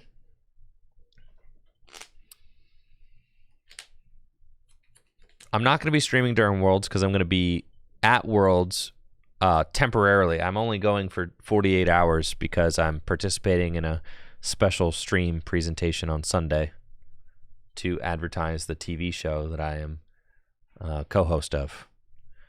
Yeah, this is not great for us. Don't love this, but that's fine. I wasn't going to go to Worlds because Natalie is due very soon. Okay, we're in this. But business calls, Pikachu calls. So we're just doing the quickest in and out. Gotta get the rare candy. That's it.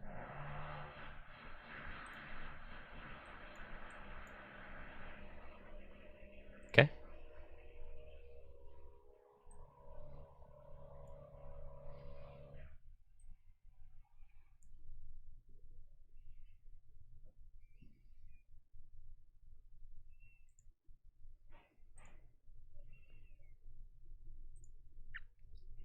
One Zard usually does carry, yeah.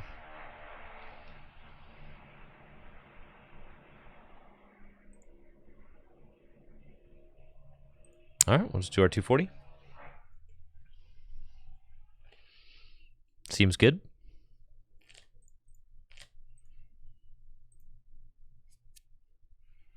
Oh, yeah. They're cooked now.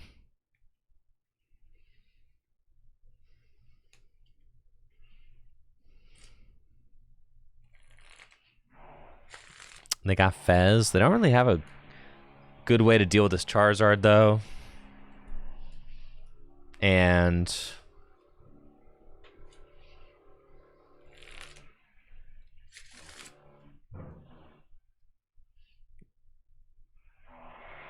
yeah, thanks, Corridor.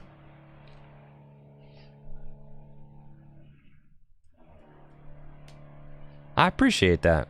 Thanks, Corridor. Yeah, I'm really, I'm really proud of how far everything's come since the beginnings. I mean, and, excited to start a new life as a dad and all that.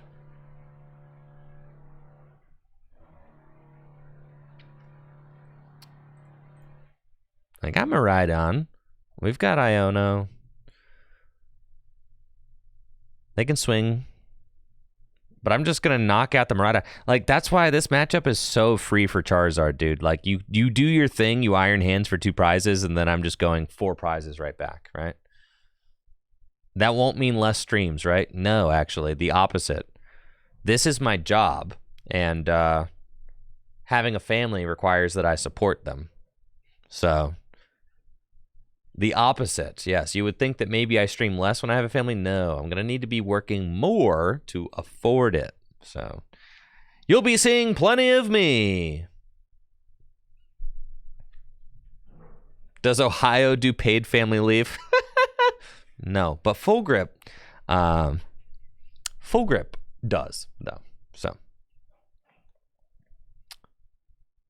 yes, we're very fortunate to have a great relationship with Full Grip. I'm for like Natalie, because Natalie works at Full Grip. The joke about me is that I'm here every day, but I don't really work at Full Grip, right? I'm sponsored by Full Grip. Yes. You've got the Charm.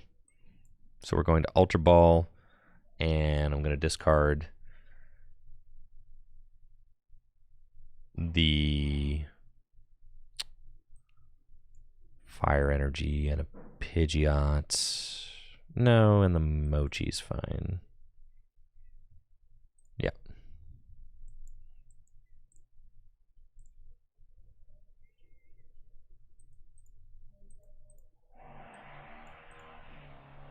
Iono.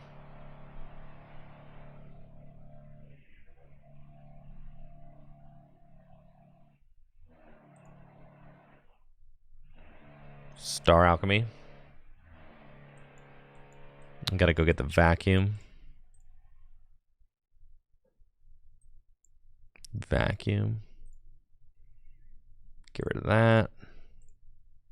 Ha! You thought. And then, yeah, if they take a knockout, I just Radzard them for game, so.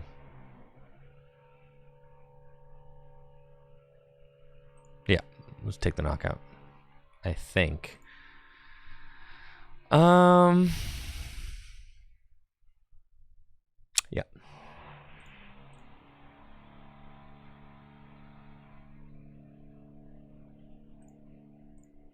Swing.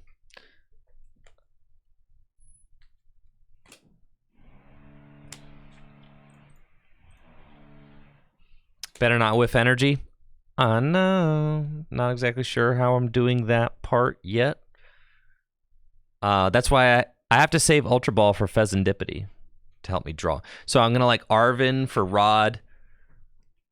What if they hands with Charm? Well, then I'm bodied for sure. You gotta kind of have some faith that they're not gonna do that.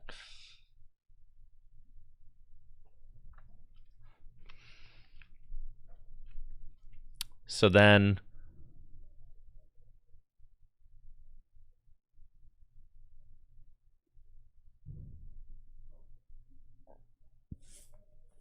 let's see what they do.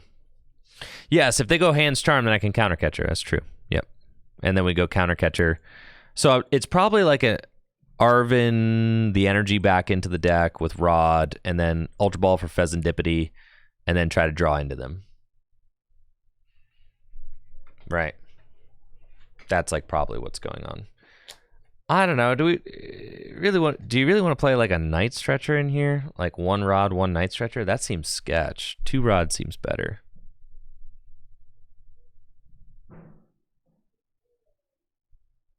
They probably are attacking with Raikou.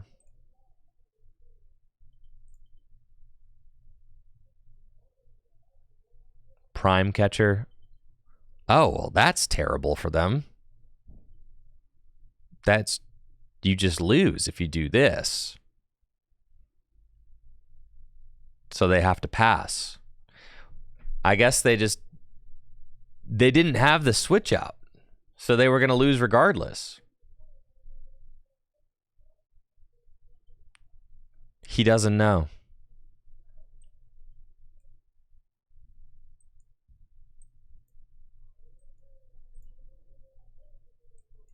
That I got the Pecharunt technology. Let's go.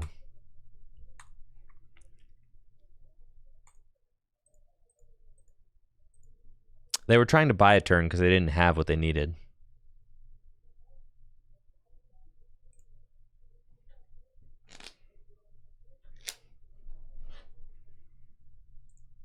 Let's go, let's go.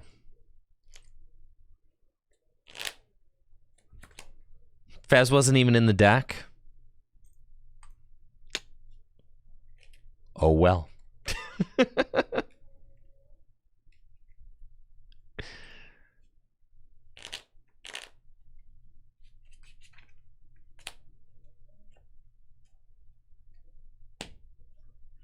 Broken deck. Dude, broken deck.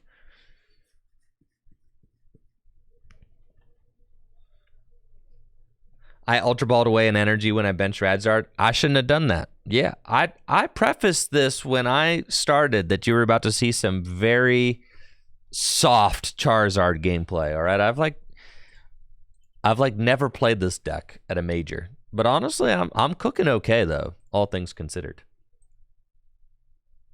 Yeah, you're seeing like wet noodle Charizard gameplay, but you all are begging for it. So here we go. Not gonna lie though, I'm kind of the Charizard goat right now, so yeah. I'm kind of goated with the Charizard sauce at this moment in time.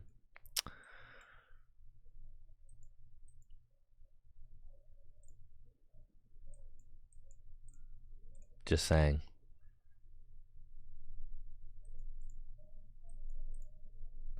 Oh, baby. Oh, yeah! Let's freaking go!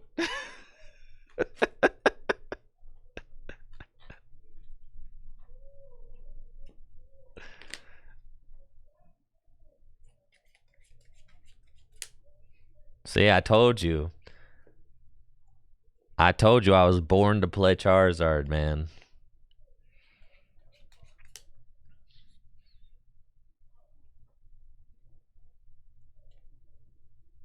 This is the hand every single Charizard you play against on the ladder has turn 2.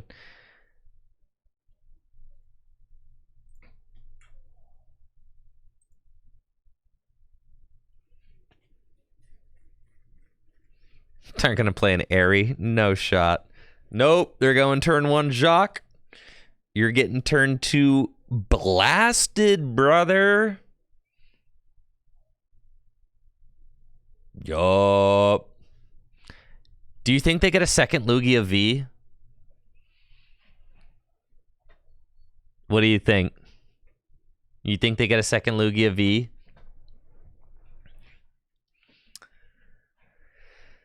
No shot. They're not expecting it.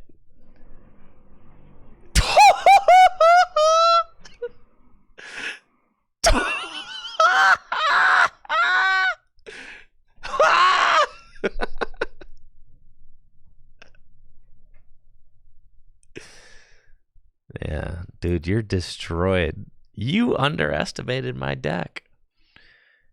You buffoon. You absolute buffoon. I know. And then they're going to walk away from this match and then they'll be like, dang, he was so lucky. It was all luck. Had the turn 2. Had everything turn 2. He just always had it. He had everything he wanted. How does Charizard always have it?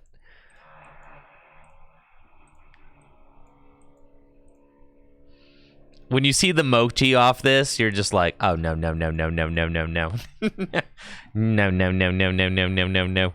Stop it. There you go. Blammo, dude.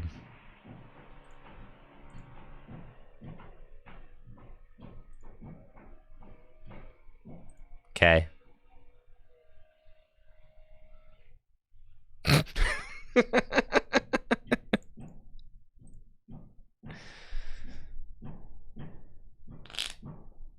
Oh, yeah. You're bodied for sure.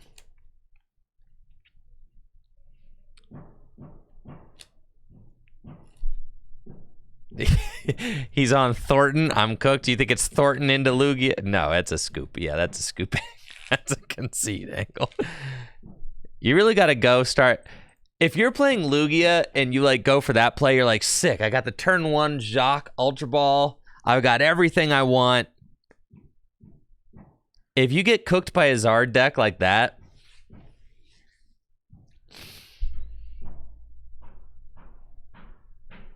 you gotta reconsider everything.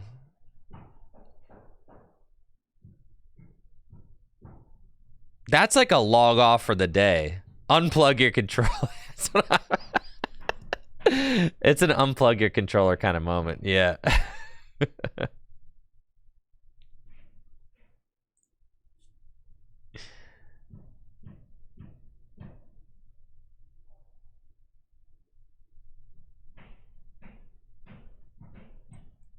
Sauce.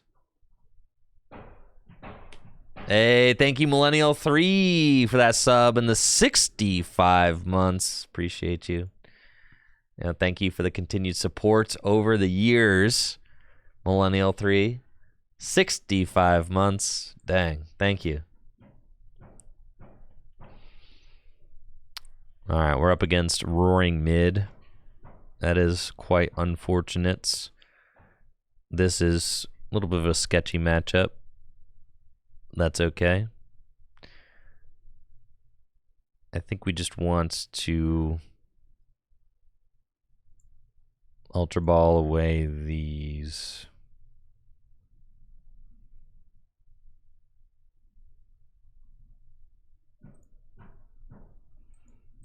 Go get a second Charmander and pass. And then see what they do. Kind of have to do that because they could take a knockout turn 1, right? If they take a knockout turn 1, then I can't just leave Soul Charmander. I can't just like Ultra Ball for my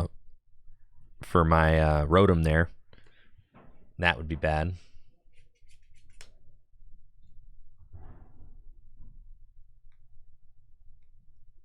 Yeah, Sato's Vitality. Yep, and that would have been the turn 1 knockout for sure, so that's cool. I think here we just kind of hope that they're bodied off this unfair stamp. I mean, and they certainly might be. It's quite a possibility. Oh, yeah. Yeah, you're cooked. You're cooked, brethren. You're slayed. Do I Arven first? Absolutely not. Then we go. Flip the script for 3. Then we go. Pokestop.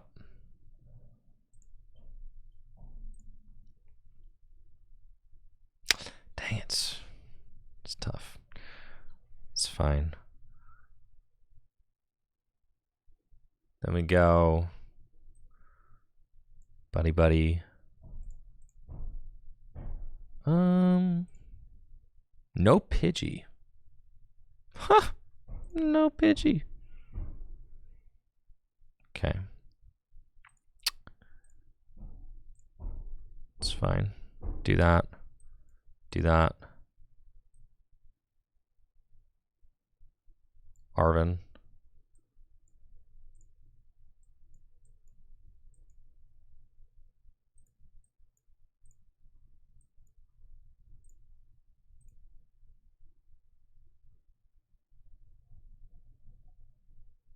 Yeah.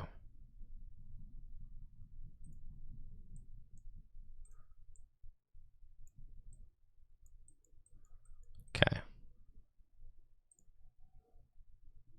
And then we're going to Ultra Ball away these. Go get this guy. Do that.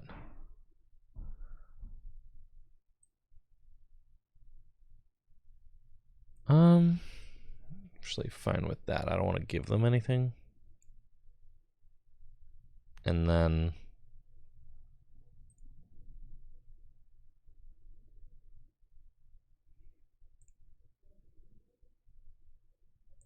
they've got 1 ancient card in the discard pile. Do I want to deny a prize? I mean, denying a prize could be kind of sick.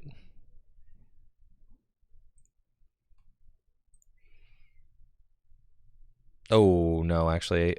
What? Yeah. I'll live a little, sure.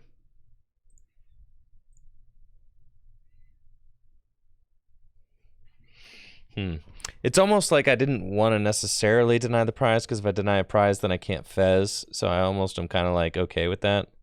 They have to retreat in order to use Sato. That's funny.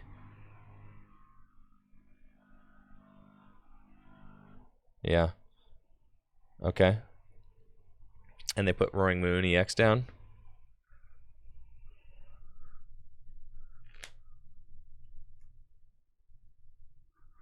I gotta stop again. No, I'm not gonna be at Baltimore. I'm having a baby. Newborn baby. Coming soon. Alright, that's... We need like an Ultra Ball or something. We'll see.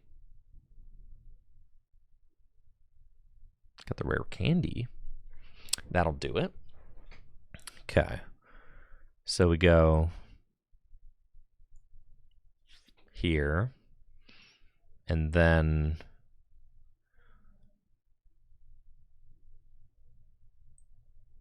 here. Star Alchemy. I've got 2 fire in the deck.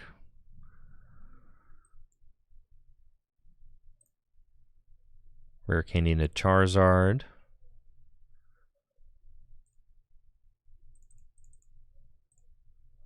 And we'll accelerate to the Zard. And then we're saying I'm doing 210 to the Roaring Moon. I think that's kind of fine. We just bring it up into the active and swing. We know they actually have another Sada in their hand, right? So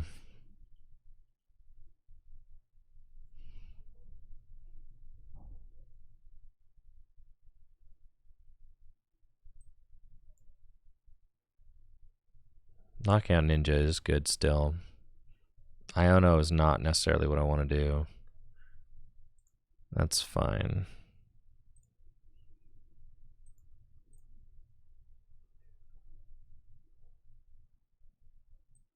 Counter that. I don't think I have anything in here.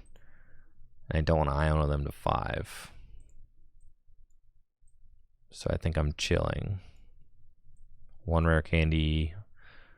There is no other fire energy in the deck, though. So, like, we got to think about that. Yeah. It's fine. We'll just do that.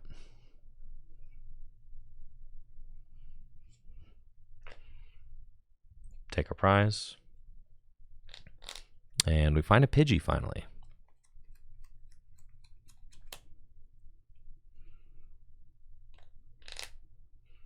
Now, if I can find Mochi, I've got Penny. If I can find Mochi, then, and they got Explorer's Guidance. If I can find the Mochi, then I can knock out that Roaring Moon on the bench, but I can't quite get there yet.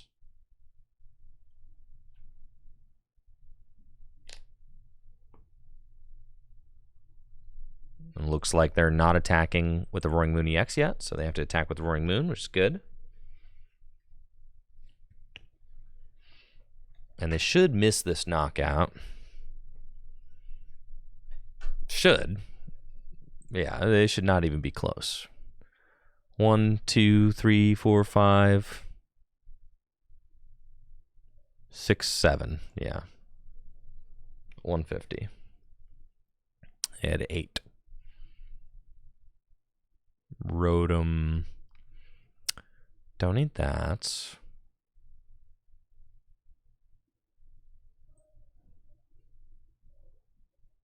We do need to see different cards. I want to clear the Roaring Moon and Roaring Moon EX in one hit for sure. So let's bench the Pidgey. Attach to Charmeleon. Kind of want to save the Vacuum. Because if I just use it now, then they could always replace it. And we don't want to allow that. So we'll Iono. I feel like I kind of have to go see different cards. And we've got Rod Ultra Ball, which is pretty great.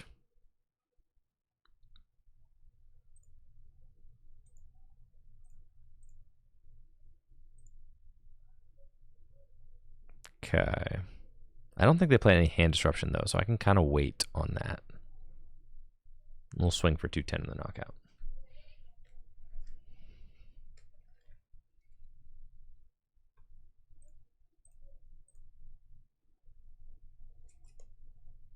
Cool, we got Ultra Ball. 4 prizes.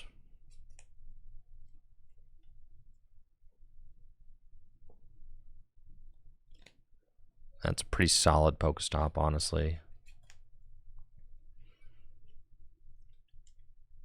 They're on odd prizes, so I'm not really highly valuing my Radzard right now. It's not really going to matter too much. We do need to be careful. You know, obviously I would like to chase down that moon before it comes up to knock me out. See, they got 1, 2, 3, 4, 5, 6, 7, 8, 9, 10. I don't think that they're going to be able to reach to like 330 numbers with the way that this list is built. So I think that their only way to knock out Charizard EX is with Roaring Moon EX. It doesn't really seem like Ultra Ball away two of those. That's good. It doesn't really seem like they're getting to those numbers. Like they'll get up into like the mid 200s, but I think you can't really afford to play trekking shoes and all that and get enough of these cards in the discard pile. Like we'll see what this Vengeance Fletching is looking like right here. Yeah, that's awesome, Luna. That's wonderful. And then, yeah, we got Fez too. Like this is fine. Okay, Arvin. I mean, Iono feels really good, but yeah, I think we kind of have to Iono.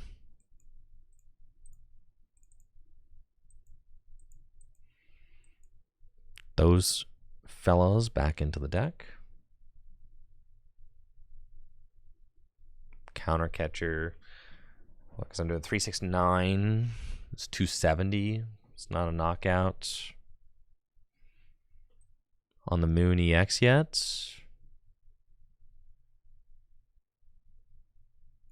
I think we kind of have to disrupt the hand, though. I can't really leave them with an 8-card hand.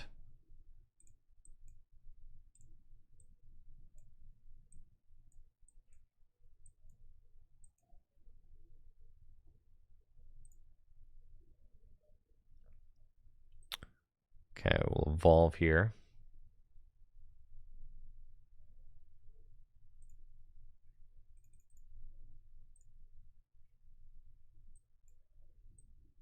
Put those energy down. And then, yeah, we're just going to send it with Iono. And then we've got like a pretty decent shot of hitting some stuff. I just thinned a bunch of energy out of the deck. Or not, you know? Okay, it's fine. And then we can flip the script. Draw 3. And there's Vacuum. If I Pokestop into Counter Catcher, that's pretty hot. That'd be pretty hot.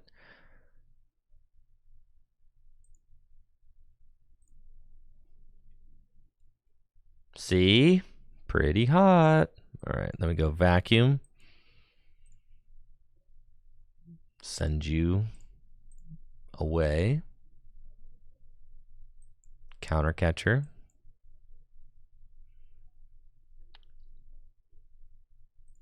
I could Rod.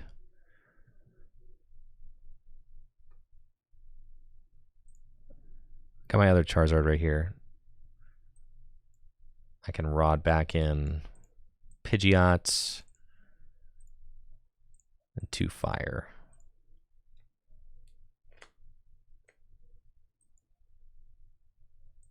Yep, we got 1 rare candy, 1 Pidgeot left, 2 fire left in the deck. 3 Arvin. Dope. Okay. And yep, I think I'm going to Burning Darkness for 270 and take the knockout. And we're basically saying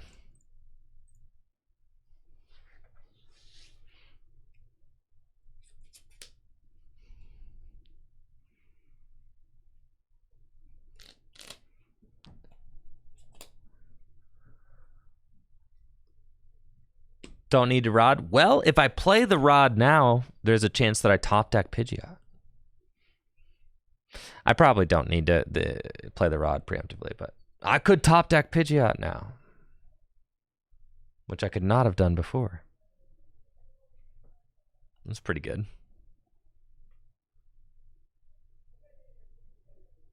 I guess I could also top deck a Fire Energy that I tossed in, but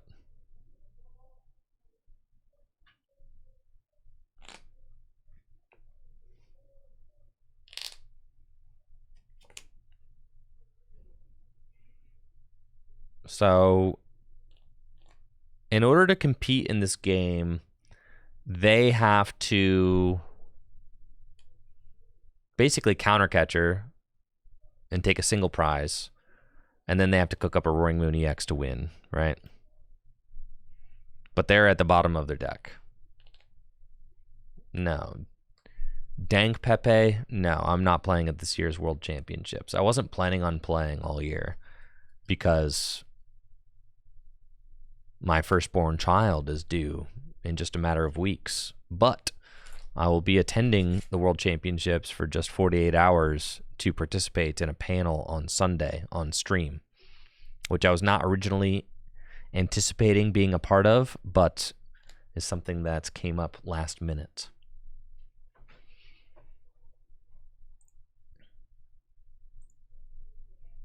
I'm leaving on Thursday.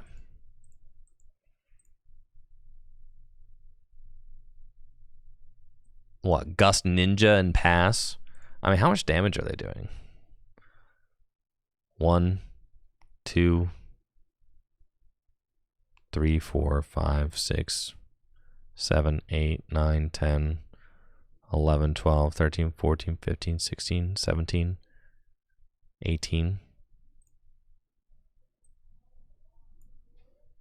They did 240. Yeah, so enough to knock out Fez or Rotom. Nice. Okay. So I'm thinking that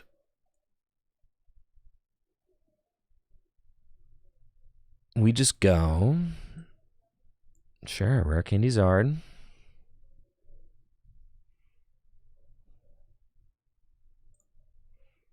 Let me take a look at my deck.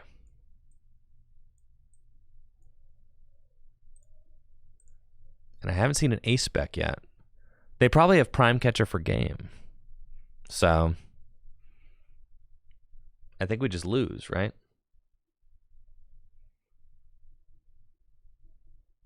Yeah, because they could Prime Catcher one of those guys. No, I need to take a knockout. They have Prime Catcher for game, folks. This deck plays Prime Catcher, doesn't it? Yeah.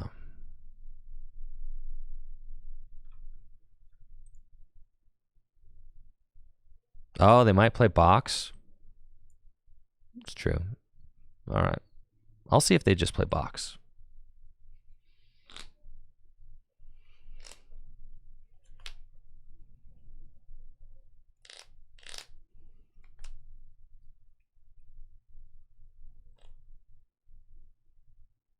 Dang it, bro. They played the Prime. It's messed up. All right, well, what can you do, you know? We tried.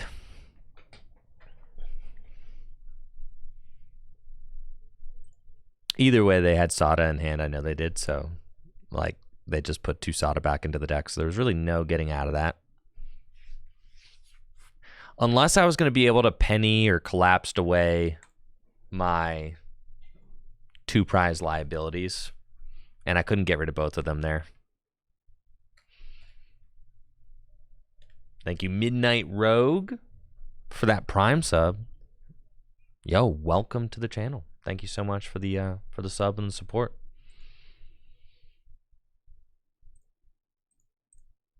It's a nice coin. Is this the coin they're giving out with the Shrouded Fable promo box?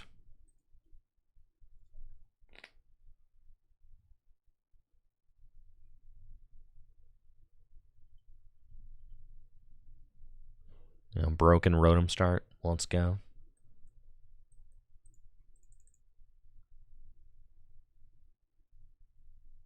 Lugia, huh? All right. We've had pretty good results against Lugia so far.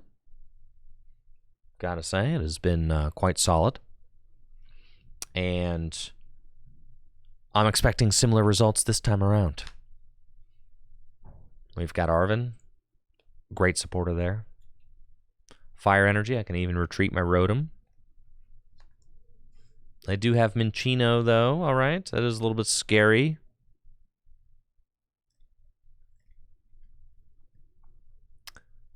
And Charmander off the top. Love to see that. That's Arven. And we're just going to get Buddy Buddy and Forest Seal Stone for sure. And go Charmander, Buddy Buddy, Charmander Pidgey.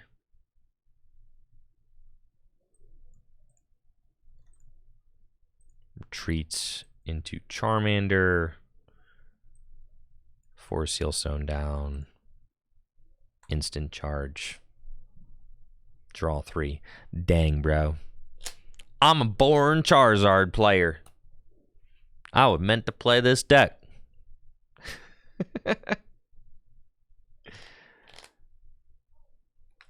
I lined them up for Wellspring? No. You're right, I did. They don't have it like that. They don't got the Wellspring play.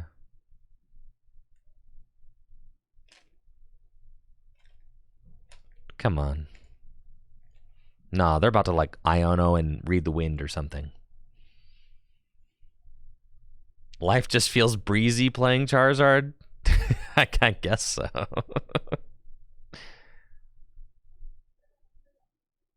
One Archeops.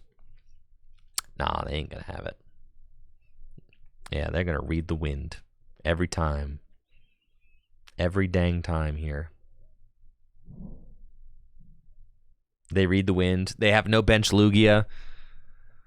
They Read the Wind, and I go turn 2 Mochi Knockout.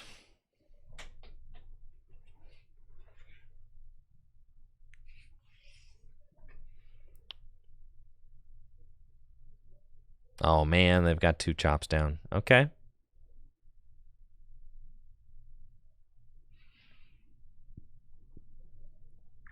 So that's the turn 2 Lugia V start. It's a little bit intimidating. It is. Having to worry about these Chinchino. I mean, they get the turn... Yeah, the turn 2 Lugia going first with double Chinchino down. Like, that's sketch. This is how Lugia wins games. That's for sure. They just do this. Yeah, look at that. Simple. You just open research and a couple chops and a couple Ultra Balls. Good to go. It's just that easy.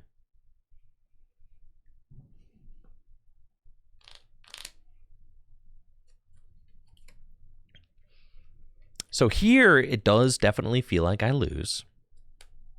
But there's hope. If I can go counter catcher at chops this turn, like, that's pretty good. That'd be real good. But I'm not entirely sure that that's going to be a possibility.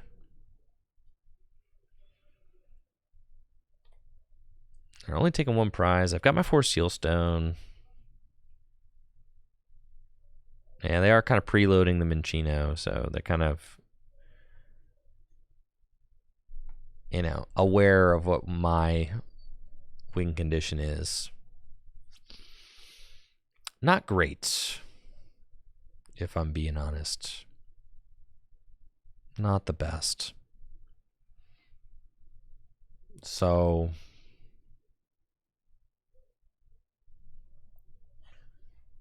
I still think it's correct to knock out a chops and hope that they fumble on finding their Chinchinos. All right, Rare Candy into Zard.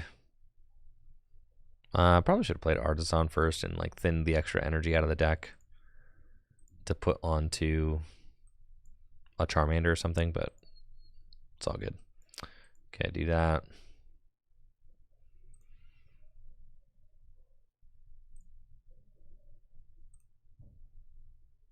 Artisan, backup Charmander.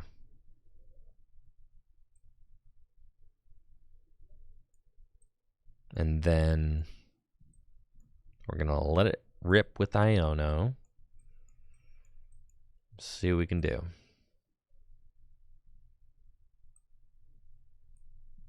Kind of need to actually put these back into the deck, because I only got 1 fire in the deck right now.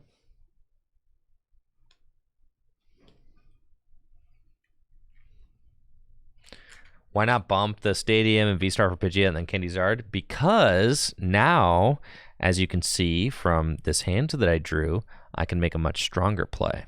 Like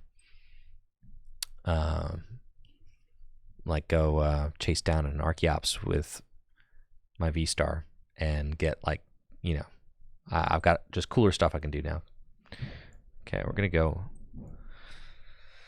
I really don't like getting rid of that collapsed.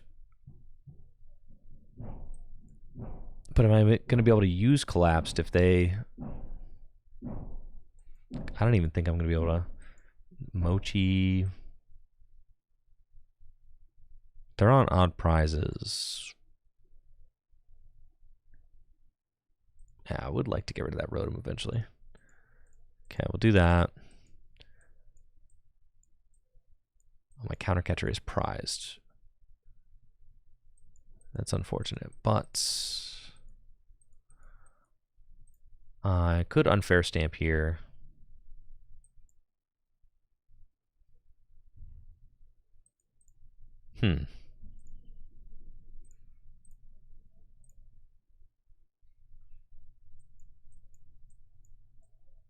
Yeah, unfair stamp feels okay. But that just gives them more time to set up their Minchinos. I think this is like lights out for us. I really think it's just game over. God, that's crazy. I don't think there's anything we can do. They have gift, but I'm not taking a knockout.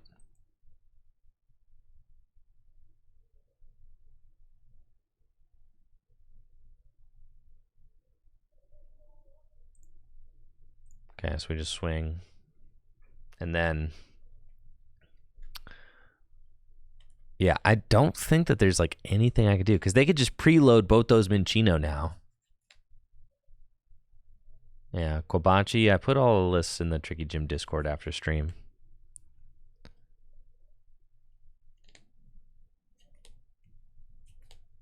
Huh. Not great. I still have my V-Star power. Yeah, when Lugia gets a game like this, it makes Zard look silly. That's so true. Do I just chase the rats? I kind of have to, right? Because they've allotted so much energy on the rats that I do have to chase the rats, yes.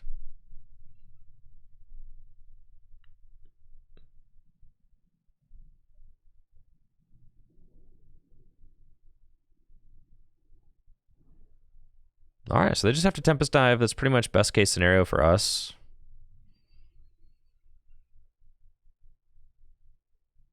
They've got even amounts of energy on both of those. So then, yeah, we can quick search for boss and just boss up one of the rats. Yes, sir.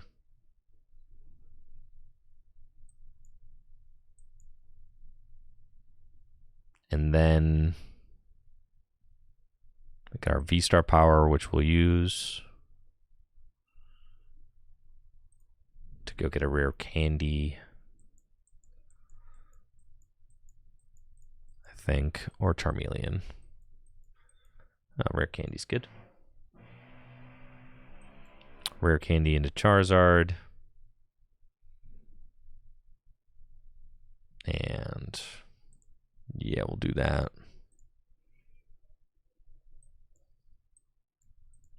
And then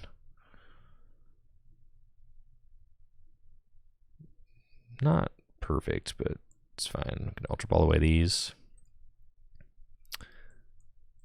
Go get another Charmander and collapsed away our Rotom.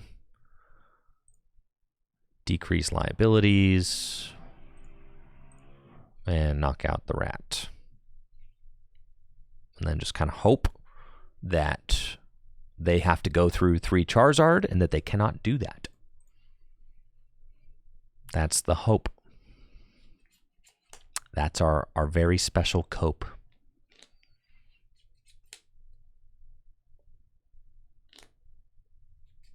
And it would be nice if I could eventually find my counter catcher off the prizes, but down 3 rare candy, down my unfair stamp. They got another rat.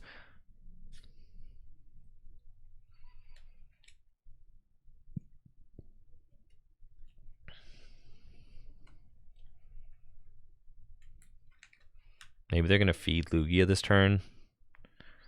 trying to preserve the rats for a clean KO.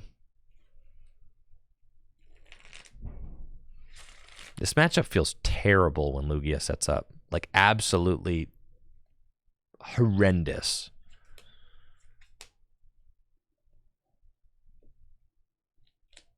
But I feel like if I just go boss the other rat,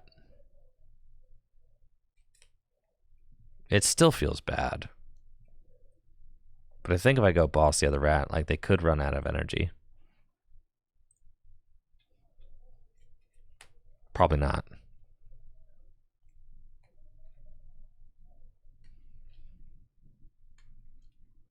Alright, so they're just going to use Tempest Dive.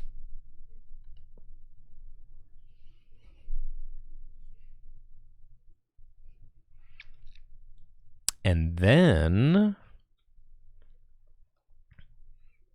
I have to go boss.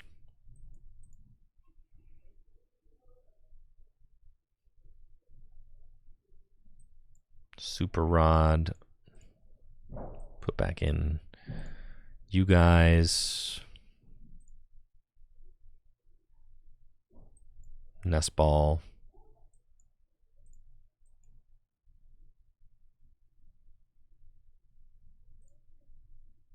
A little bit sketch.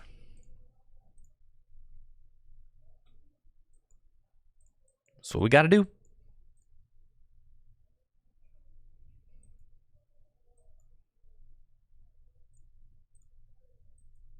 Just killing rats. That's actually fine, because if they come up with a Chinchino and knock me out, I could take the knockout with Pidgeot. So, all right, here we go. 270. And we'll take our singleton prize. Hits my counter catcher. Nice. And then, well, yeah, see, it ain't going to be easy, folks.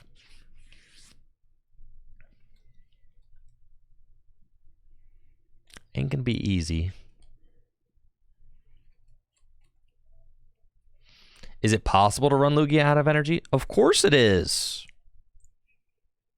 There's already 7 down.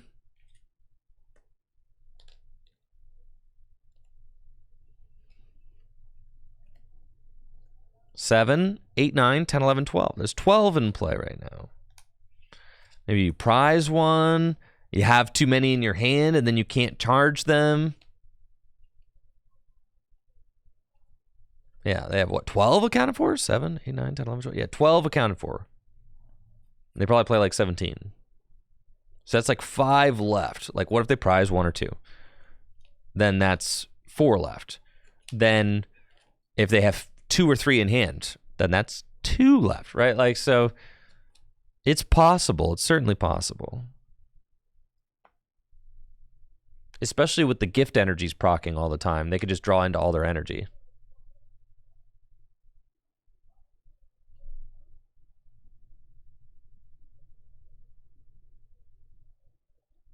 There is the other Chinchino.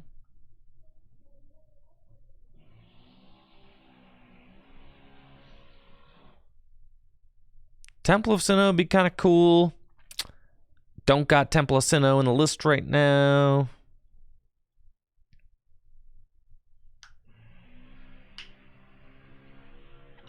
All right, we're thinking that maybe this knockout comes with Pidgeots.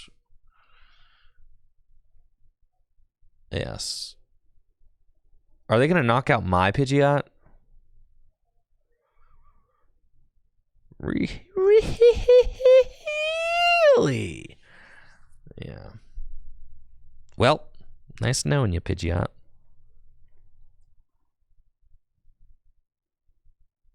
Not great.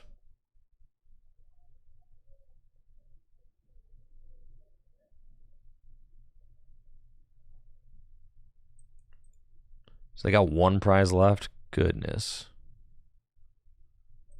Yeah, it does not help us. Well, actually, no, it still doesn't help us. because you've got the special, you got the guy on there. Well,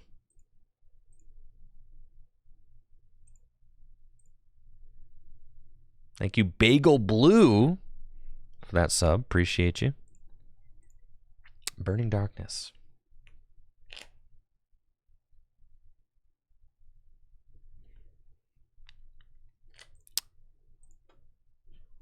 Not gonna lie though, I've beaten Lugia like twice. This is the first Lugia loss I've taken. So, and I'm not teched for Lugia at all. We've just been able to out aggro them.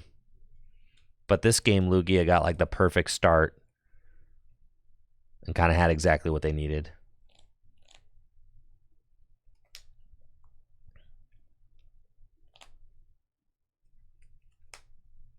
And they went first. I mean, they got turn 2 double chops, Lugia, no Luminion in play with double Minccino.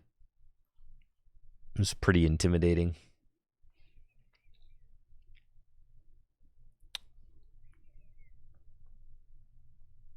Did they log out?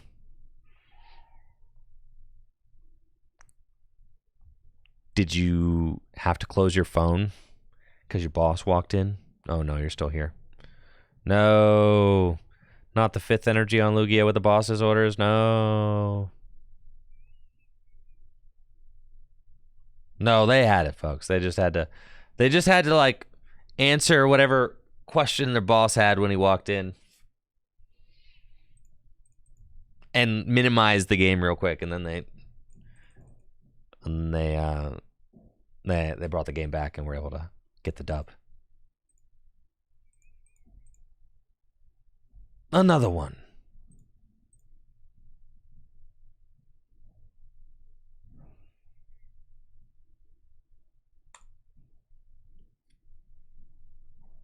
I know, dang Lugia.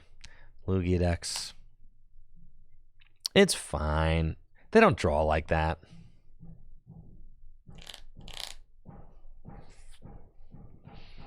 They never draw like that. You don't even need to tech for Lugia. They just won't draw like that.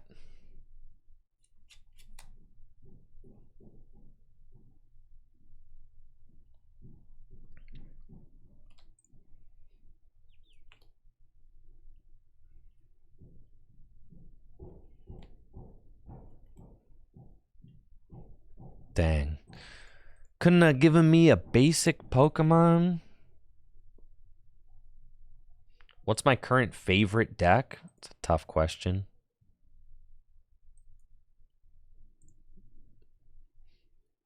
I like oh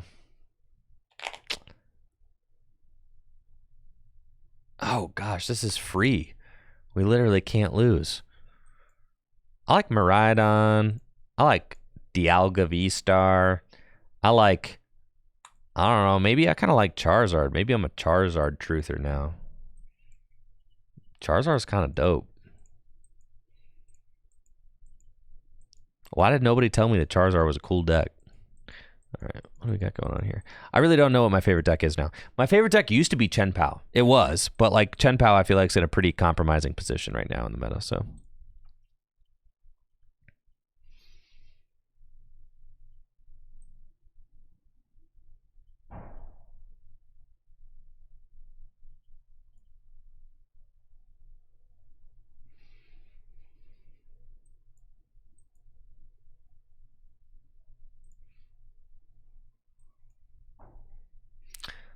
If Chen Pao was really my favorite deck, I'd stay true. Dude, Chen Pao fell off, guys. Listen, I love Chen Pao was my favorite deck in like the spring by a lot, but Chen Pao fell off.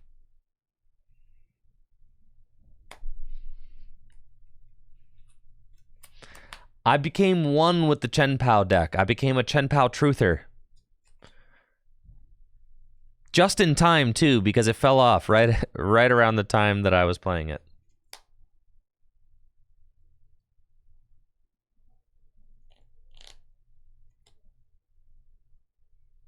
I was going to say, the accompanying flute, I guess, could have been Sketch if they locked me out of Petrarent. I don't know, what, get like Manaphy and another Rotom or something?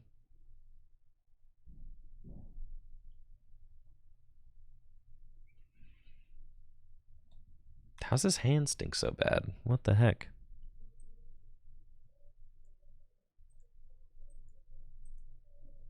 All right, so speaking of that, I gotta go get the Pecharunt just so that they don't like lock my bench. All right, that's right. I've got Pecharunt. You're mad. You're livid.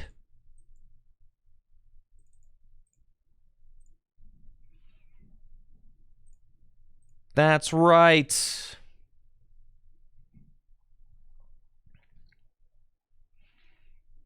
I've got the Pecharunt technology. Please don't mill my things. Ha! Swing and a miss.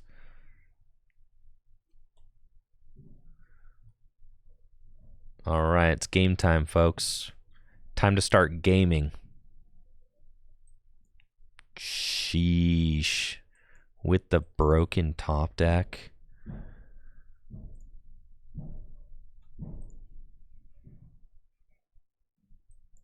I think I'll rare candy into Pidgeot. And then I think I'll quick search. And I think off of that quick search, I'm going to go get another rare candy. And I think I'll rare candy into Charizard. I know, crazy, right? Who does that? And then I'll use the Infernal Rain ability. And I think with the Infernal Rain ability, I'm going to get 2 energy. And I'm going to put them onto my Charizard EX. Okay. And then I'm going to use Subjugating Chains to move my Charizard into the active spot, and Burning Darkness for 180.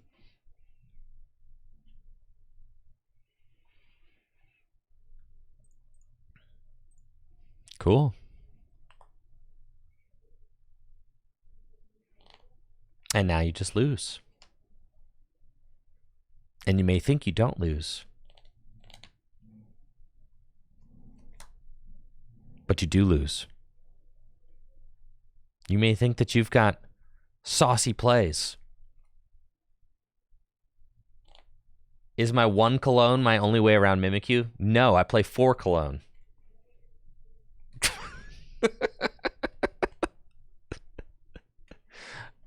I've got 4 Cologne in this list.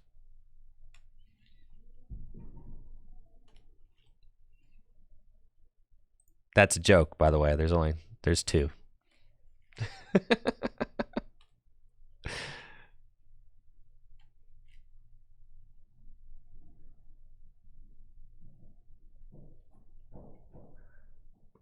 Yeah, 2 Cologne, and I've got Turo, and I've got Pecharunt.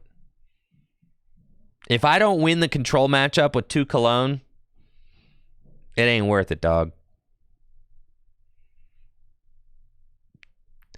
This is how shook they are. They're doing all sorts of weirdo stuff, like putting Chi Yu down into play. They don't even know what to do with themselves.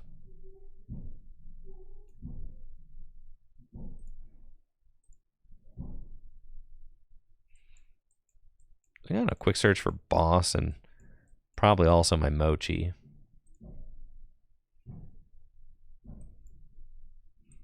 Just knock out the Rotom. What do you do? Okay, yeah, I was going to say, you can't, like, knock me out, right?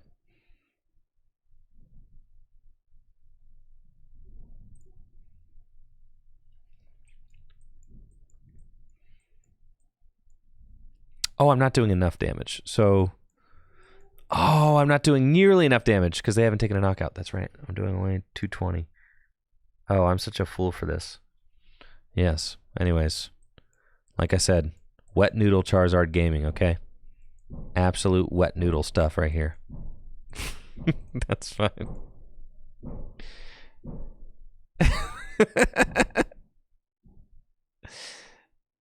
That's fine, bro. Misplaying is just part of the intimidation tactic. So that then the control player... See, it's really some 5D chess because I'm going to misplay against the control deck, but then I'm still going to win.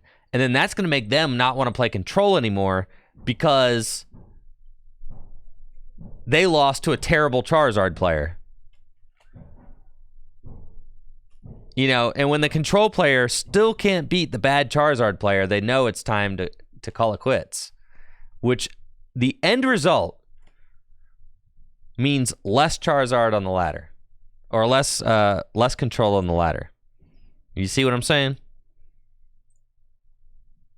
Alright, so I wasted one boss there. Whatever. I'll just get another one. Exactly. At one point, the Charizard will get KO'd from poison. And that's going to be pretty hype when that happens.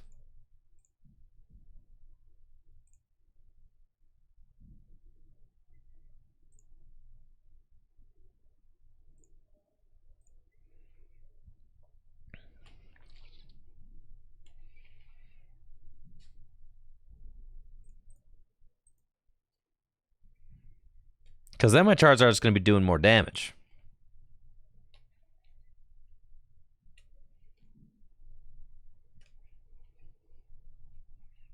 Airy. Oh, man.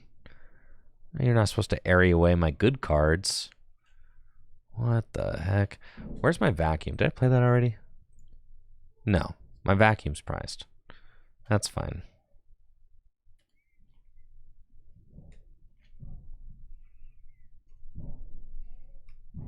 Good thing I run 4 cologne, though. It's no sweat, really.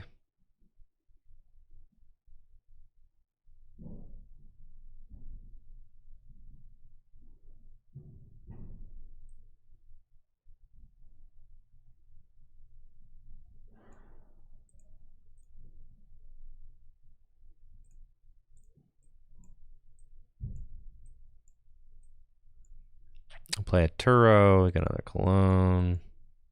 Okay. Yeah, we're just going to Iono, for sure.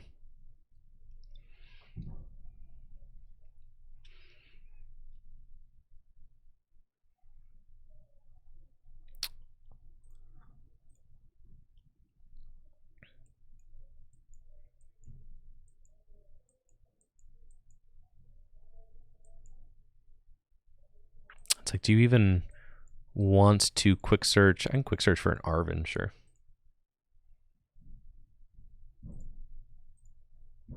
Just swing. So you don't want to quick search for an item card. Because then they can remove it with Airy, but probably not going to Airy. There it is. Shh. There it is. But I can't gust anymore.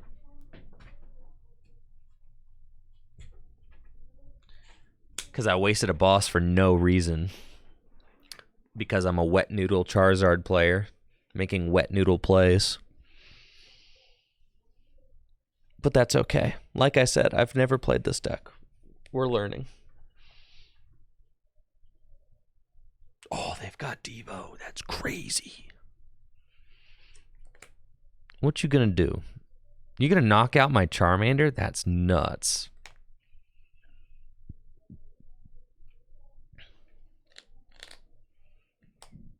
Okay. You're taking a prize. Now I'm doing enough damage to knock out your Rotom, though.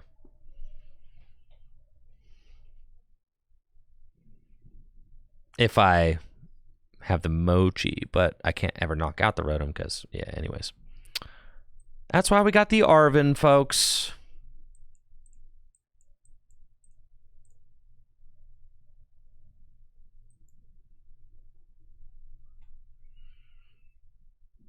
Do I just go back in with double rare candy? That feels like a little... They don't play a second Devo, right?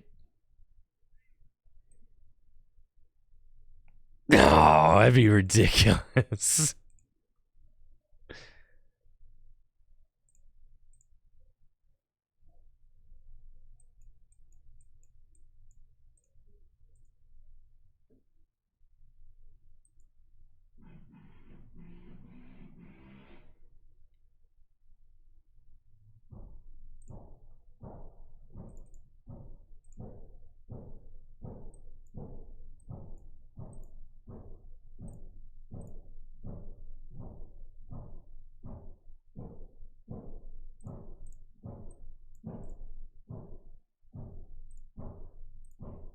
250 damage. There we go. I got one prize left. What you got?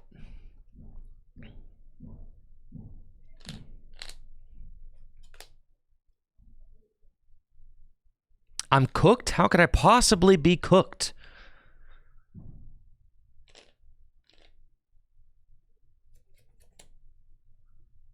How could I possibly be cooked, folks?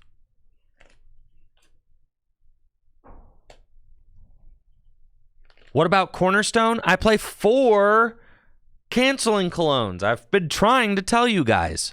4 cologne.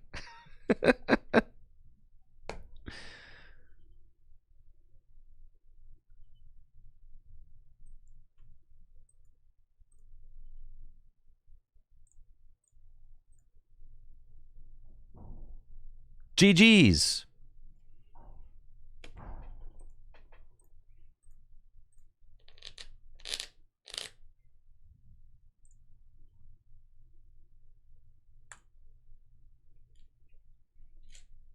Yeah, honestly, you should play the Pecharunt just to guarantee fat dubs against control.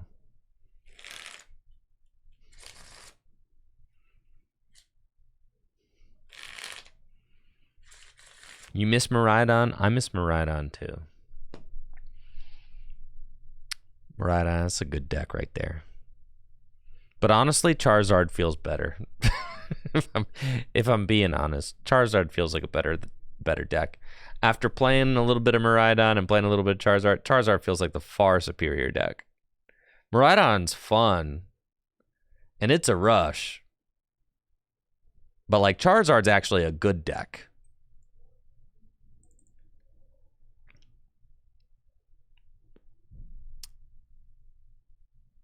Well, this is not the start we want against... Well, all right, I'll hold my tongue. If it's a Raging Bolt deck, we're bodied. If it's a Reggie Drago deck, we're insane. All right, let's go. What are we up against? What do you got? It's Raging Bolt. We're destroyed. No. No. With the dust, with the clops in it. No. Not Bolt clops. No. Not the Bolt clops, bro. Against Raging Bolt, you choose to go second, by the way. I think blind, you're choosing first, but you would choose to go second against Raging Bolt.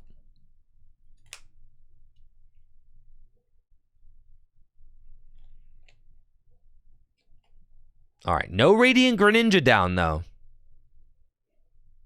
And they've got no energy in the discard pile. They're not getting it. No. You're getting destroyed here, son. This deck doesn't run Ninja? A Sada deck that doesn't run Ninja? Holy smokes. You just do that, huh? Dang it. Relies on Squawk. Dang, I'm bodied now. All right, I'm losing this game. That's okay, though. We can make this work.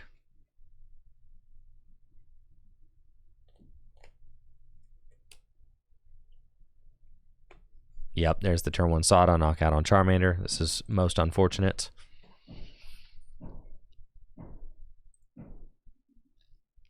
So then we need to go Unfair Stamp, Counter Catcher. Yeah. Okay. And hope that setting them to 2 does something. Ooh, Charmander off the top. That's nice. It's a nice little addition to the puzzle we got there. I'm going to Arven for Unfair Stamp.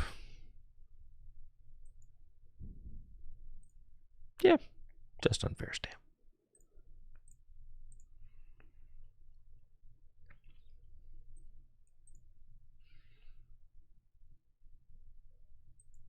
Goodbye.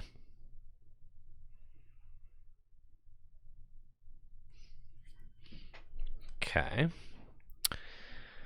And then really would have liked to find a second Charmander there. There's still time. Or counter catcher here. Come on.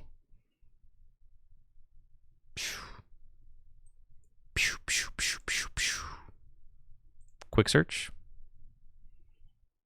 Buddy Buddy Poffin.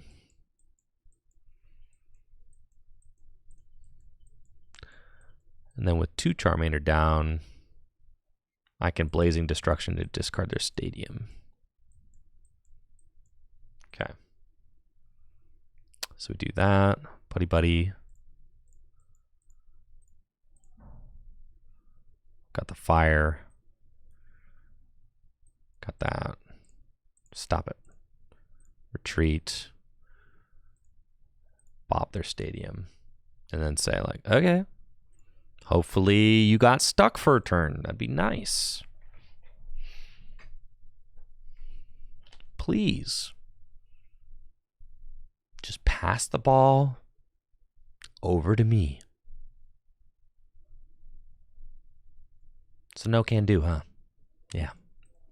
It's fine. Sawed out your grass energy.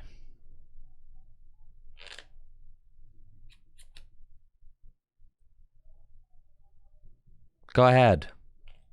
Sawed out your 1 of grass.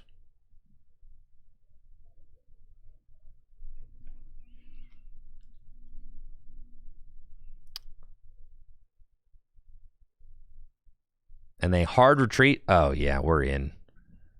We're in there, brother. This is exactly what we needed. We've got them right where we want them. Yeah, nobody wants to make that retreat. No. Okay, and then Ultra Ball off the top, but I can't really afford to play that.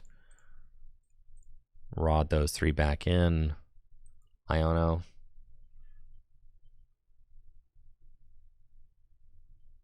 Oh, yeah. Let's go, baby. Let's go. I would like to use my Infernal Rain ability to get the final 2 fire energy in my deck, and then wait for it. I'm going to put those 2 fire energy right there, and then you've taken 2 prizes. I'm taking a knockout. I don't even need to get...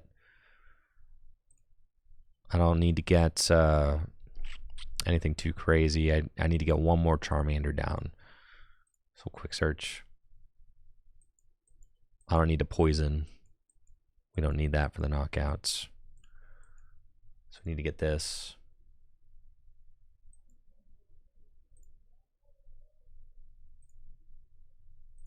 There, get that. Attached to Radzard. Retreats. And Burning Darkness. And this is how we win, folks. This is how we win, right here. We go boom, knockout. They go, even if they cook up a knockout on my Charizard, then I go Radzard Iono. Then it's just game after that.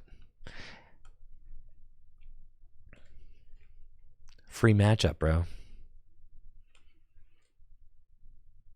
Charizard's so broken.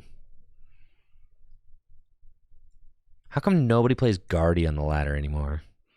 Don't get me wrong, I'm okay with it. Kind of over it. Honestly. Yeah, I post all the deck lists in the Tricky Gym Discord after the stream, so that's where they'll be.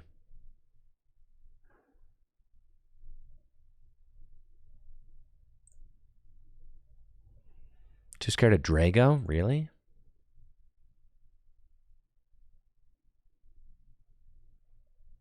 Turo Pidgeot? Yeah, we could Turo Pidgeot. And what, are you going to knock out my Pidgey? Like, go ahead, sure.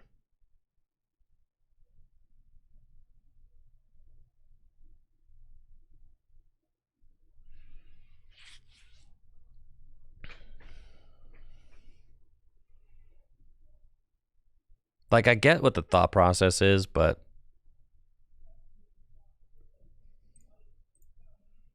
Oh, I guess... And then they're taking 2. Ah, this is bad. Okay. I see. Yeah, it's bad. It's tough. Yeah. No, that definitely did something. Because now it makes it so that they just need a prize to win. Oh, yeah, I kind of just embodied here. Yeah, that was sick. I needed to not bench that Pidgey.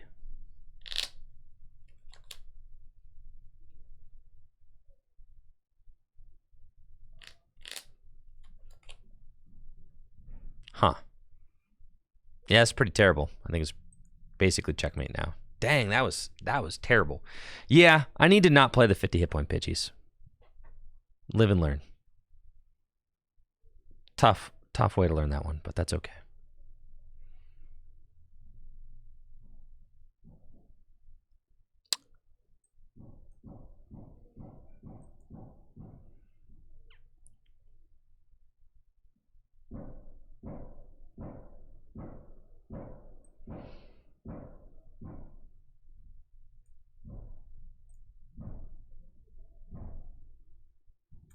We'll flip the script.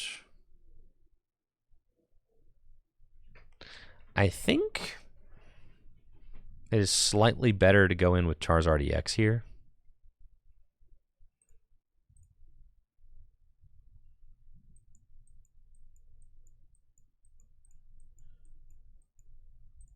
So we'll do that.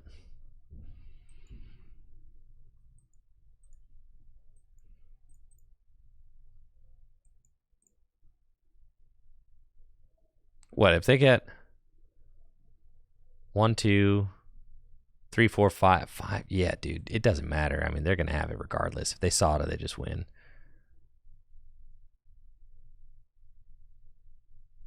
Yeah, it's still correct to go with Charizard though. It forces them to have Sada. Dang. All right. Well, I'm taking out the 50 hit point Pidgeys.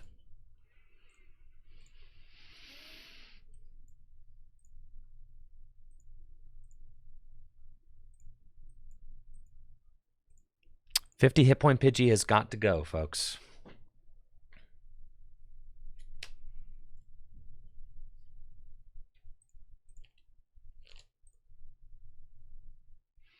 Yeah, this list only has 1 counter catcher in it right now, but yes, counter catcher Fezandipiti was the best play if I could have cooked that, sure.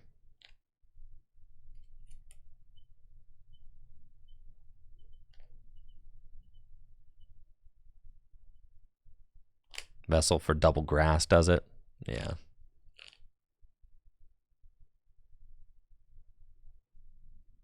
If they have grass in hand already, then that's it. That'll do it. Dang. All right. So I do think that I might not lose that, though, if I'm just not playing the 50 hit point Pidgeys. I also could have just not benched that Pidgey, which I just should not have done.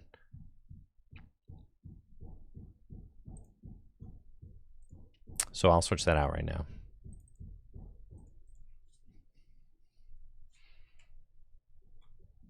The 60 hit point Pidgey is just better. That's fine. We learned that lesson the hard way.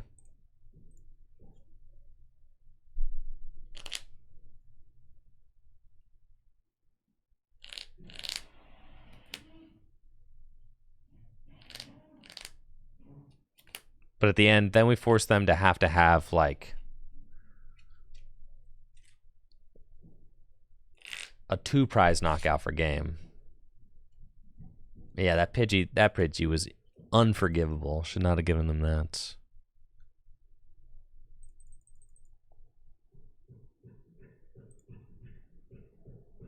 That's cool though. We shake it off. We learn. We grow stronger.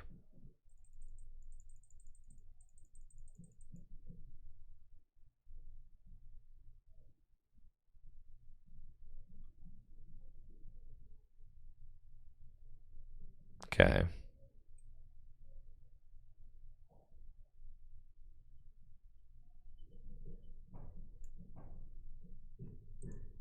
Hand's not great. Kind of wish I could call for family, huh?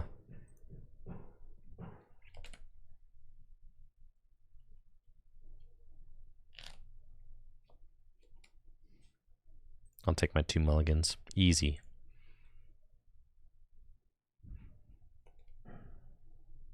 I'm up first, but unfortunately I don't have anything, so we'll just pass. And then next turn we get to see 6 new cards.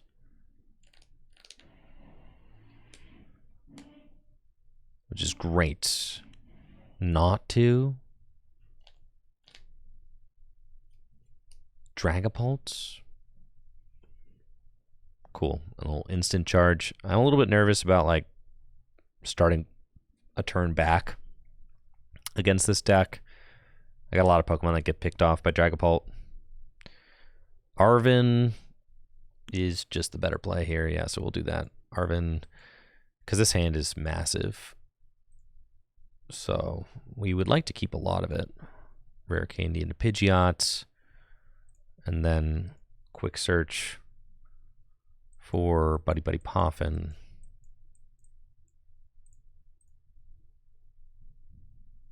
That's fine. And we'll use Buddy Buddy Poffin. Get the only 2 Charmander in my deck. Oh boy.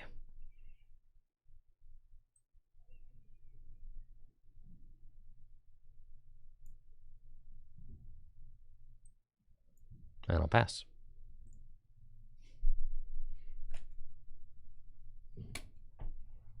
Nest Ball for Rotom. I could do that. However, last time I played against Dragapults, they were able to like finesse a Rotom. One of the, I don't know. Not having Rotom down is kind of sick. And this might be a game where like I don't need to put Rotom down. Because with like Dusknoir and stuff, if they're playing Dusknoir, Rotom's a pretty big liability.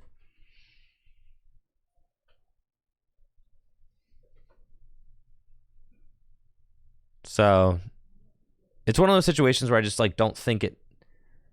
I don't think I need to put Rotom down unless I have to put Rotom down. Yeah. Like I'd rather just do this.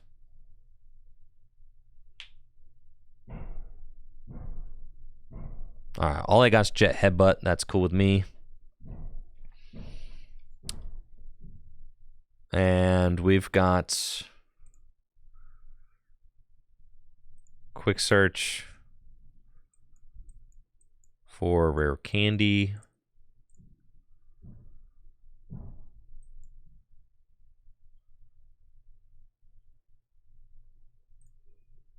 Rare Candy into Charizard.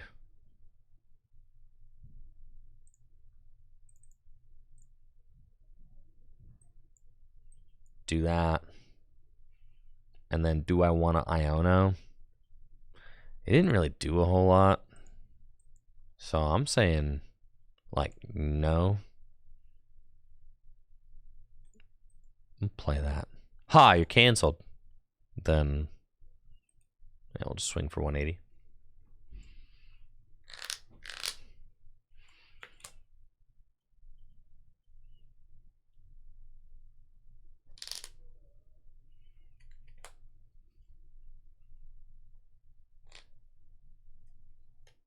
Yeah, and at this point, Arven's not doing... And I guess they can Phantom Dive. But, like, they need more going on their board. This Dragapult's going down next turn. And then they don't have a backup attacker. So that's going to be problematic for them, I think. Yeah, quite problematic. They can go get maybe Buddy Buddy here. It's kind of what they need to do. To go get 2 more basics. Yeah, so they're going to do that. And probably just get a Paradreepy. Yeah, Dreepy and a Natu, sure. But at this point, I should kind of be cruising. Because I can just go 2-4-6 and this game's over. They get a lot more work cut out for them than I do.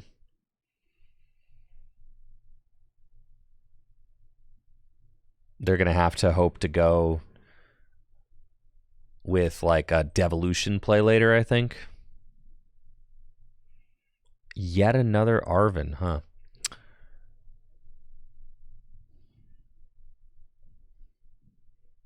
I mean, kind of gets the job done, huh? Yeah, so I think we'll just do that.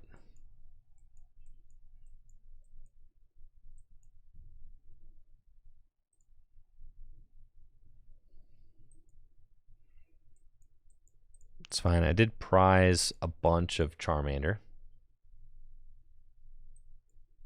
Hey, thank you, Doinkus. I appreciate you.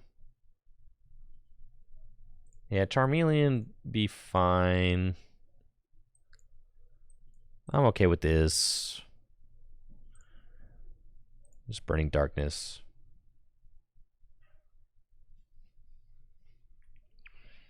If they go Devo... If they go Devo, there's 2 Charmander. They're only taking 2... They're not... Yeah, I guess so. Yeah, Charmeleon plays around Devo better. Yeah. Yeah, Charmeleon's probably good there.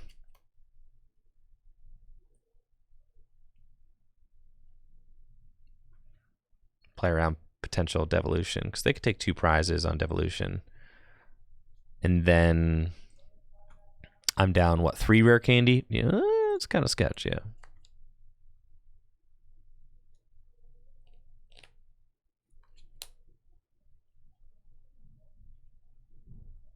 They're probably going Devo right here. Uh-oh. That's fine. I'm totally not getting punished. But yes, admittedly, that should be Charmeleon. And I could have done it too. Oh, ain't no way you're winning, bro? Holy smokes.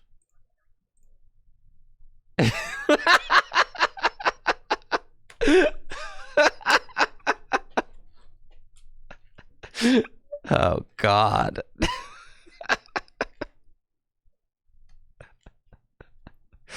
Not like this, man. Not like this. No, you're making me look like an idiot.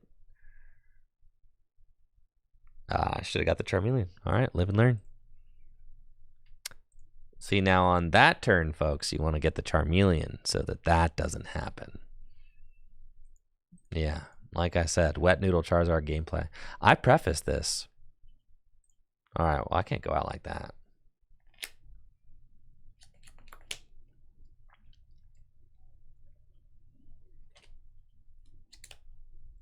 Charmeleon would have made a difference because Charmeleon can't get devolutioned.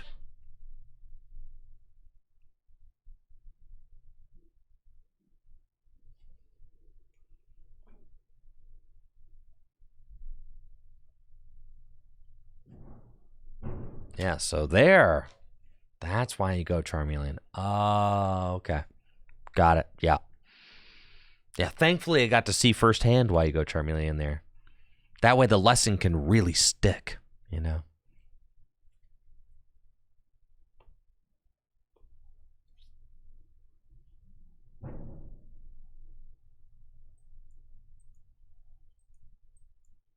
Not the strongest opening. And I'm playing against Regidrago going second. Goodness. This is the kind of opening against Regidrago where you lose. Man, they're doing work back there.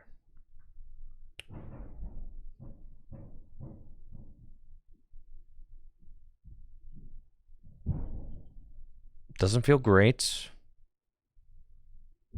Top deck, buddy poffin.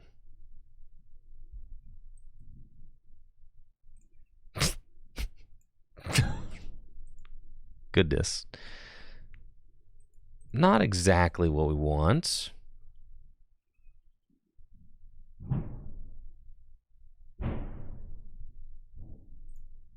Sure. Boy, oh boy. That's fine. No Curum targets on the bench. You're so right.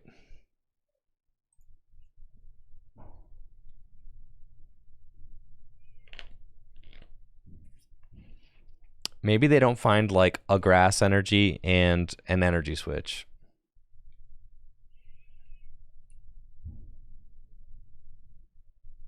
You ever think about that? Maybe they just mill like all their other Regidrago V-Stars here and like get nothing else. Goodness, it almost sounds like they're tearing the roof down behind me.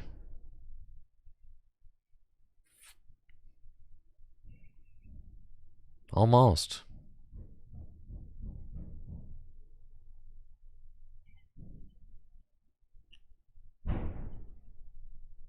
Uh-oh, there's the other Regidrago right there.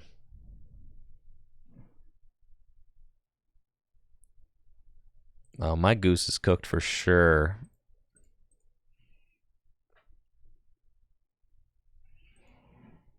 My goose is mega cooked. They get to restart, and then they get to Legacy Star, and they already found the energy switch. Bro, let's pack it up.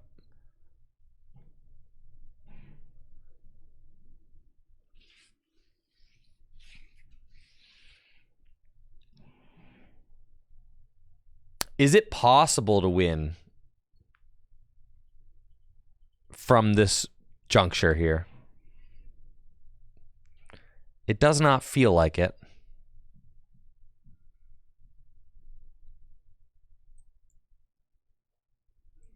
The second Drago, they haven't used their V-Star yet.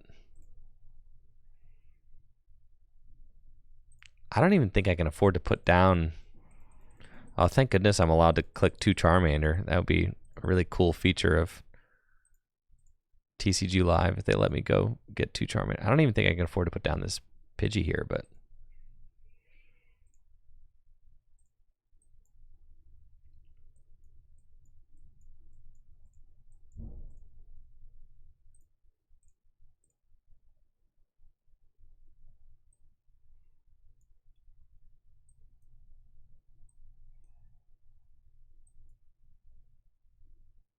Oh yeah, my Pidgeots are prized. That's fine.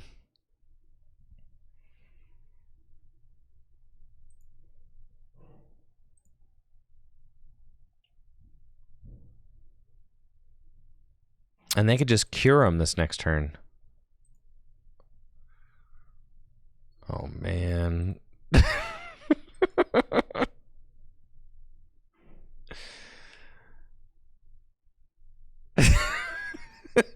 Oh, man.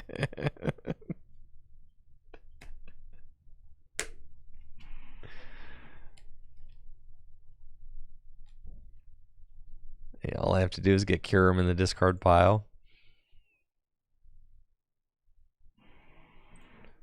Kind of guaranteed if they like start Legacy Star for Ultra Ball, and yeah, this does not feel great.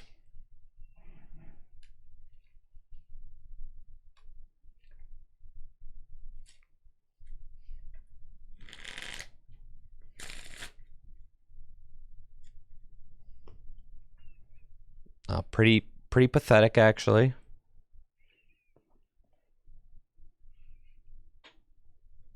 Oh, boss's orders, yep. Nothing like going down to 2 prizes before I got a, you know, Charizard in play.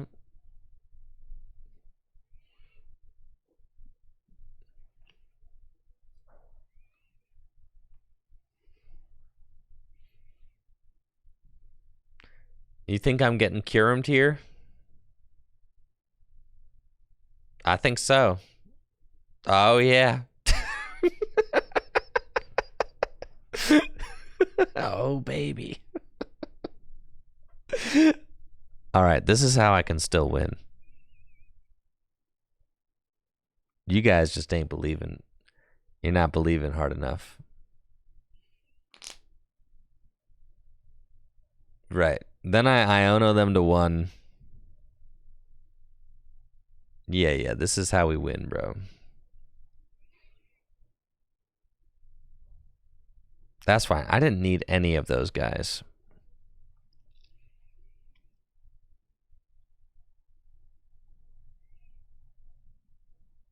Okay.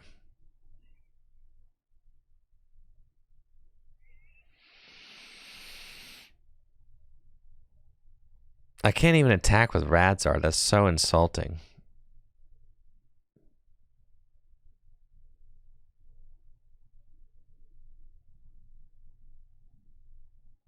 I know. That's like their only lose con. I know, but they're not going to get punished for it. It doesn't matter. Thank you, Mr. Mountain Dew, for that sub in the 39 months.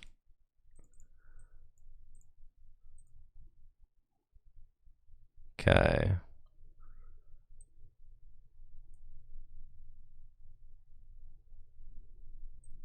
Don't need that.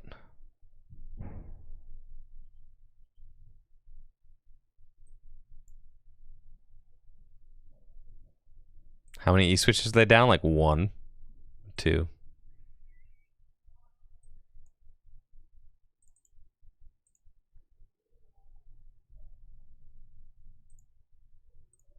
Flip the script.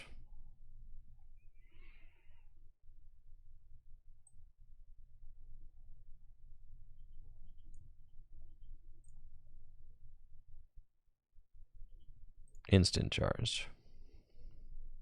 Okay.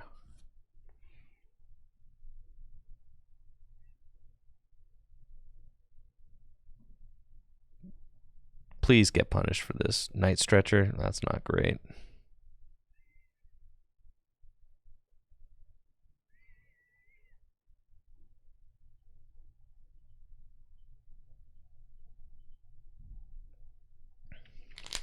It's not Mahover yet. Hold on, chat.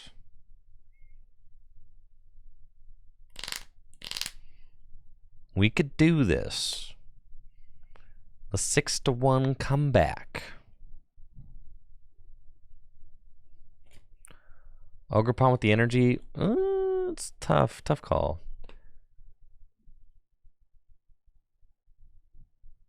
What's the knockout? It's, well, we can go Rare Candy into Charizard.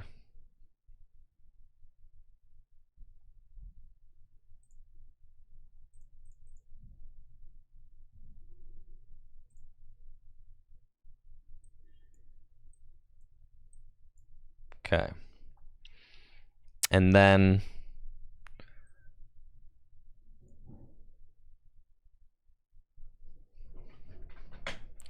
all I need to do is find energy switch. Like, I kind of have to knock out the Regidrago.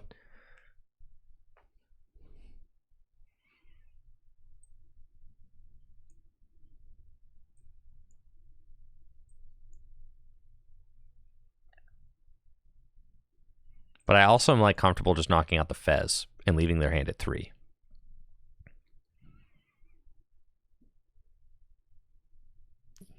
Because they didn't play a supporter, so I should have gone boss, but yeah, I think that's fine. Knock out Ogrepon? No, I think it's got to be Fez. Like, if they draw cards, they will win. But then I think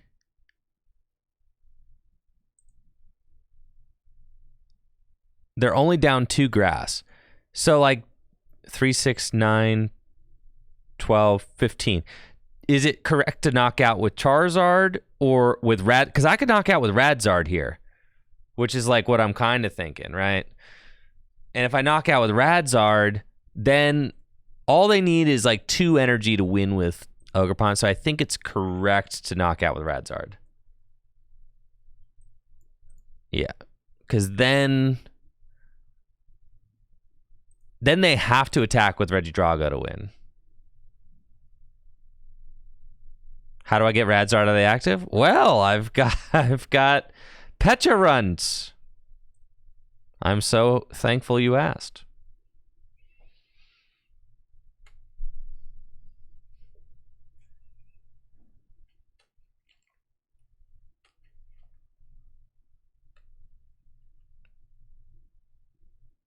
Please.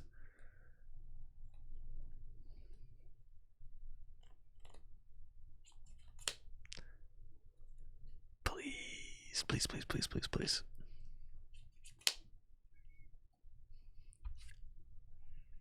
Okay, and then they get to restart for 2. And it needs to be bum cards. I'm talking 2 bum cards. Ain't no way, dude. This is so sad. 3 bum cards. You need 3 terrible cards. Not the super rod into research. No shot, brother.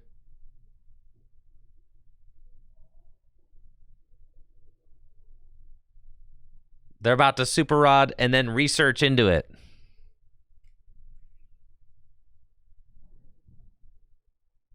This is so sad.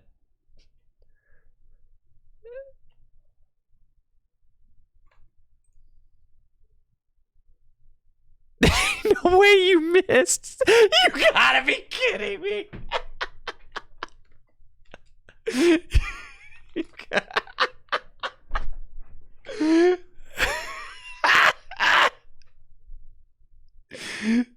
You gotta be joking me, bro. All right, so then what do we do? And I should have bossed last turn, because then this turn I could go. Yeah, I should have bossed last turn. That was a misplay on my part. Boss the Ogre Pawn. I think it has to be Iono. No.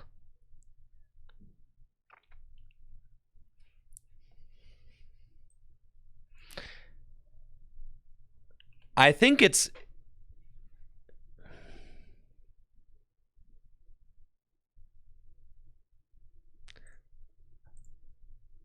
They're down their prime. They're down 1 boss. They're down 2 energy switch. They're down 3 earthen vessel.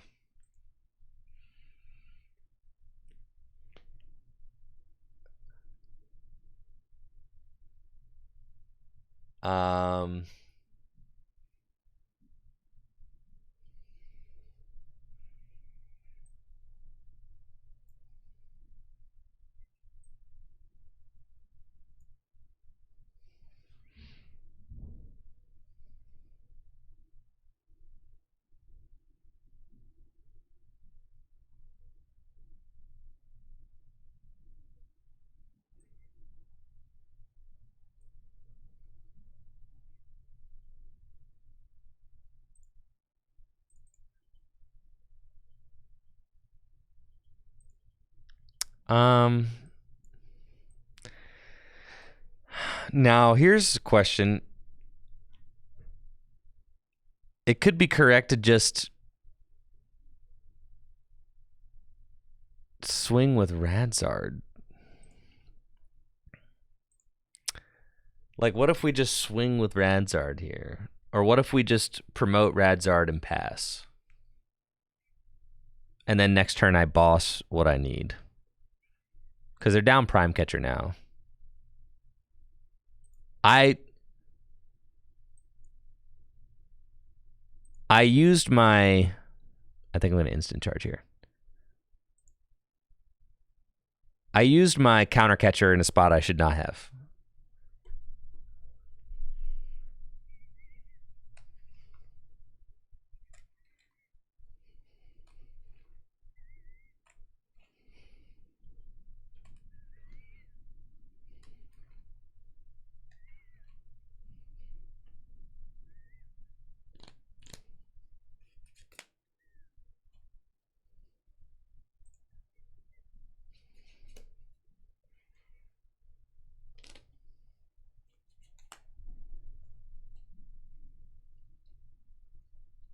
Tail dance onto a different Ogre Pawn? That's wild.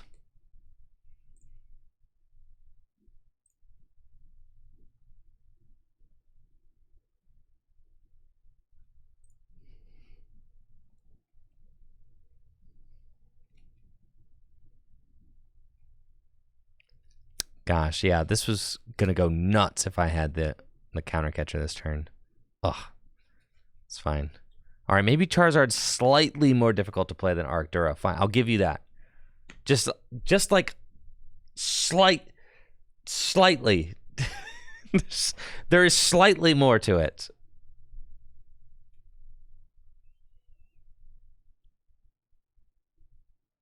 I feel like somehow they've got themselves in like the worst position possible here.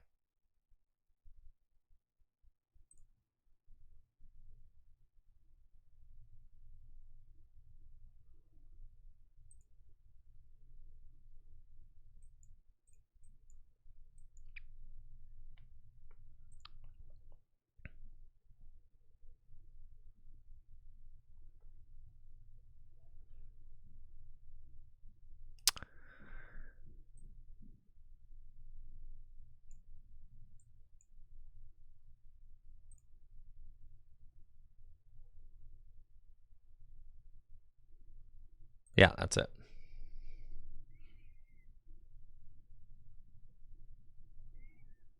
Yeah, and we're going with Radzard because Radzard is like slightly more difficult to knock out than Charizard. They need Energy Switch and a Grass. Or Energy Switch and a Fire.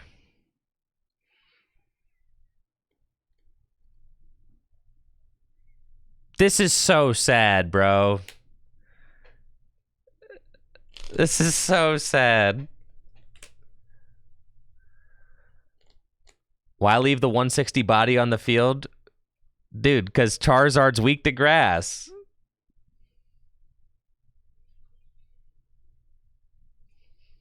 Charizard just gets destroyed by Myriad Leaf Shower. I mean, either way, by leaving Radzard active, we force them to have to attack with Regidrago.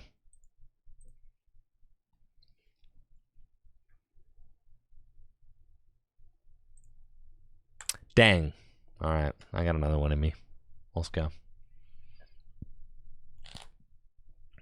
That matchup doesn't feel great, but there's definitely a couple of things there that I could have done.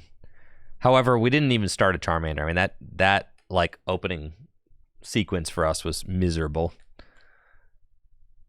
We had no Charmander. They board wiped. Yeah, there's a lot to hate about that. But it's cool. Whoever this poor opponent is, they're getting destroyed.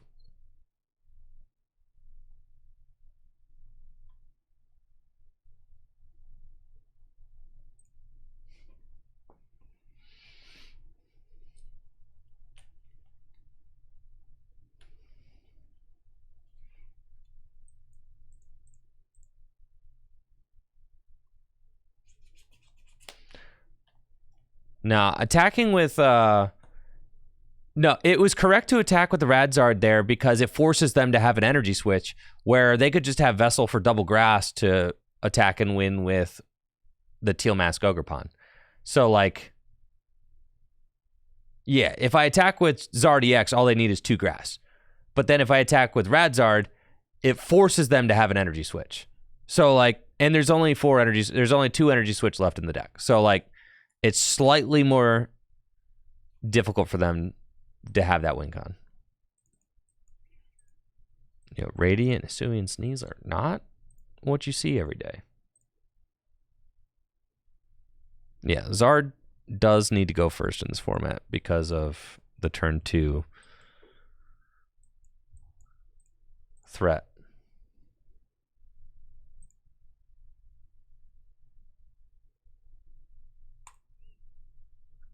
This is Palafin?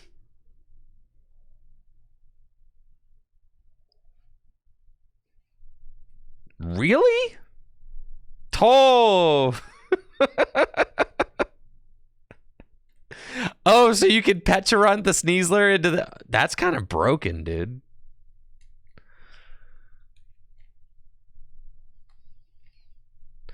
Pechafin? Poison Claws? Yeah, too bad my opponent's getting absolutely thrashed. Yeah. Yeah, boo on you for trying to do fun stuff, okay? Yeah, this is a no fun zone, all right? I'm sweating out every pore in my body trying to get these fat dubs with Charizard, and you are not going to stand in my way with your silly Sneasler Finizen attack. All right. Let's go.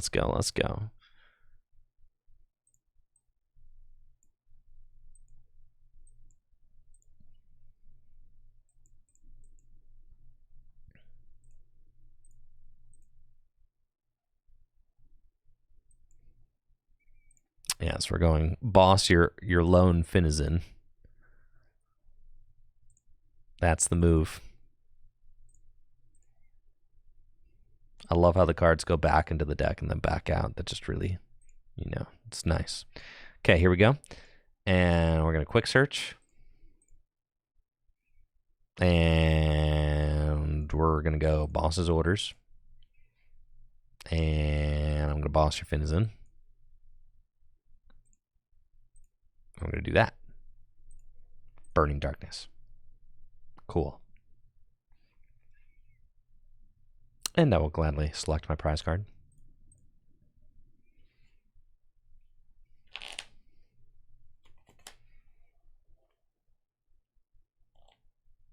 Now what do you do? What if we get Dire Clawed?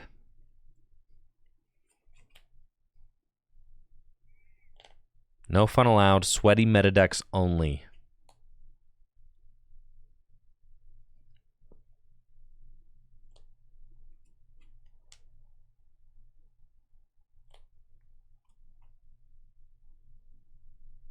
Poison Claw.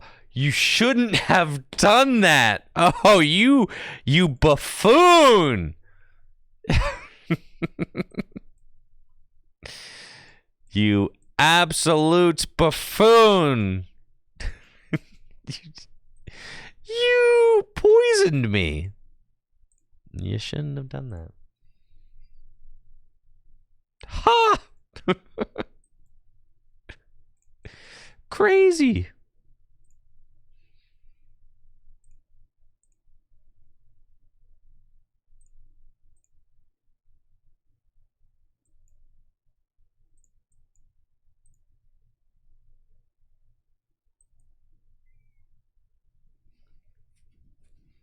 Let's go Infernal Rain. Sure. Cancel them. Burning Darkness for 220. Dang, yeah. Didn't see that coming, did you? That's your own fault, Sneasler. You thought you were being cute, poisoning me? That makes my Charizard more powerful.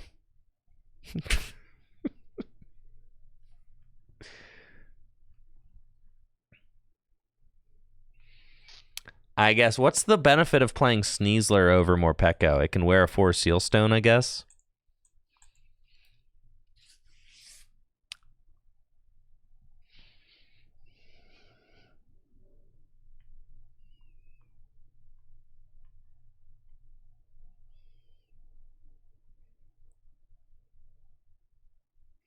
All right, let's see that. I want to see you do it, though. Get the Palafin out. Do your thing. 0 to hero. Let's see it.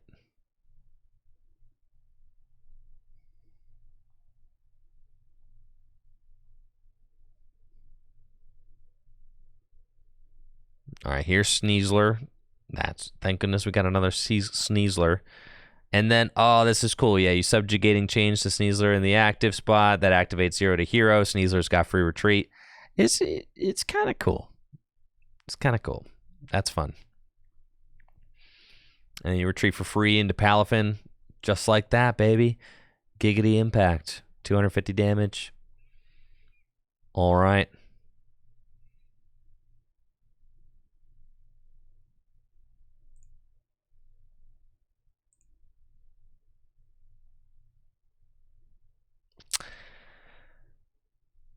I feel like I need another Gust in this deck. But I guess we might as well just swing into this Palafin. That's fine.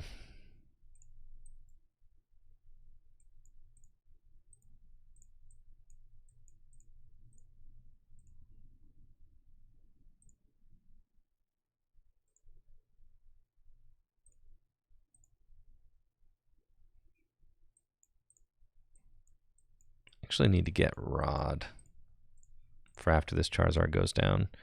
I suppose I can retreat it. It's kind of fun. Like deny a prize or something. I could have gotten Turo. That would probably have been even cooler. Yeah, actually, I goofed that up completely. That's all good, though. We'll just do this.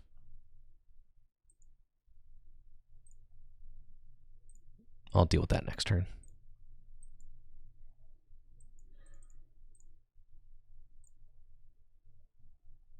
Yeah, this would have been an ideal turn for like a Turo play or something.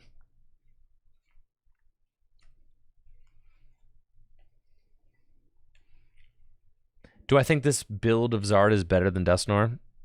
Maybe. It seems like... It seems very smooth. It seems much more like... consistent, I guess. And having the added bonus of just kind of beating control is really nice.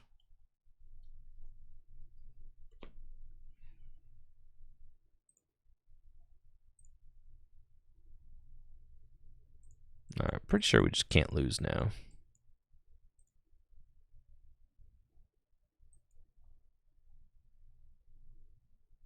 That seems fine.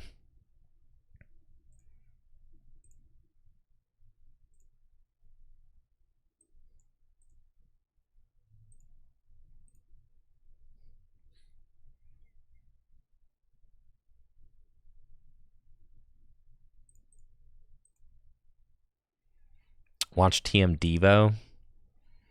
I got another rare candy right here. We're chilling.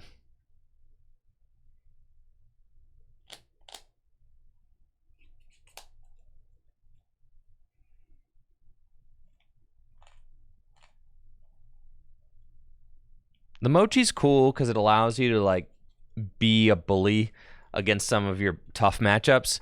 So it allows you to like pretty easily and consistently get the turn 2 220, which can really help you against Drago and Lugia, which are both pretty tough matchups for this deck, right?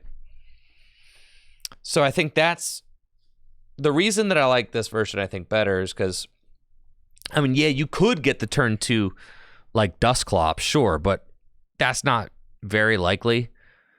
It's much more likely that you get the turn 2 because basically Arvin just gets it for you. All you have to do is just like go get the tool and go get the Petarant, and that's it. And you don't have to have Petarant down turn 1 or anything. Like having to have a Duskull down turn 1, I don't know. It feels good. You don't have to like play an extra Ultra Ball.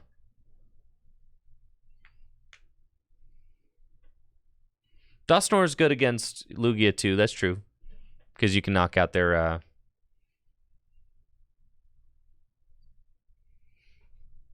You can knock out their Chinchinos on the bench.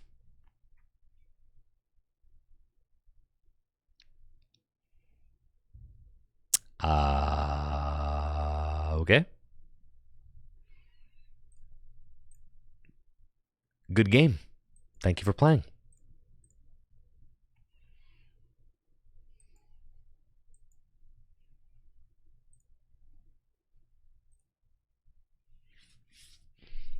This game was funny because they actually poisoned me, so I didn't have to put Petarant down.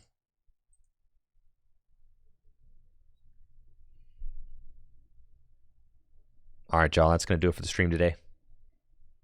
But let me show off this list real quick. We can talk about it real quick.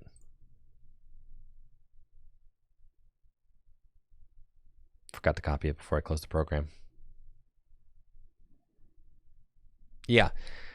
Charizard, good deck. Certainly good deck. It's cool to see the other technology pop up in those big basic lists. I definitely got bodied by the Dusclops in the Raging Bolt deck, but that was my fault for playing 50 hit point Pidgeys, which is why we're not playing 50 hit point Pidgey anymore.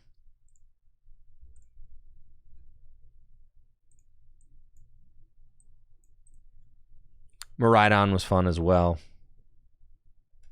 Especially with the couple copies of Cassiopeia. It actually felt pretty good.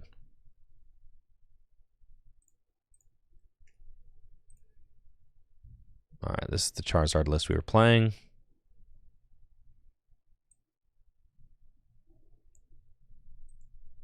And it felt cool. You could go 1 Rotom and 2 Nest Ball. I got a Nest Ball and an Artisan, 4 Ultra Ball, 4 Buddy Buddy Poffin, and the Hisuian Heavy Ball. So some like decent search outs going first. And it didn't feel too bad going first with this list. I was choosing first every time. You definitely want to go second versus like aggro decks like Miraidon and Raging Bolt. But you want to go first versus everything else, especially against Regidrago and Lugia, right? Like going first against Regidrago and Lugia is like pretty insane. The double canceling cologne gives you kind of hilarious outs to get out of like stall and also Iron Thorns situations. I did have like a game where I just cologned an Iron Thorns deck and they just kind of lost, so that was sweet. And I'm going to post that in the Tricky Gym Discord.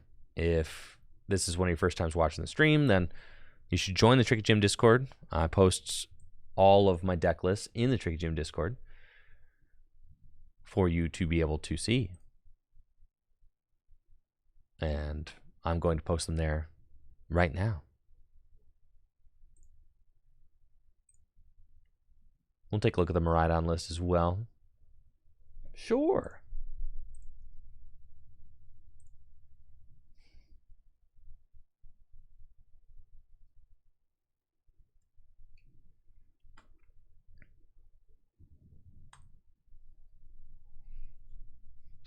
Miraidon should be on Dusknoir. Yeah, we spent a couple hours talking about the potential of Miraidon and Dusknoir together at the beginning of the stream. I think I like it better in like Raging Bolt than Miraidon, but you could play it in Miraidon. However, you really want Miraidon's consistency to be paramount. Miraidon has Arven, yeah, but you're usually using Arven for generators. You're very rarely sitting there with Arven like, what should I get? You're usually having to go get the generator, right? Almost every time.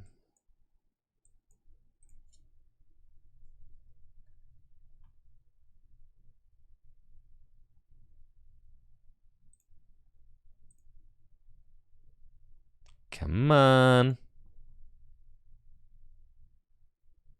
Man, really giving me a hard time here.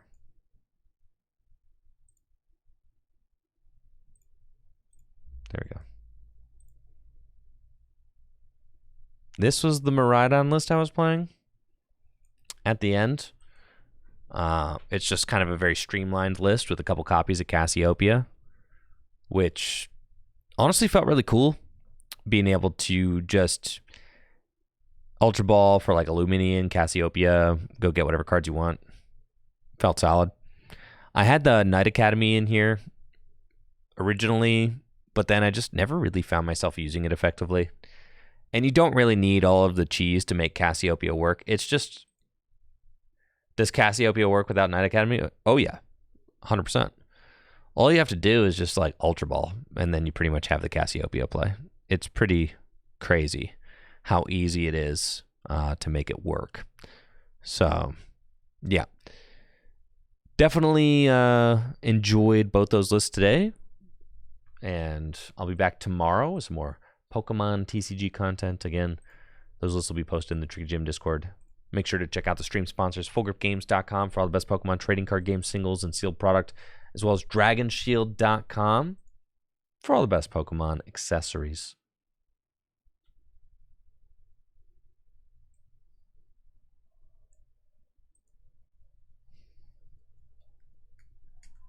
See ya.